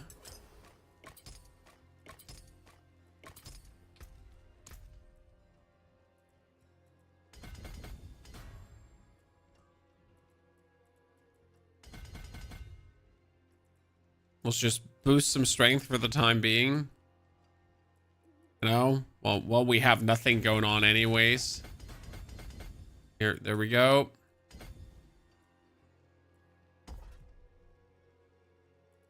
Gots it, chat. Gots it. Okay, then we do more 8er Infernal Hordes. So I want to do 6ers, but I don't have 6ers. I'm not ready for tier 3 yet because we literally have no equipment. So why do we need the third blade? That was the last piece I was missing in my brain. Because the third blade now says that your weapon mastery skills, which would be this one, are also core skills. And with this, I would lose the cooldown on the Rupture, and we could finally spam Rupture. So with the third blade, I am going to be officially able to then just spam Rupture, and if I can spam Rupture, then I can obviously just reduce my cooldown like there's no tomorrow. And then we have also the Call of the Ancient more often. Now, obviously, I kind of have it already. Like with the Fist of Fate, like you have almost enough lucky hit to just propagate it anyways, but still it's not there yet completely.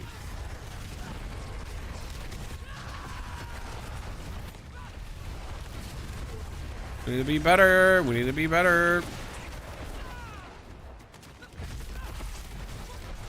Come out of here. Bullshit. Oh goodness, once you like fat finger into the once you fat finger into the battle pass, you're kind of stuck. You're not getting your way out again. It's the Fate, Neil. Let's show me. What do you have? Why do you have? Yeah, that's obviously nice, Neil, and I hope you step on a Lego and then the Lego falls into your mouth and then slowly suffocates you. Look at my 50% Fist of Fate. It's not that bad. It's doing its job.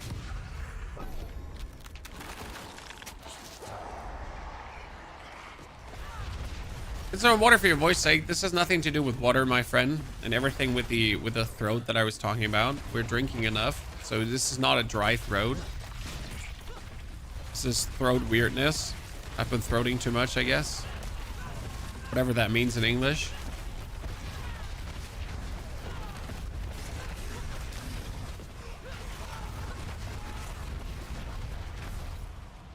It's not my native language. Sorry.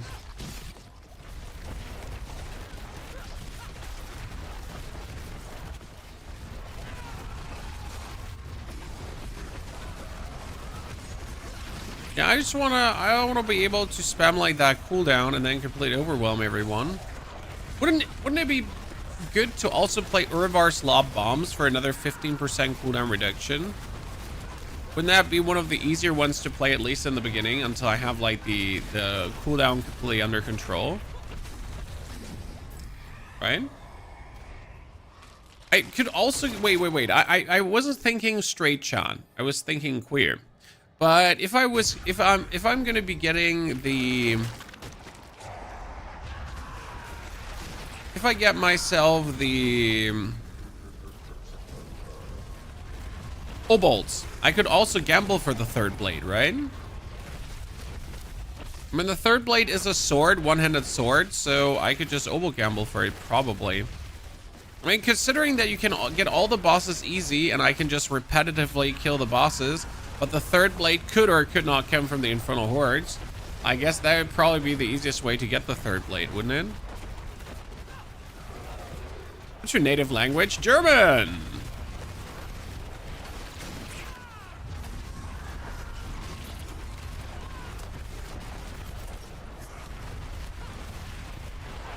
Good old German. Hi. Is the fourth blade the Shard of Varathiel? No, the Shard of Varathiel is the Shard of Varathiel. The third blade is just called the third blade. There's probably a lore reason behind it that I do not know, because my Diablo lore knowledge is limited. Okay, let's beat him up.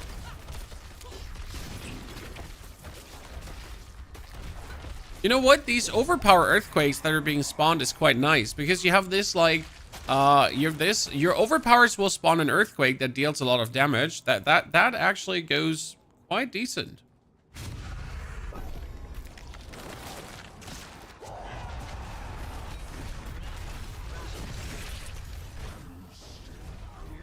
You just spam ancients? Yeah, I really want to see the ancients, but right now the build is also really simple to put together. I'm actually enjoying how easy it was to get the pieces. I mean, we did, what was it? We did one Grig, we did 2 Zers, and suddenly we had everything. Now we're just obviously missing the weapon, but that one you can get over oval gambling, so that's kind of nice.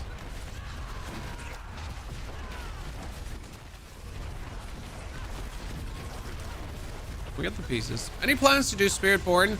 Well, technically, if I don't do Spiritborn, I'm done with the season after the Barbarian.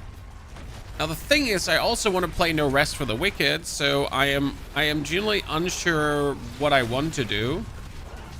So there's Doom the Dark Ages, there's No Rest for the Wicked, so there's a couple of games in the pipeline right now that are waiting to be played. Which makes like the decision if I want to or want to not do Spiritborn quite because again, the Spiritborn is only good if you're abusing the Varshan's hero power, and if you're not abusing Varshan's hero power, it's not really exciting.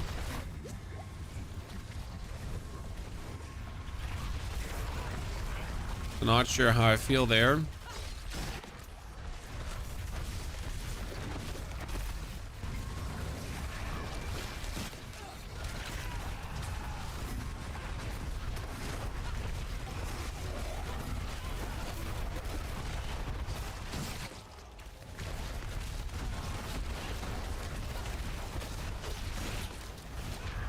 Call of the Ages, let's go. Whee!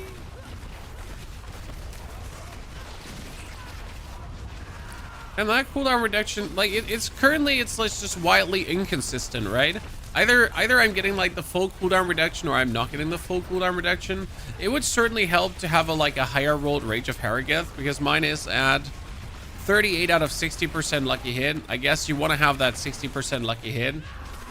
I mean, 60% lucky hit on a Rupture that has 77% lucky hit is quite good, right? That yields for should be happening more often than not.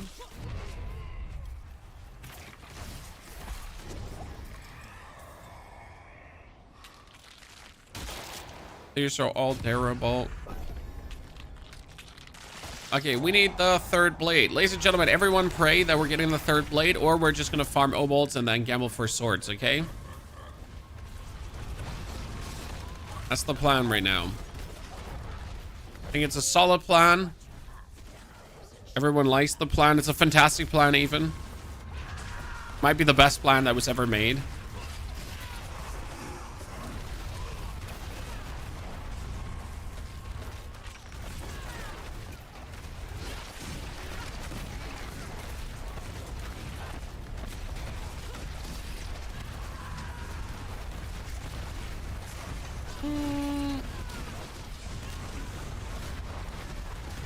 But at least we're getting 200 ether without a problem, so that's nice.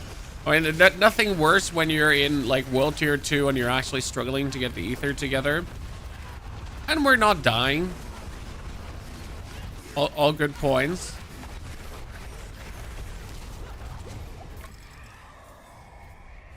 Okay, Etheric Masses? No, 50% faster, right? I think I have the most unique Fist of Fate ever. All the rolls are the lowest value possible. Oh, no, don't you worry. I have seen some truly horrendous Fists of Fate. We grinded them for Minion Necro like a while back. And there is like when you start grinding Fist of Fate, you see some heinous stuff. Like how can this all be 0.2%? Like This shouldn't statistically happen. The game is not. No. This is good. This is good. You just got screwed over. You know. This is what happens.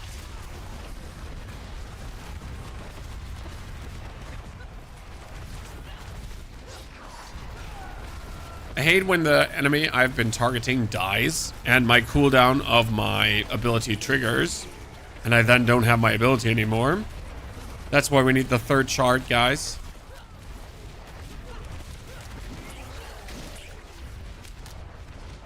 So that does not happen anymore.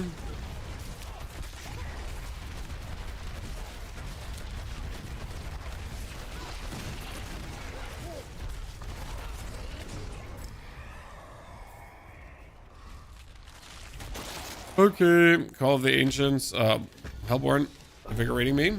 What do you think about the Necrominion buff? Well, I made already a very cool Necrominion build in case you missed it. So what do I think about the buff? It's gonna make my build stronger. I'm happy.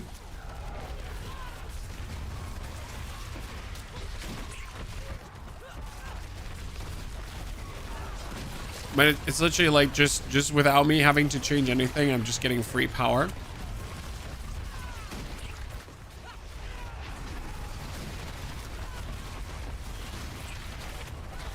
See, like how often I had Call of the Ancients here now in a row. That was great. Call of the Ancients again. Jesus. That's when the build is feeling like on fleek and everything is great.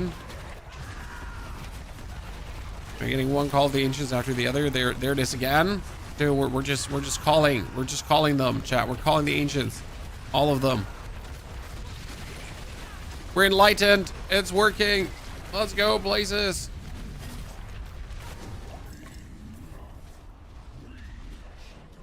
Yeah, that's when everything is going good.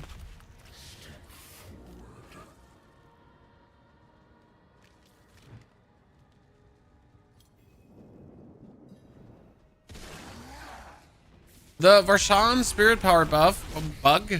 I mean, like with the Varshan power, like you can definitely go far and wide.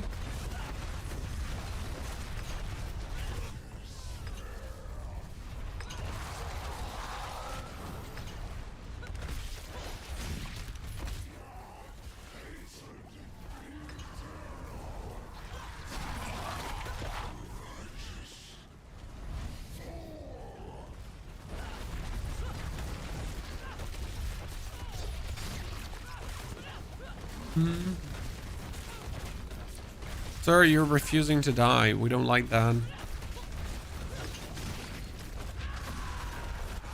Yep. We need more cooldown. Okay, third sword. Where is it? Where is the sword, chat?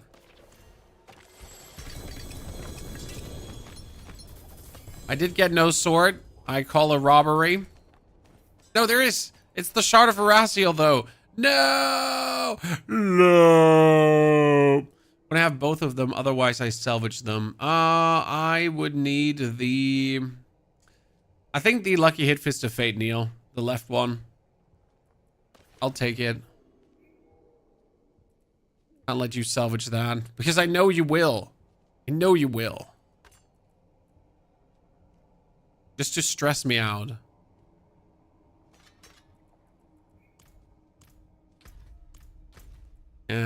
He's threatening me to disenchant those chan.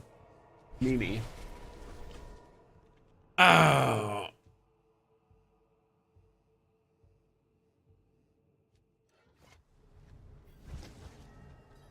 Where are you? Where are you, Neil? Where are you? You're probably in the wrong world tier anyways, my friend. I'm missing a summon aspect again.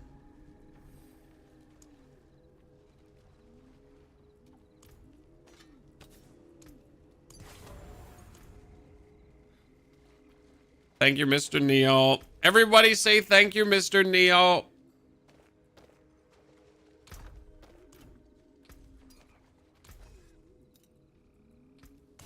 So let's boost Lucky Hit chance to the moon. See, like, this is what you're looking for, Chan. Okay, the first masterwork. 106 lucky hit chance, so that brings now your... that brings your rupture up to 103% lucky hit chance. That's quite decent, right? Why do you never hear music while playing? The only music that we could listen to while playing would be copyrighted music. Okay? We could not listen to anything else but copyrighted music on the stream. Because obviously, if I listen to anything that copyright-free music, if I listen to anything that had copyright on it, my YouTube VODs would get demonetized.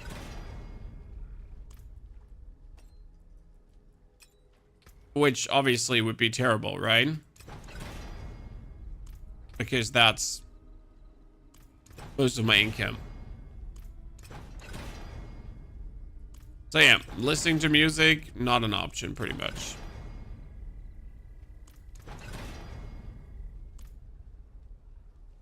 The forge is always hot. Resource cost reduction, don't need that, but we have it. Okay, let's go to this Blood Maiden that expires in 16 minutes. And also let's gamble for the sword. I need a one-handed sword. That wasn't the one-handed sword we're looking for. I don't want to do Infernal Hordes now anymore to get the sword, but I need to do Infernal Hordes to get the sword, right? Do a Discord, exclamation mark Discord, shows you our Discord channel. Which music do you listen to private? Well, since I don't actually ever have time to listen to music private, I don't listen to any music private, but the music I do enjoy is mostly 80s, 90s stuff. And they're everything, no specific genre.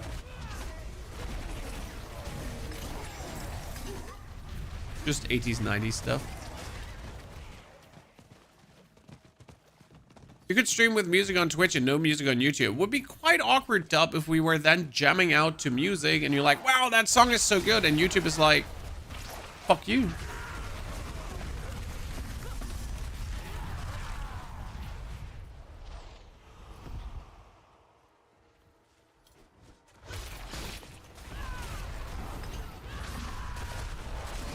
So yeah, end of the day, playing copyrighted music also on your stream is liable for like always like it's always a risky proposition, as it could also hurt your channel in general. Has always been like it's a legal gray zone that's actually not so gray as some people want it to be, right? And now without the shard and with the high lucky hit chance from the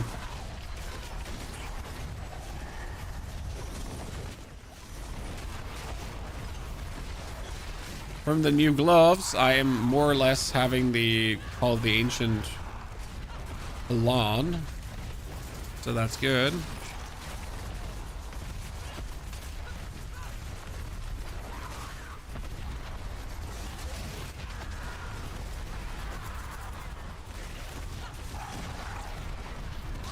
I need it as a core skill,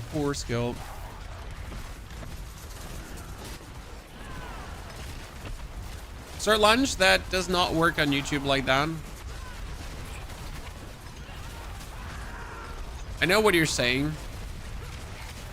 Again, just don't get used to music. That's the whole point, right? Like, sure, we could be playing music and we could find ways to circumvent the landing in bots and that kind of stuff. But yeah. If your entertainment is in need of music to be entertaining, then you gotta work on your entertainment, right? Or find non-copyright music.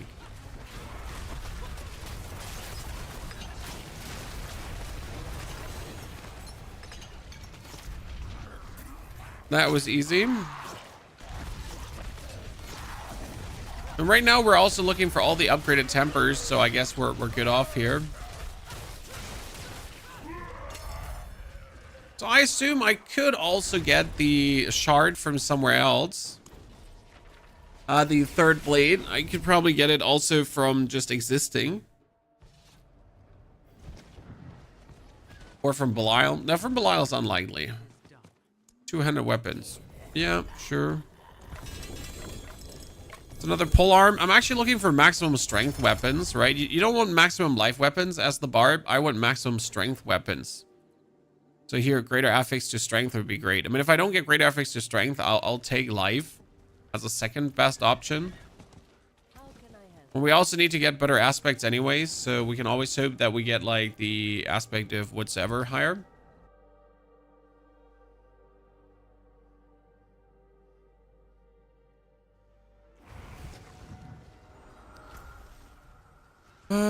Collect whispers. Yeah, sure. Do that.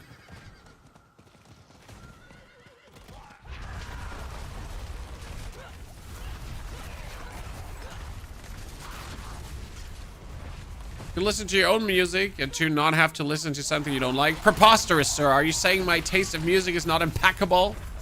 How dare you?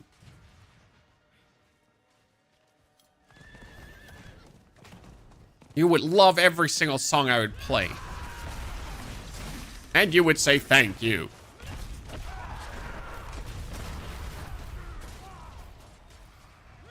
For Bloodlands Necro. I have not dabbled with Bloodlands Necro, my friend, this season at all. So I cannot really give you any insights to what you should or should not do, as I haven't dabbled.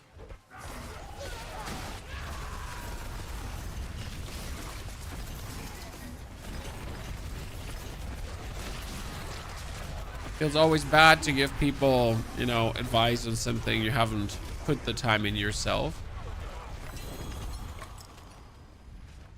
Okay, I guess we're going back to the Infernal Hordes. No matter how much I want other stuff right now, I just have one goal, and that needs to be the blade.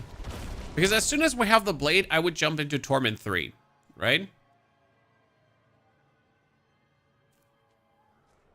I can't work out if you're an American that speaks German or if you're German that sounds American. The latter. The latter.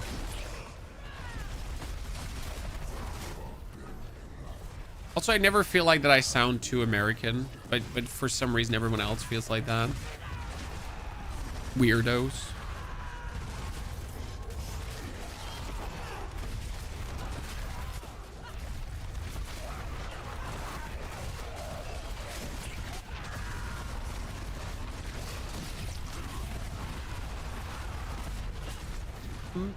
I mean, it's already day and night difference, like with the slightly upgraded weapons, right? That we're doing more damage.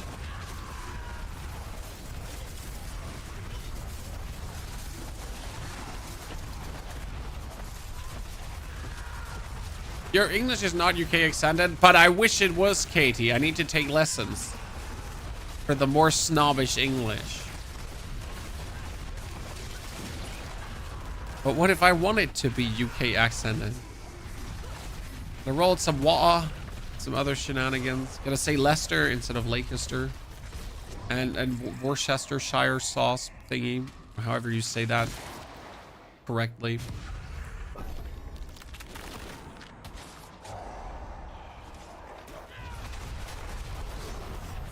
Right? Those are the requirements. It's only snobbish when you're from down south. That's true. If you're from up north, it's more like because you suddenly start speaking in ways that even English people don't know what you're talking about. Did have my problems in the north of England at times. Had to tell that old lady what she just said to me. You little shit. She couldn't understand, you know?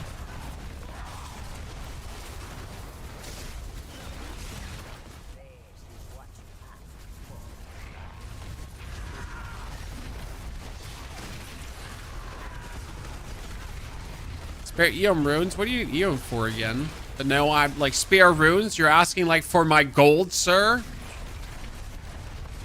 Spare runes is like asking if you would like to have my firstborn. Come on now. I'm not giving you my firstborn. Same like the runes. Right? They're even rarer.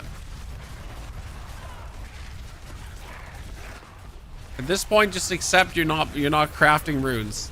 It's actually so sad. Like they made this cool feature for crafting, and then they made runes so rare that that feature is useless. Right? That's right. That's right now. Blizzard makes cool feature. Then Blizzard makes cool feature inaccessible. Cool. I mean, like we appreciate it. Like not because we actually liked crafting our mythic items. Like it was cool. But yeah, no. Like I mean, it's cool that you're actually giving us these resplendent sparks, and then you're like, okay, and so now gamble.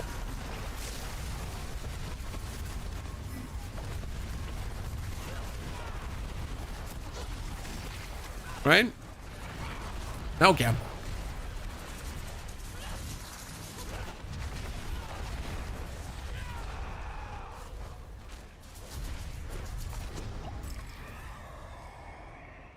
Oh, TV masses, let's go. Actually, I should probably go for my reputation because right now I think I'm not even getting any reputation because I forgot to activate Ciala. It's about time that I do that.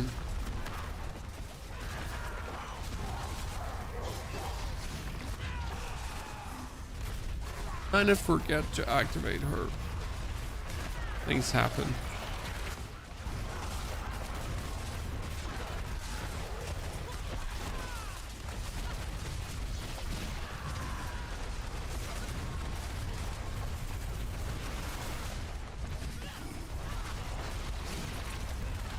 Hey, idea.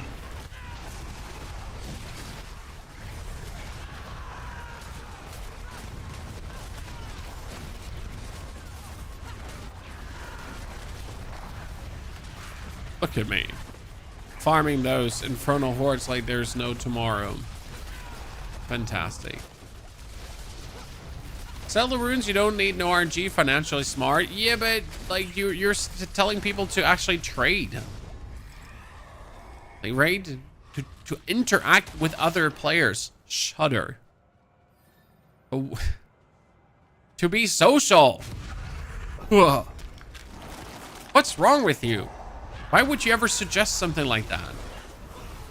Just tell me to jump from a bridge. Thought we're friends.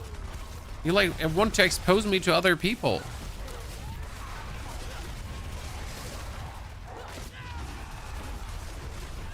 Why me?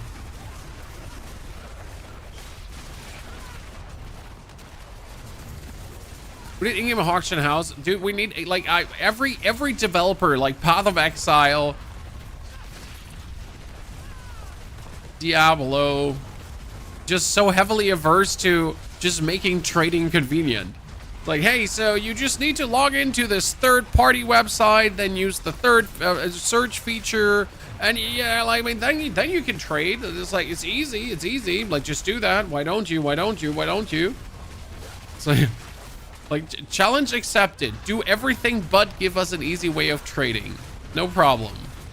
RPG developers.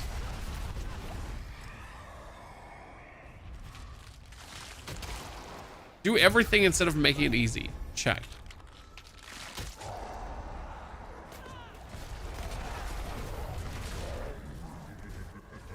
Trade warring would be nice. I think everyone agrees that it would be nice. I don't actually know if Last Epoch does it better. Like, does anyone? There are the two factions. There's the Circle of Fortune, and then there's the trading faction. I don't actually know how the trading faction works, but Last Epoch literally introduced a trading faction into the game where you can interact with.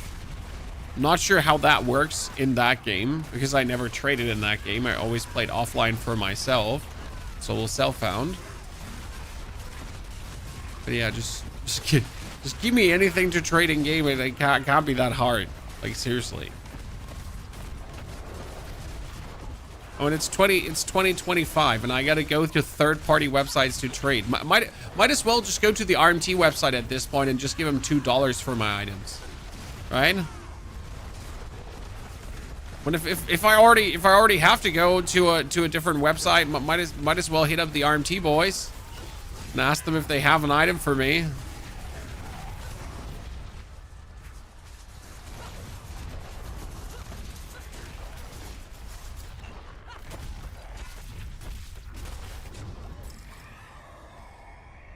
Exalted Hellborn, dude, I am just getting all the Hellborn. It's crazy. I have never seen the amazing amount of Banes and boons I have gotten in like Torment 4, right? But here, casually doing Torment 2 Infernal Hordes, I'm just getting some of the best combinations. Easy 1,000 Ether Hordes. But I'm not ready yet.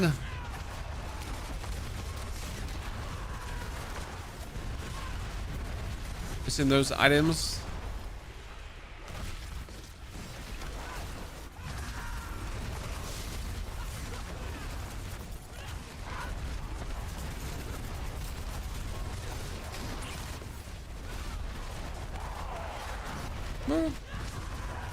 This minion barb, yes, we're missing the final item to get the build to pop off.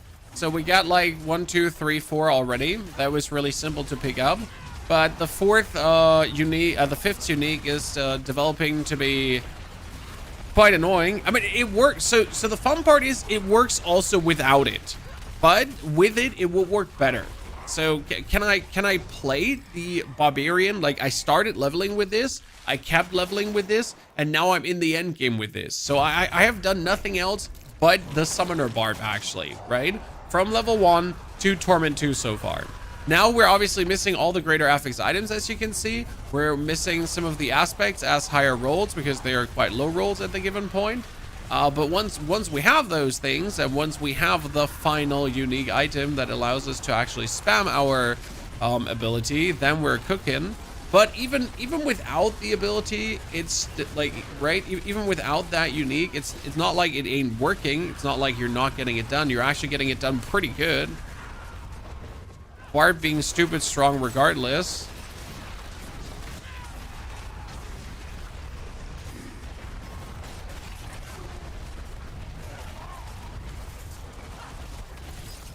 $500 Ether Horde, kind of like it.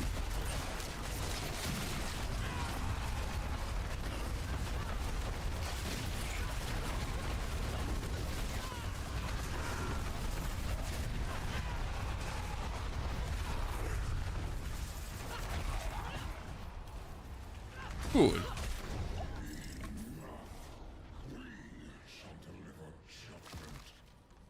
BOT should have an auction house. I hate to do more for less. Yeah. Is it tonight we go Necromancer minions again? I mean, the Necromancer minion build is final. There's not much more I'm going to change about the build.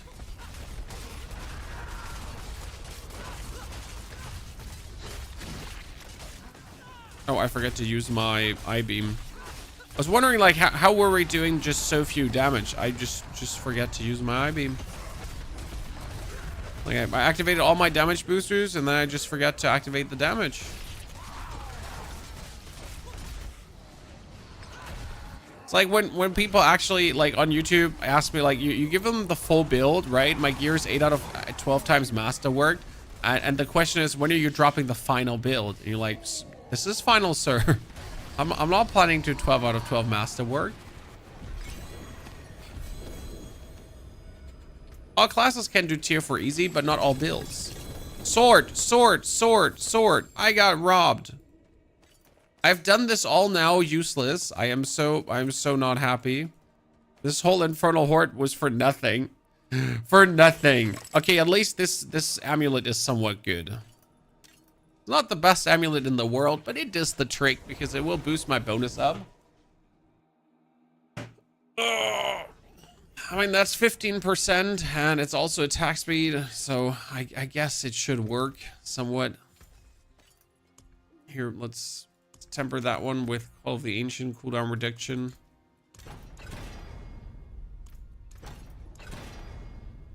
Okay, give me that. It's not so hard. Thank you. And then we're gonna go for, I don't even know what you do. Probably ultimate skill damage. Yeah, probably ultimate skill damage if I'm not like lying.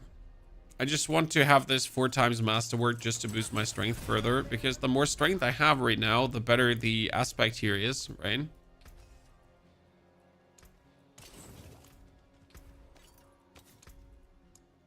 Ultimate, which one do I miss? I miss the Human Brala.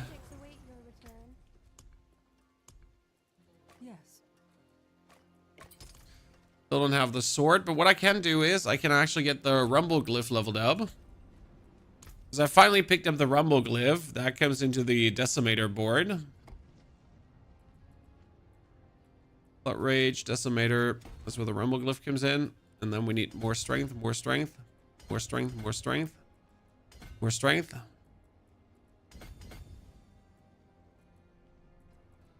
And we'll need to get even more strength. So that is my earthquakes deal more damage, chat. Let's go. Let's level up the glyph quickly. Let's go to Torment 3. Yeah. Can I go to Torment 3? What do you think, chat? Would you recommend Hunter's Zenith for Boulder? You can play Hunter's Zenith on Boulder. You don't need to, but you can if you have a good one.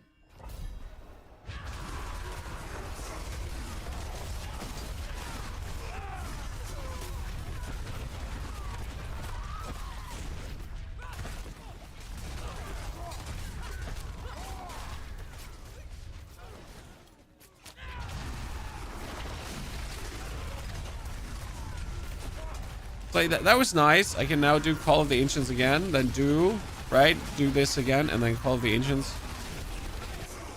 I wonder, can you have more Ancients? So like if I do a Call of the Ancients on top of the Call of the Ancients, that means I just get more Ancients, right? It doesn't reset the other Ancients. It's always what I wondered. I think you can have up to 12 if I'm not mistaken. If I get the lucky cooldown, I might just keep spamming to just get more.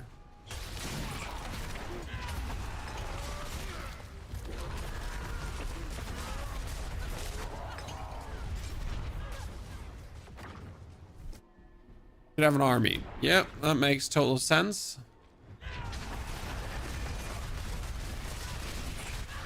That's why it's called Summoner Barb.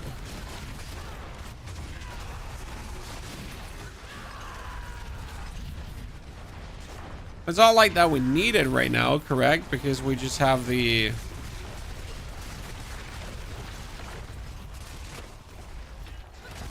One summon is just enough to annihilate everything in its path.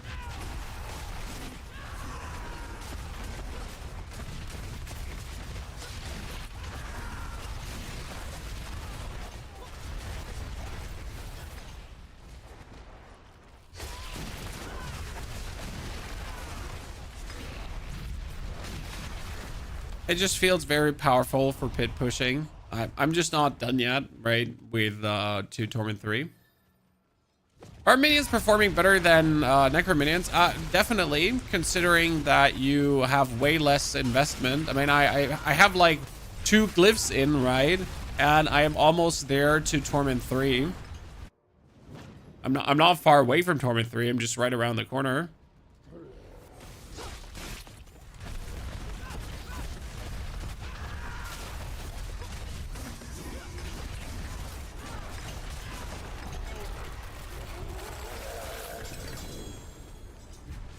It's mean. Okay, Rumble Glyph. Let's go.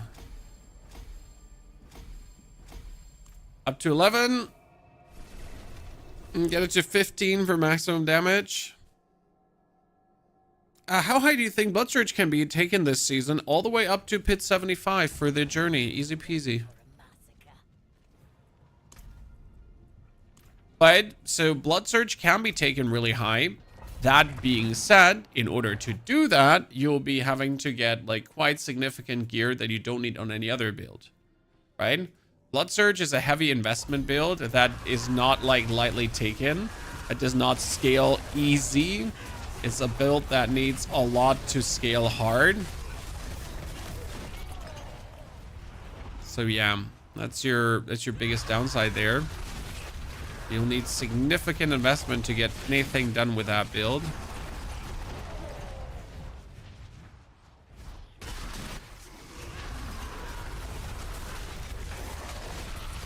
I can only imagine how this feels like when you get the Rupture to finally be a core skill, because it already feels good, right?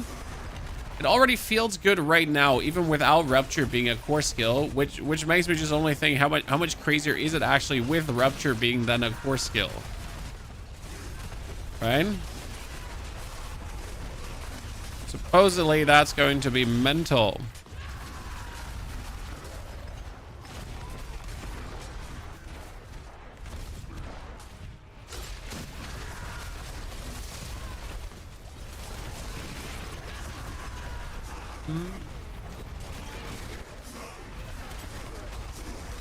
Also, so happy that we can play Rupture again. I just like Rupture as a skill.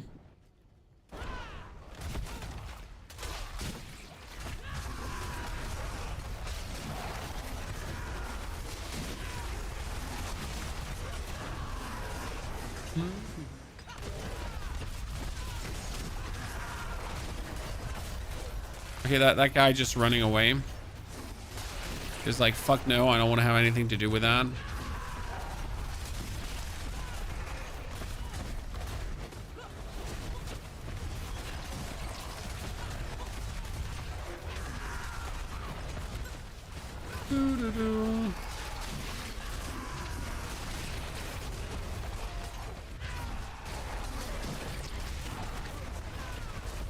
You know that lunging strike allows you even at this point here to like go really fast through things.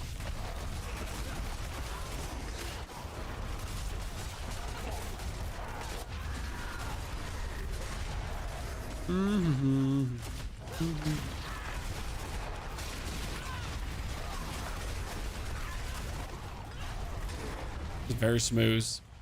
You know what time the patch comes out? Usually 7 p.m. tonight. Usually.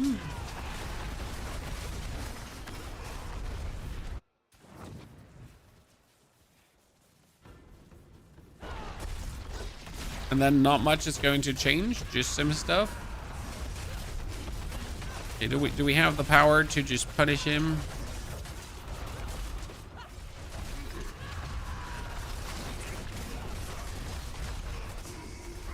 Yeah, let's go. Let's go. Let's go. Let's go, chat. Chest armor with a greater affix. I haven't seen that in a while. That's a Rage of Harrogeth with damage over time, but actually worse than what we have.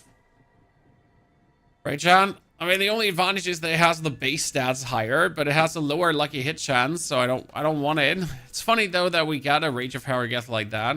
Okay, Rumble all the way up. Rumble number 1, chat. Let's get the others.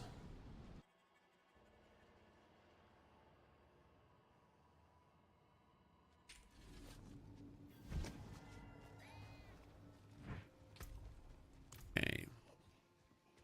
I forged more than horseshoes and nails. What do you need? Still hoping for the sword. When it's unlikely, I'll oboe gamble it, but I just gotta try.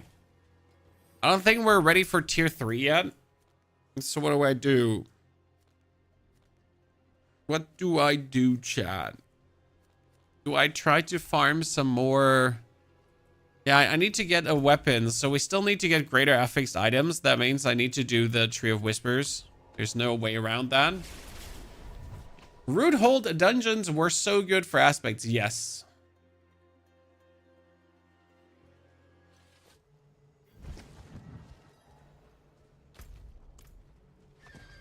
Pardon me, stranger.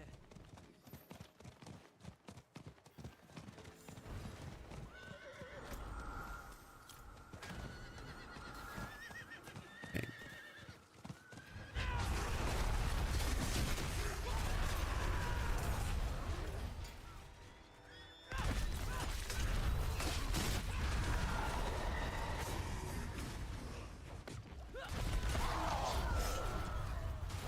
You're doing Whirlwind Rupture? No, I do Lunging Strike Rupture. I don't do Whirlwind here.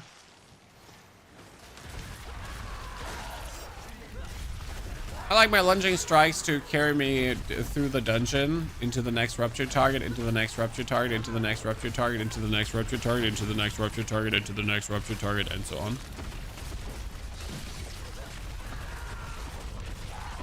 It works plenty fine.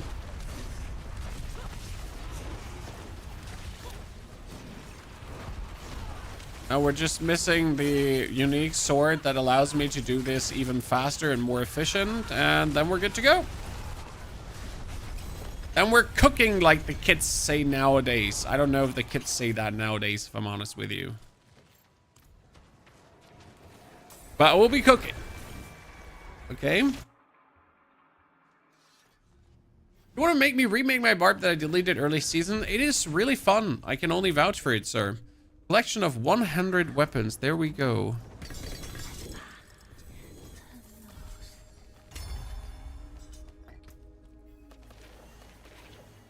Wow. Hey, chat. Greater affix to lucky hit chance to heal.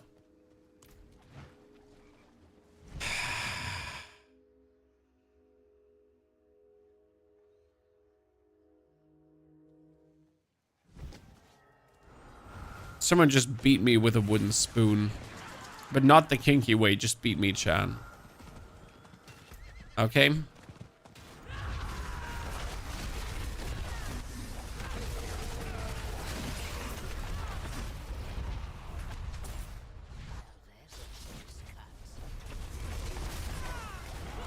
Why do they even have that stat? Dude, don't ask me.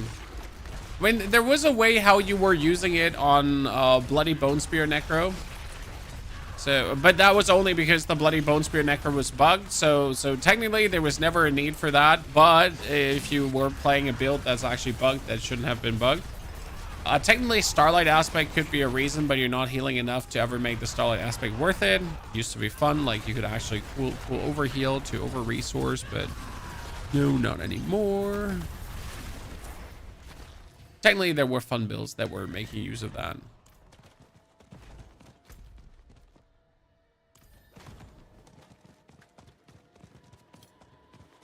You're gonna play the new Doom? I want to play it, but I don't know yet. So like from a gaming standpoint, I want to game it, but I don't have much content to create around the new Doom, right? I would literally just play the new Doom for playing the new Doom, but I wouldn't play the new Doom to make YouTube videos out of it, and usually that does not happen on this channel often. You know how it is.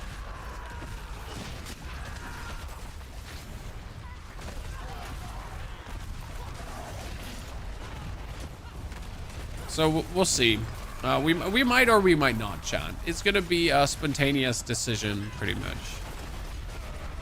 Katie asked me to play some. She's like, I want to see her play Doom. I was like, never, no.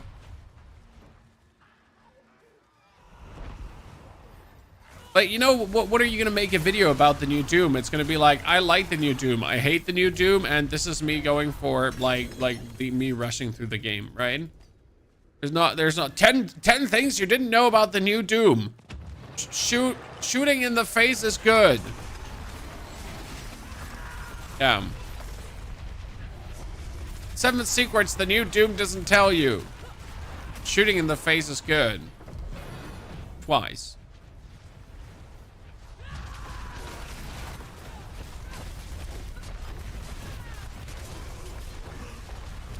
Who knew, right?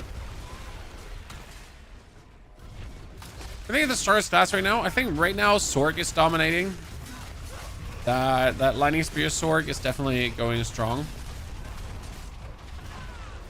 Now for me personally, it's just Rogue, because Rogue is a 1-button build. Once you have it set up, it's literally a 1-button build. You can walk everywhere with a 1 button. You pull everything together. You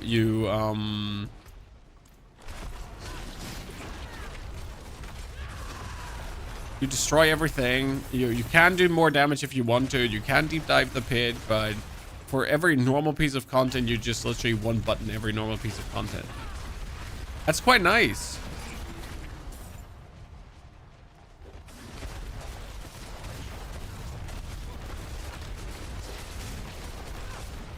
And who does not want to 1 button every piece of content?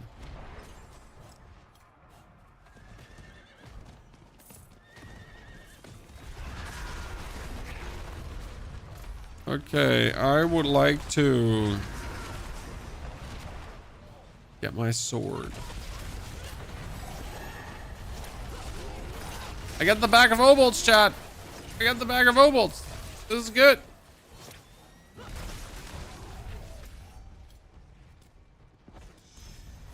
With the bag of obolts, I can now gamble for the sword. I guess. Bloodwave is also 1-button build, yep. But Bloodwave in comparison to Death Trap is actually boring to play. A personal. Hidden mechanic by the new Doom, shooting in the face. I mean, there is some things in the new Doom, right? But again, there's nothing I'm too eager to form into videos. You know how it is. It's like there are some games that just have guide potential, video potential, and there's some games the only potential they have is like a review and I spent 50 hours with the new Doom and this is what I think. It's terrible, that's why I spent 50 hours with it. Ha ha ha ha ha. Then you make the controversial clickbait title where you're like, I think the Doomslayer is actually interested in men instead of in women. And I saw that on his armor at like 2 hours into the game because, yeah, he was like, yeah, the reasons, you know? And then you're like, Bethesda has become woke.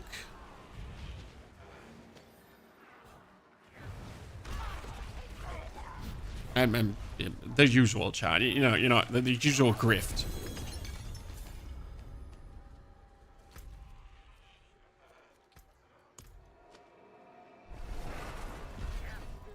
Okay. Oh, Granny's here. Why is Granny here? That's not a complaint, chat. It's just a why. It's Granny. Have you messed with any druid builds? Sir, I don't understand the question. Have you not been this morning on youtube.com/ponyhoff and you saw this thumbnail? I mean, that's the first thing you should do in the morning. It's scratch your butt, make a coffee, check youtube.com/ponyhoff. Also drop your Prime sub. So, ladies and gentlemen, this is the third blade. The third blade says, your weapon mastery skills are now core skills that have 100% cooldown reduction but cost Fury, dealing 8 of their normal damage. What happens here is, as you put this then on, that you now have a weapon, thank you Mr. Neil by the way, that has your Rupture cost 46 Fury, and now we need Fury to actually use the Rupture. How do you get the Fury? Ha! Glad you're asking, Chad. Glad you're asking. Let me show you how you get the Fury. You're taking your weapon, in this case, the polearm. Then we're gonna go for resource. Wink. Resource. Resource is written with one, I think. There, resource. And you would go for ultimate, because now, whenever you cast Call of the Ancients, you would get 150 offering. And this would then look following. Torment 3. Let's see if we can do Torment 3.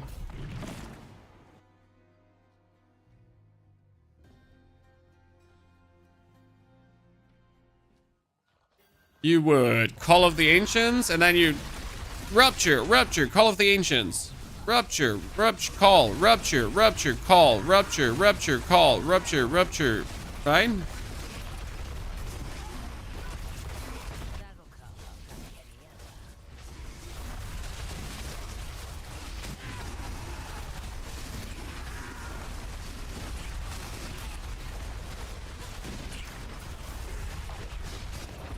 I like that the Rupture's also doing damage. That makes me happy. Now I need to find out the second rune combo though to do. I think I want to pull together rune combo, chat, right? But if I would have to choose, it would be something to pull things together. Like this is the difference right now in like when you have the Rupture and if you don't have the Rupture sword.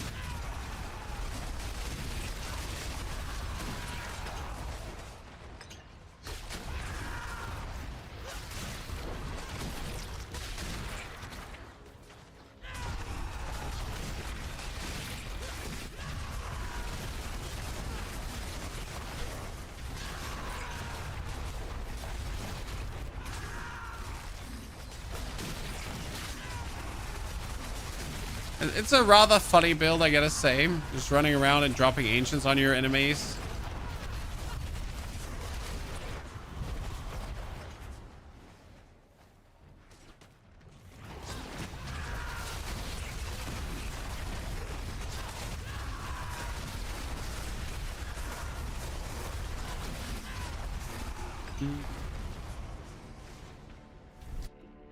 Should I gamble, spark, or save to make Starless, guys? Always gamble. Come on now. Jake, I saw your post under the YouTube video too, if it was you, about the burning damage. So I'm happy that that works.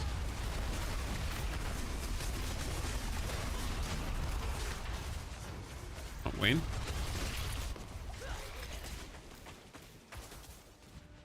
What happened to your voice? Nothing. My AI software got an update.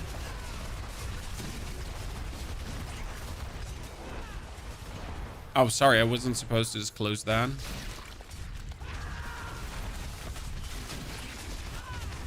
I'm a real human, obviously.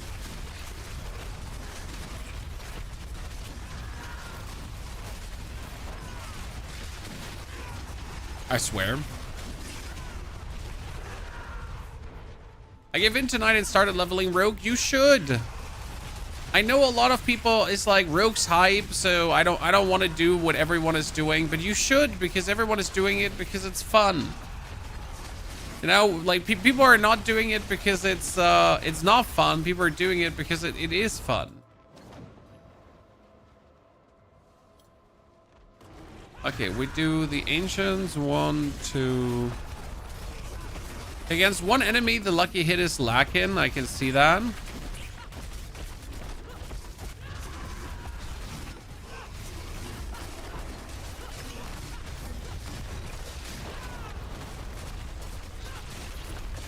I guess for this, you want to have the really good tempers then.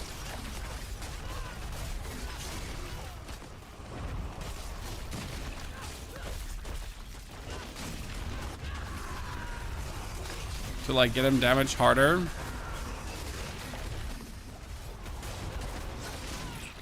And obviously we have a rather weakish setup yet. With not even all items greater affix, right? So, yay. But at least we got in. Okay, well, what do I need? What do I need? What do I need? What do I need? I need Executioner, Imbiber, Might. I want Wrath. I want Wrath. I have Wrath! Woo!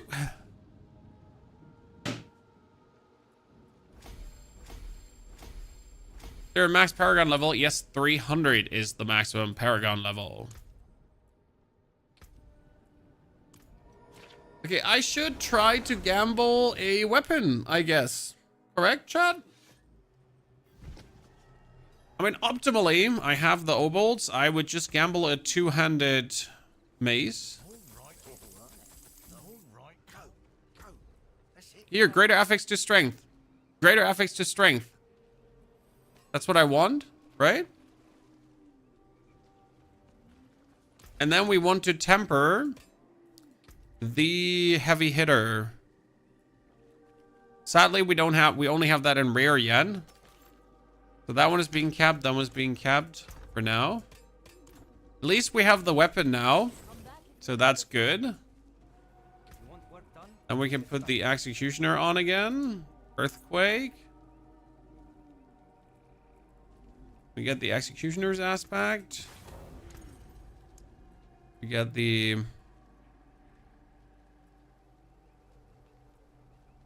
aspect of Earthquakes is not on anymore. Oh, I forgot to put that on. Oops. Hey chat, we've been running without that aspect the whole time. Oh, kind of like unfortunate, hey? Oh, we've been also running without the other summon aspect. Oops. I'm just running here at minimal damage. Oops. Don't be a stranger. Come back soon. Okay, so I need recipes. Where do I get recipes from? More whispers, right, chat? Or wait, do the recipes drop from bosses too?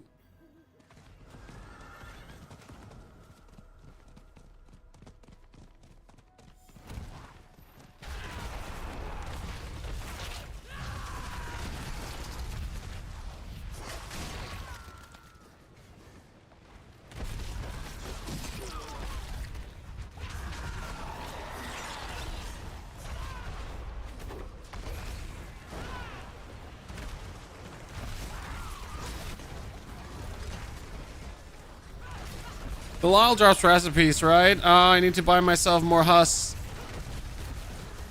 I need to find a husk trader in the trade chat. Where's the trade chat? Trade. Need to find someone that wants to sell husks, I guess.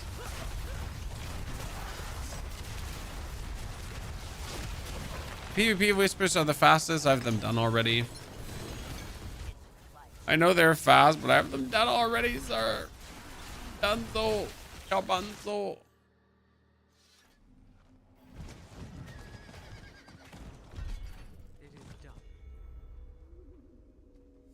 Oh, by the way, you know what I just noticed?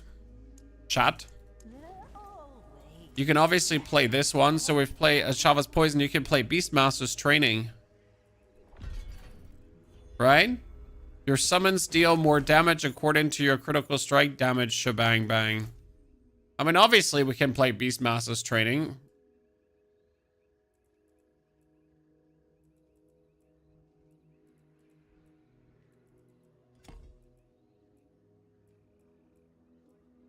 Wrath.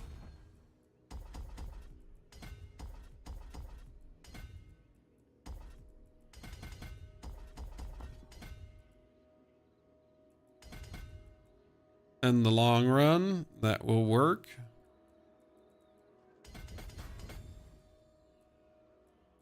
And Challenger comes into the Bonebreaker.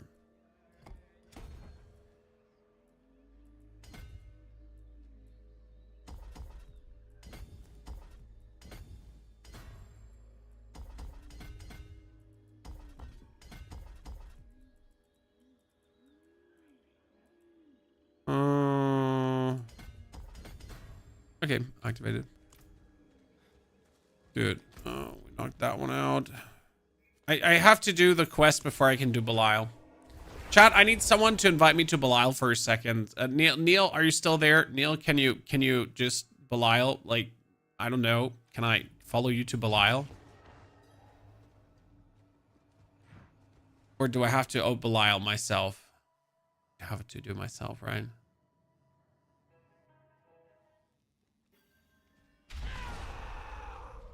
If Belial drops recipes, does it like can I just go in your world and go there? Someone said you can go into someone else's world, like if you get invited, and then you can just jump over to Belial.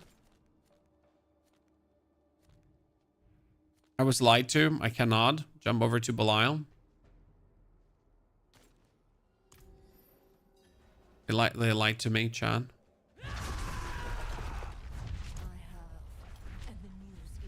You can? Why it's not there? Or do I have to go to the portal of the person?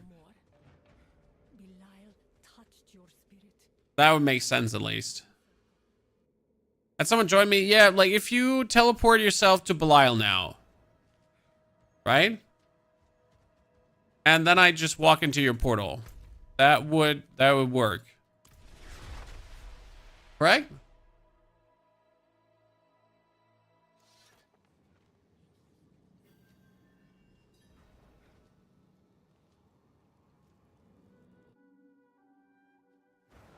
Oh my god, I'm the chosen one. Woo!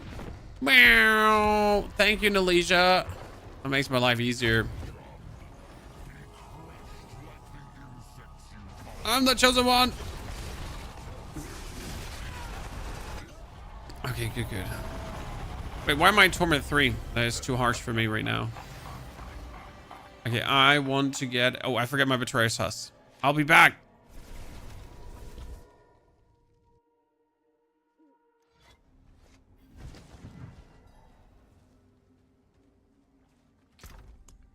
Got my house.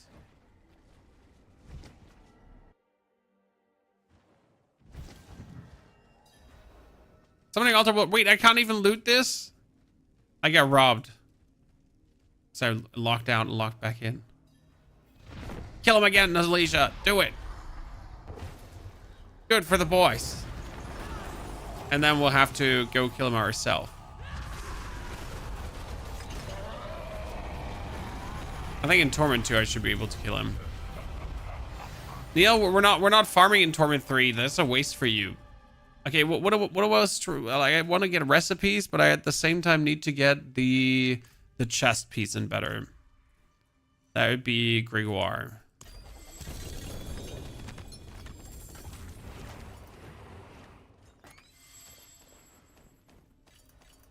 No, there one recipe dropped. Oh no, that wasn't actually from this. No recipe dropped. Chat lied to me. Chat promised me recipes, but no recipes came. Thank you.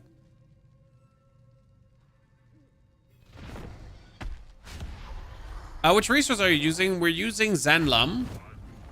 Seems to be the most reasonable one to go for. I still don't know how to like make this work better against single bosses, because against single bosses I have like the Call of the Ancients not on a low enough cooldown, so I need to generally lower my cooldown here.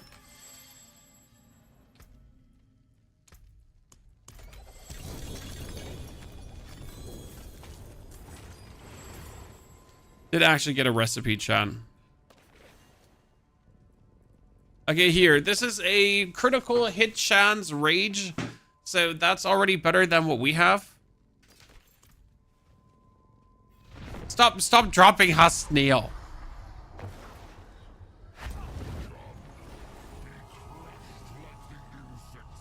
Oh, you're lightning spear now, Neil. Since when?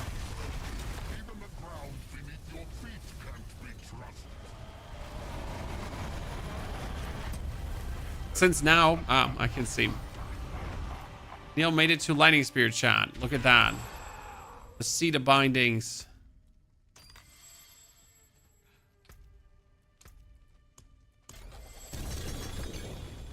Another chest armor. Oh, I needed to leave. That's only a 40%. That's whack.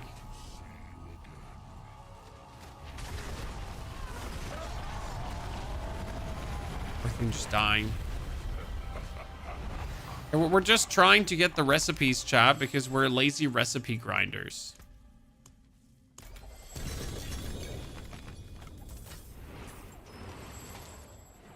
Unless you don't actually get the recipe, you don't summon that again. Neil, let me teleport out! Chat, I'm being held hostage here.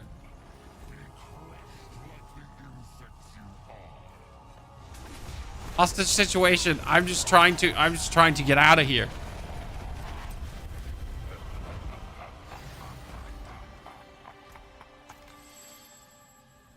It doesn't help that the altar is so a bunch of amulets that have things that I don't need. Fast before he resummons the thing. Whew. Okay, we get the rage. It's better than what I have. Not good, but better than what I have. Well done. Beware the envious, my friend.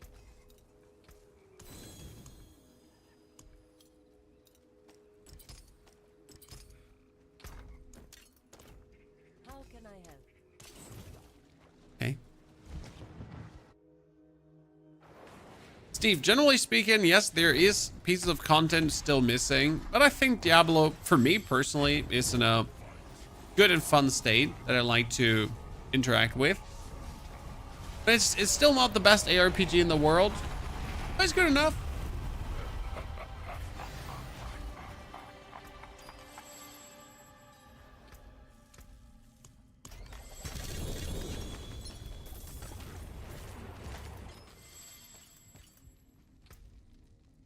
Wow, I've been getting a lot of penitent greaves and cleavers and the other stuff. Not enough ragies.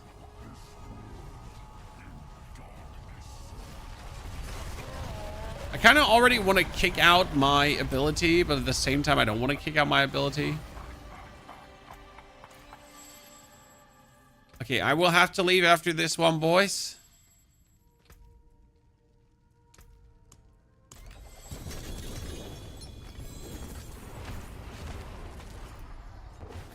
We're not always getting a recipe, right? We're getting most of the time a recipe. Oh, that's 58%. We got it, Chad. Woo! Let's go. That's what you want to see. So that's happy times. And that one literally just needs to have the highest lucky hit chance possible. Wait, where did I get the Ugly Bastards helmet from? I don't remember. Oh, Zur. This was Lord Zur. Gives us a greater affix pants.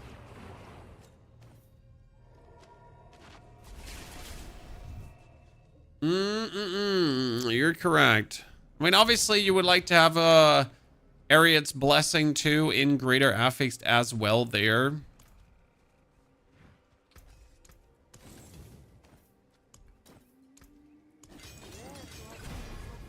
Don't even know what you want masterwork there. Do you want the critical strike chance masterwork or something else, Chad? Okay, thank you, Neil. Thank you, Leah. So now I can go to... I can still not go to him myself. Oh, no. I still have to do the quest. I got Rob-a-Doodle Dandy Andy, Chad. Still need to do the quest after all. It's a shrubbery. Not good. The most important part is we need now a bunch of critical strike damage, because if we don't have critical strike damage, then we're not getting the...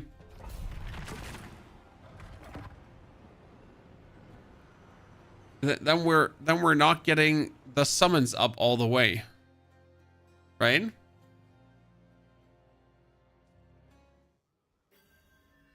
So all my gear needs to actually have critical strike damage stuff going on.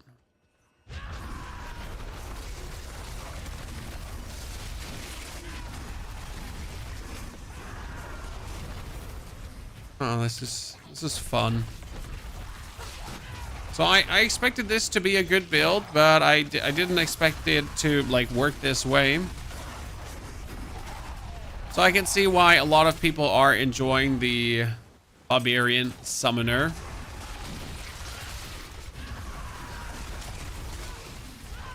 You're though kind of forced to have like the amount of lucky hit, because if you don't have the amount of lucky hit, then it's always going to feel like a bit stiff to get like the resources back, right? Because I have to cast ultimate to get the resources. I mean, you could probably also say use a cooldown skill, but no.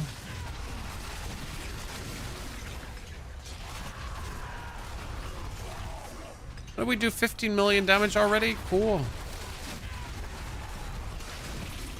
I mean, this might be my strongest day one character so far. I thought the Druid was the stronger day one character, because the Druid also really took like minimal investment to get to this point. The problem for the Druid was that he took longer to level, so he might have been good like for the Torment jumping.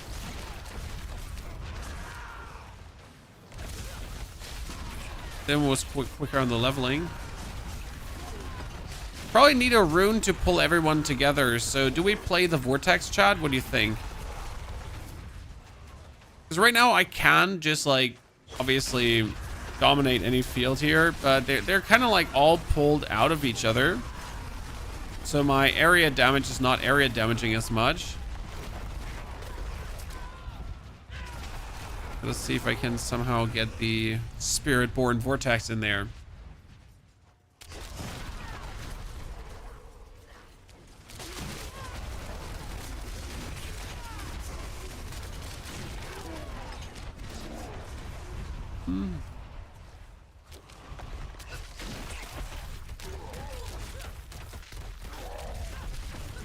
I wonder if using Rupture still counts as using a cooldown skill. I mean, Rupture did get turned into a core skill, right? But does it still count as using a cooldown skill?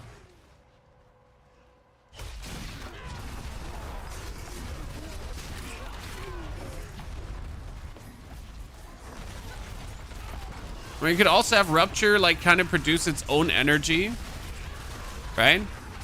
You could just say like Rupture, whenever you cast a non-channel core skill, you get a resource.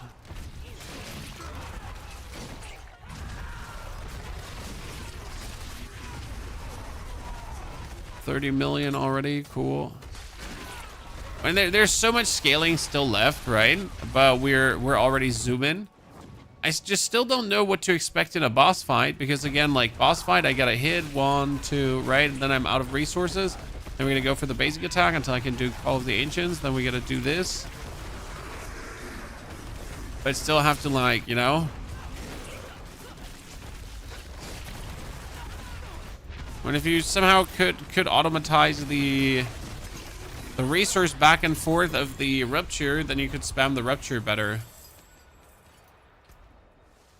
But I'm not sure if that's just a pipe dream, you know? To get that running.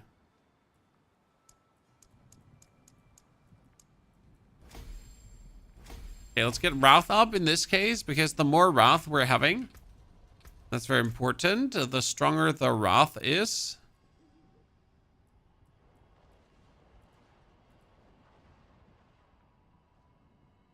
The more crit we're having, the better that is.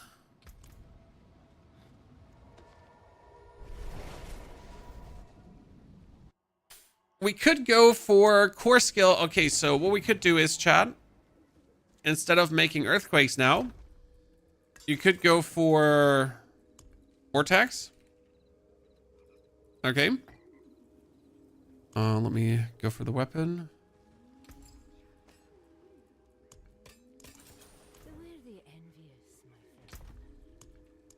Vortex and resource spend. Oh, I have to put that into the Aria. Komm runter. Tiny child is yelling for me.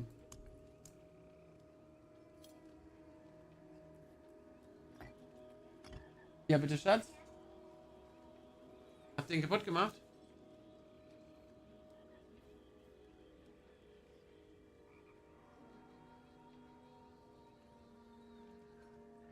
Ich höre oben.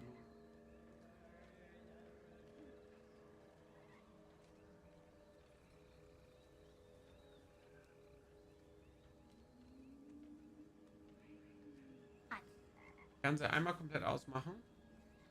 Mit dem normalen Knopf anmachen kann. Normalen Knopf anmachen, dann erst auf das. Okay. Ja. Aber kurz ausmachen und dann bis 5. Also aus, der geht aus, dann zählst du bis 5, machst du wieder an. Okay? Was hin? Bis 15. Alter. Ja komm, dann ab mit dir. Hops. Hops. Oh. So, mach die Tür zu. No, the TV wasn't working, so it was, yeah, it was down under. It was stressful for everyone involved. I need spend resource. Why don't I have spend resource? Oh no. Oh no, Neil. Neil, do I have to come crawling again? What the fuck? Why don't I have the spend resource? Why don't I have POC?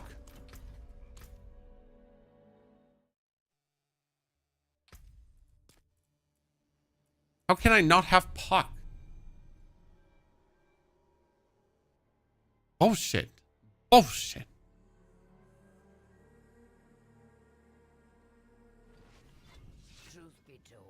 So many runes I'm just like not having. Like, right, I have played so much, and yet I have Lith, I have Tum, I have Knock.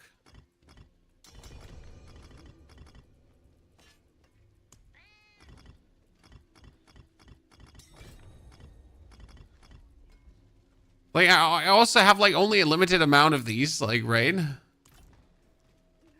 Pog. Why did you drop 7 pogs, Neil? Are you flexing on me, sir? Yoink! How to farm husk? You farm money and then you buy husks. I'm sorry, that's the way, because Belial is not spawning enough.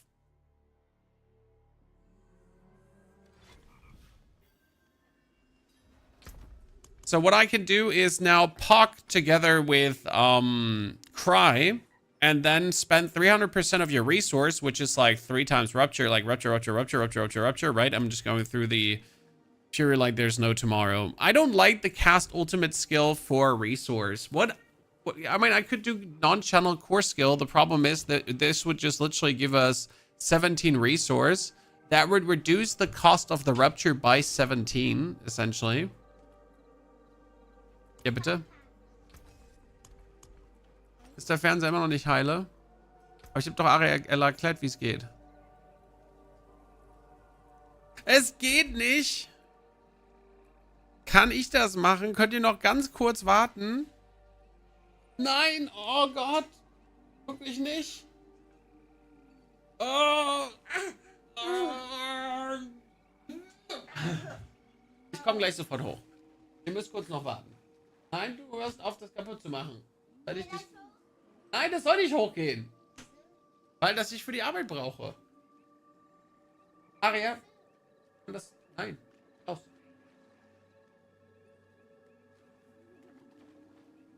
So. What I wanted to do. You could consider playing a lucky hit for resource. Could we?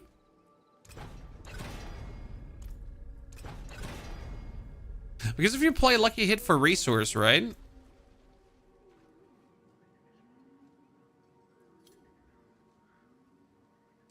On one weapon, probably. I would probably have to play that on one weapon. Is that possible? Might I just have this one here, this shitty one? How much resource can you restore again? I can get lucky hit for resource on this, right? Yeah.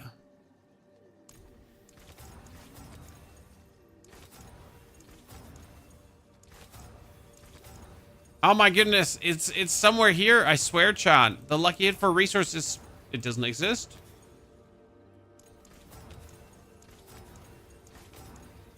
There it was. I rolled over it because I was so frustrated. Thank you.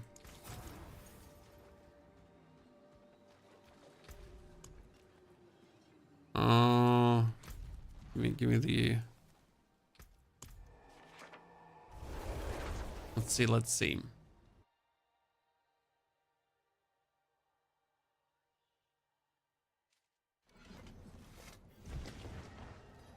So that's Torment 3.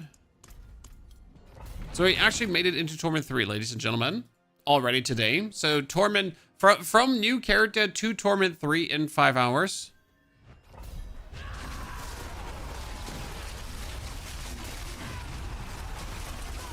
See, like, because you have now the lucky hit chance of the lads, right? Plus your own lucky hit chance. So look at my resource globe, chat. That one is not running dry again, huh?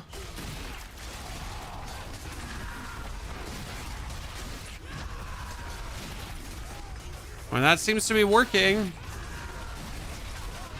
Right?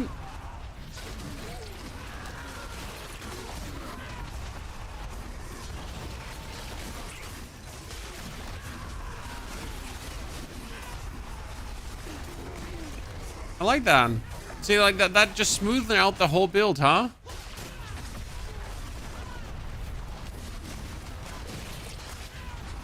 The whole plan was like if the ability has 100% plus lucky hit chance, right? Then even if it's only 15% chance to restore resource, it's at least 15% chance to restore resource. Right? Ultimately, you would wanna hit the masterwork multiple times on the Fists of Fate, because if you get the lucky hit chance up to 150% or something like that, it's like then even a better lucky hit chance, right?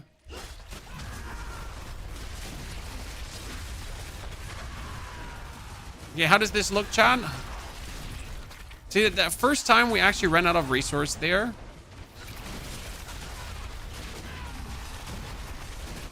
You know what would help probably if I had a bit more maximum resource from one of the Paragon boards. I don't know if there's one that gives me a bit more maximum fury, but if I had a little bit more maximum fury, then I would not have to worry about like running so dry, because right now I have like the cast of 3 of these has me already almost out, right?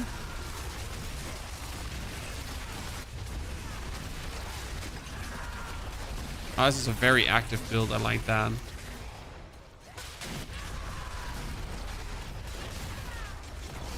There's a board with a fair chunk of resources. Yeah, it's just not a question if it's worth it or not.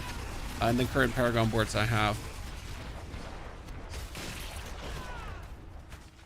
But 45 per barb, sir. This character didn't exist 5 hours ago. We're just started. This is the perfect pit to be at.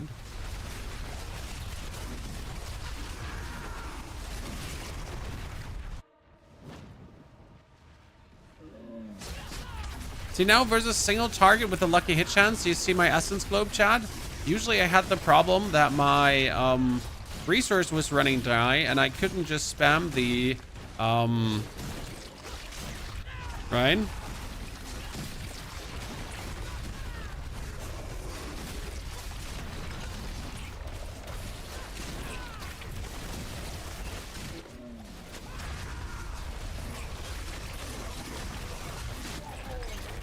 Good.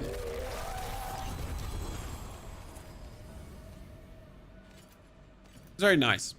I like it.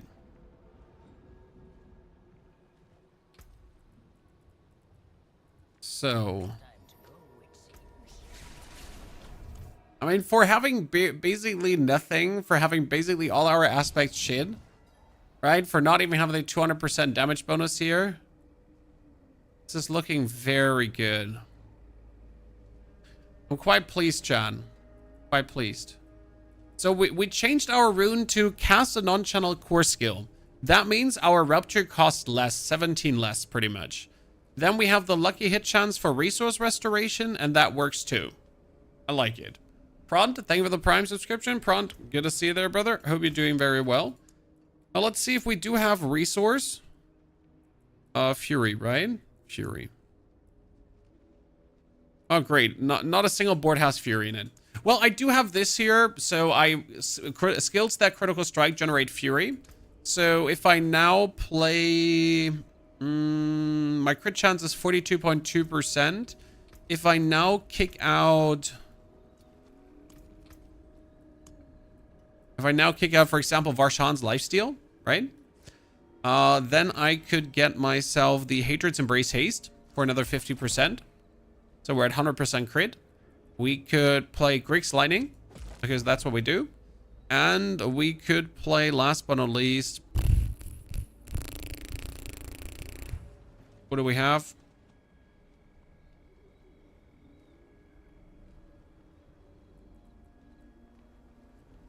Yeah, maybe Lilith Winds of Hate. So we have more sources that we can lucky hit. That would actually be a good solution. Winds would be a good solution against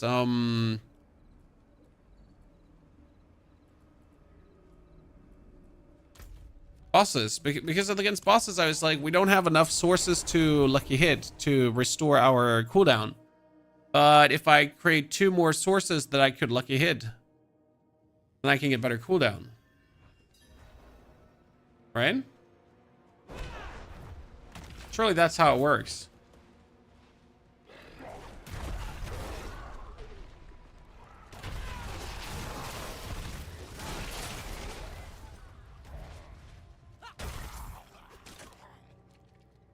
Did the execution aspect bug says 0 damage to earthquake? No.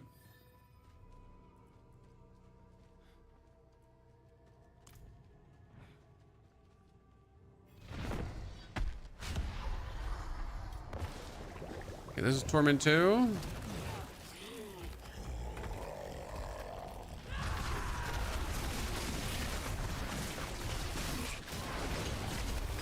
Oh well, he obviously was weak. Okay. I think we got it basically figured out. Okay, so we have it all somewhat together, but we have to now fine-tune the whole thing. I do like our resource shenanigan, chat. We have to look at that.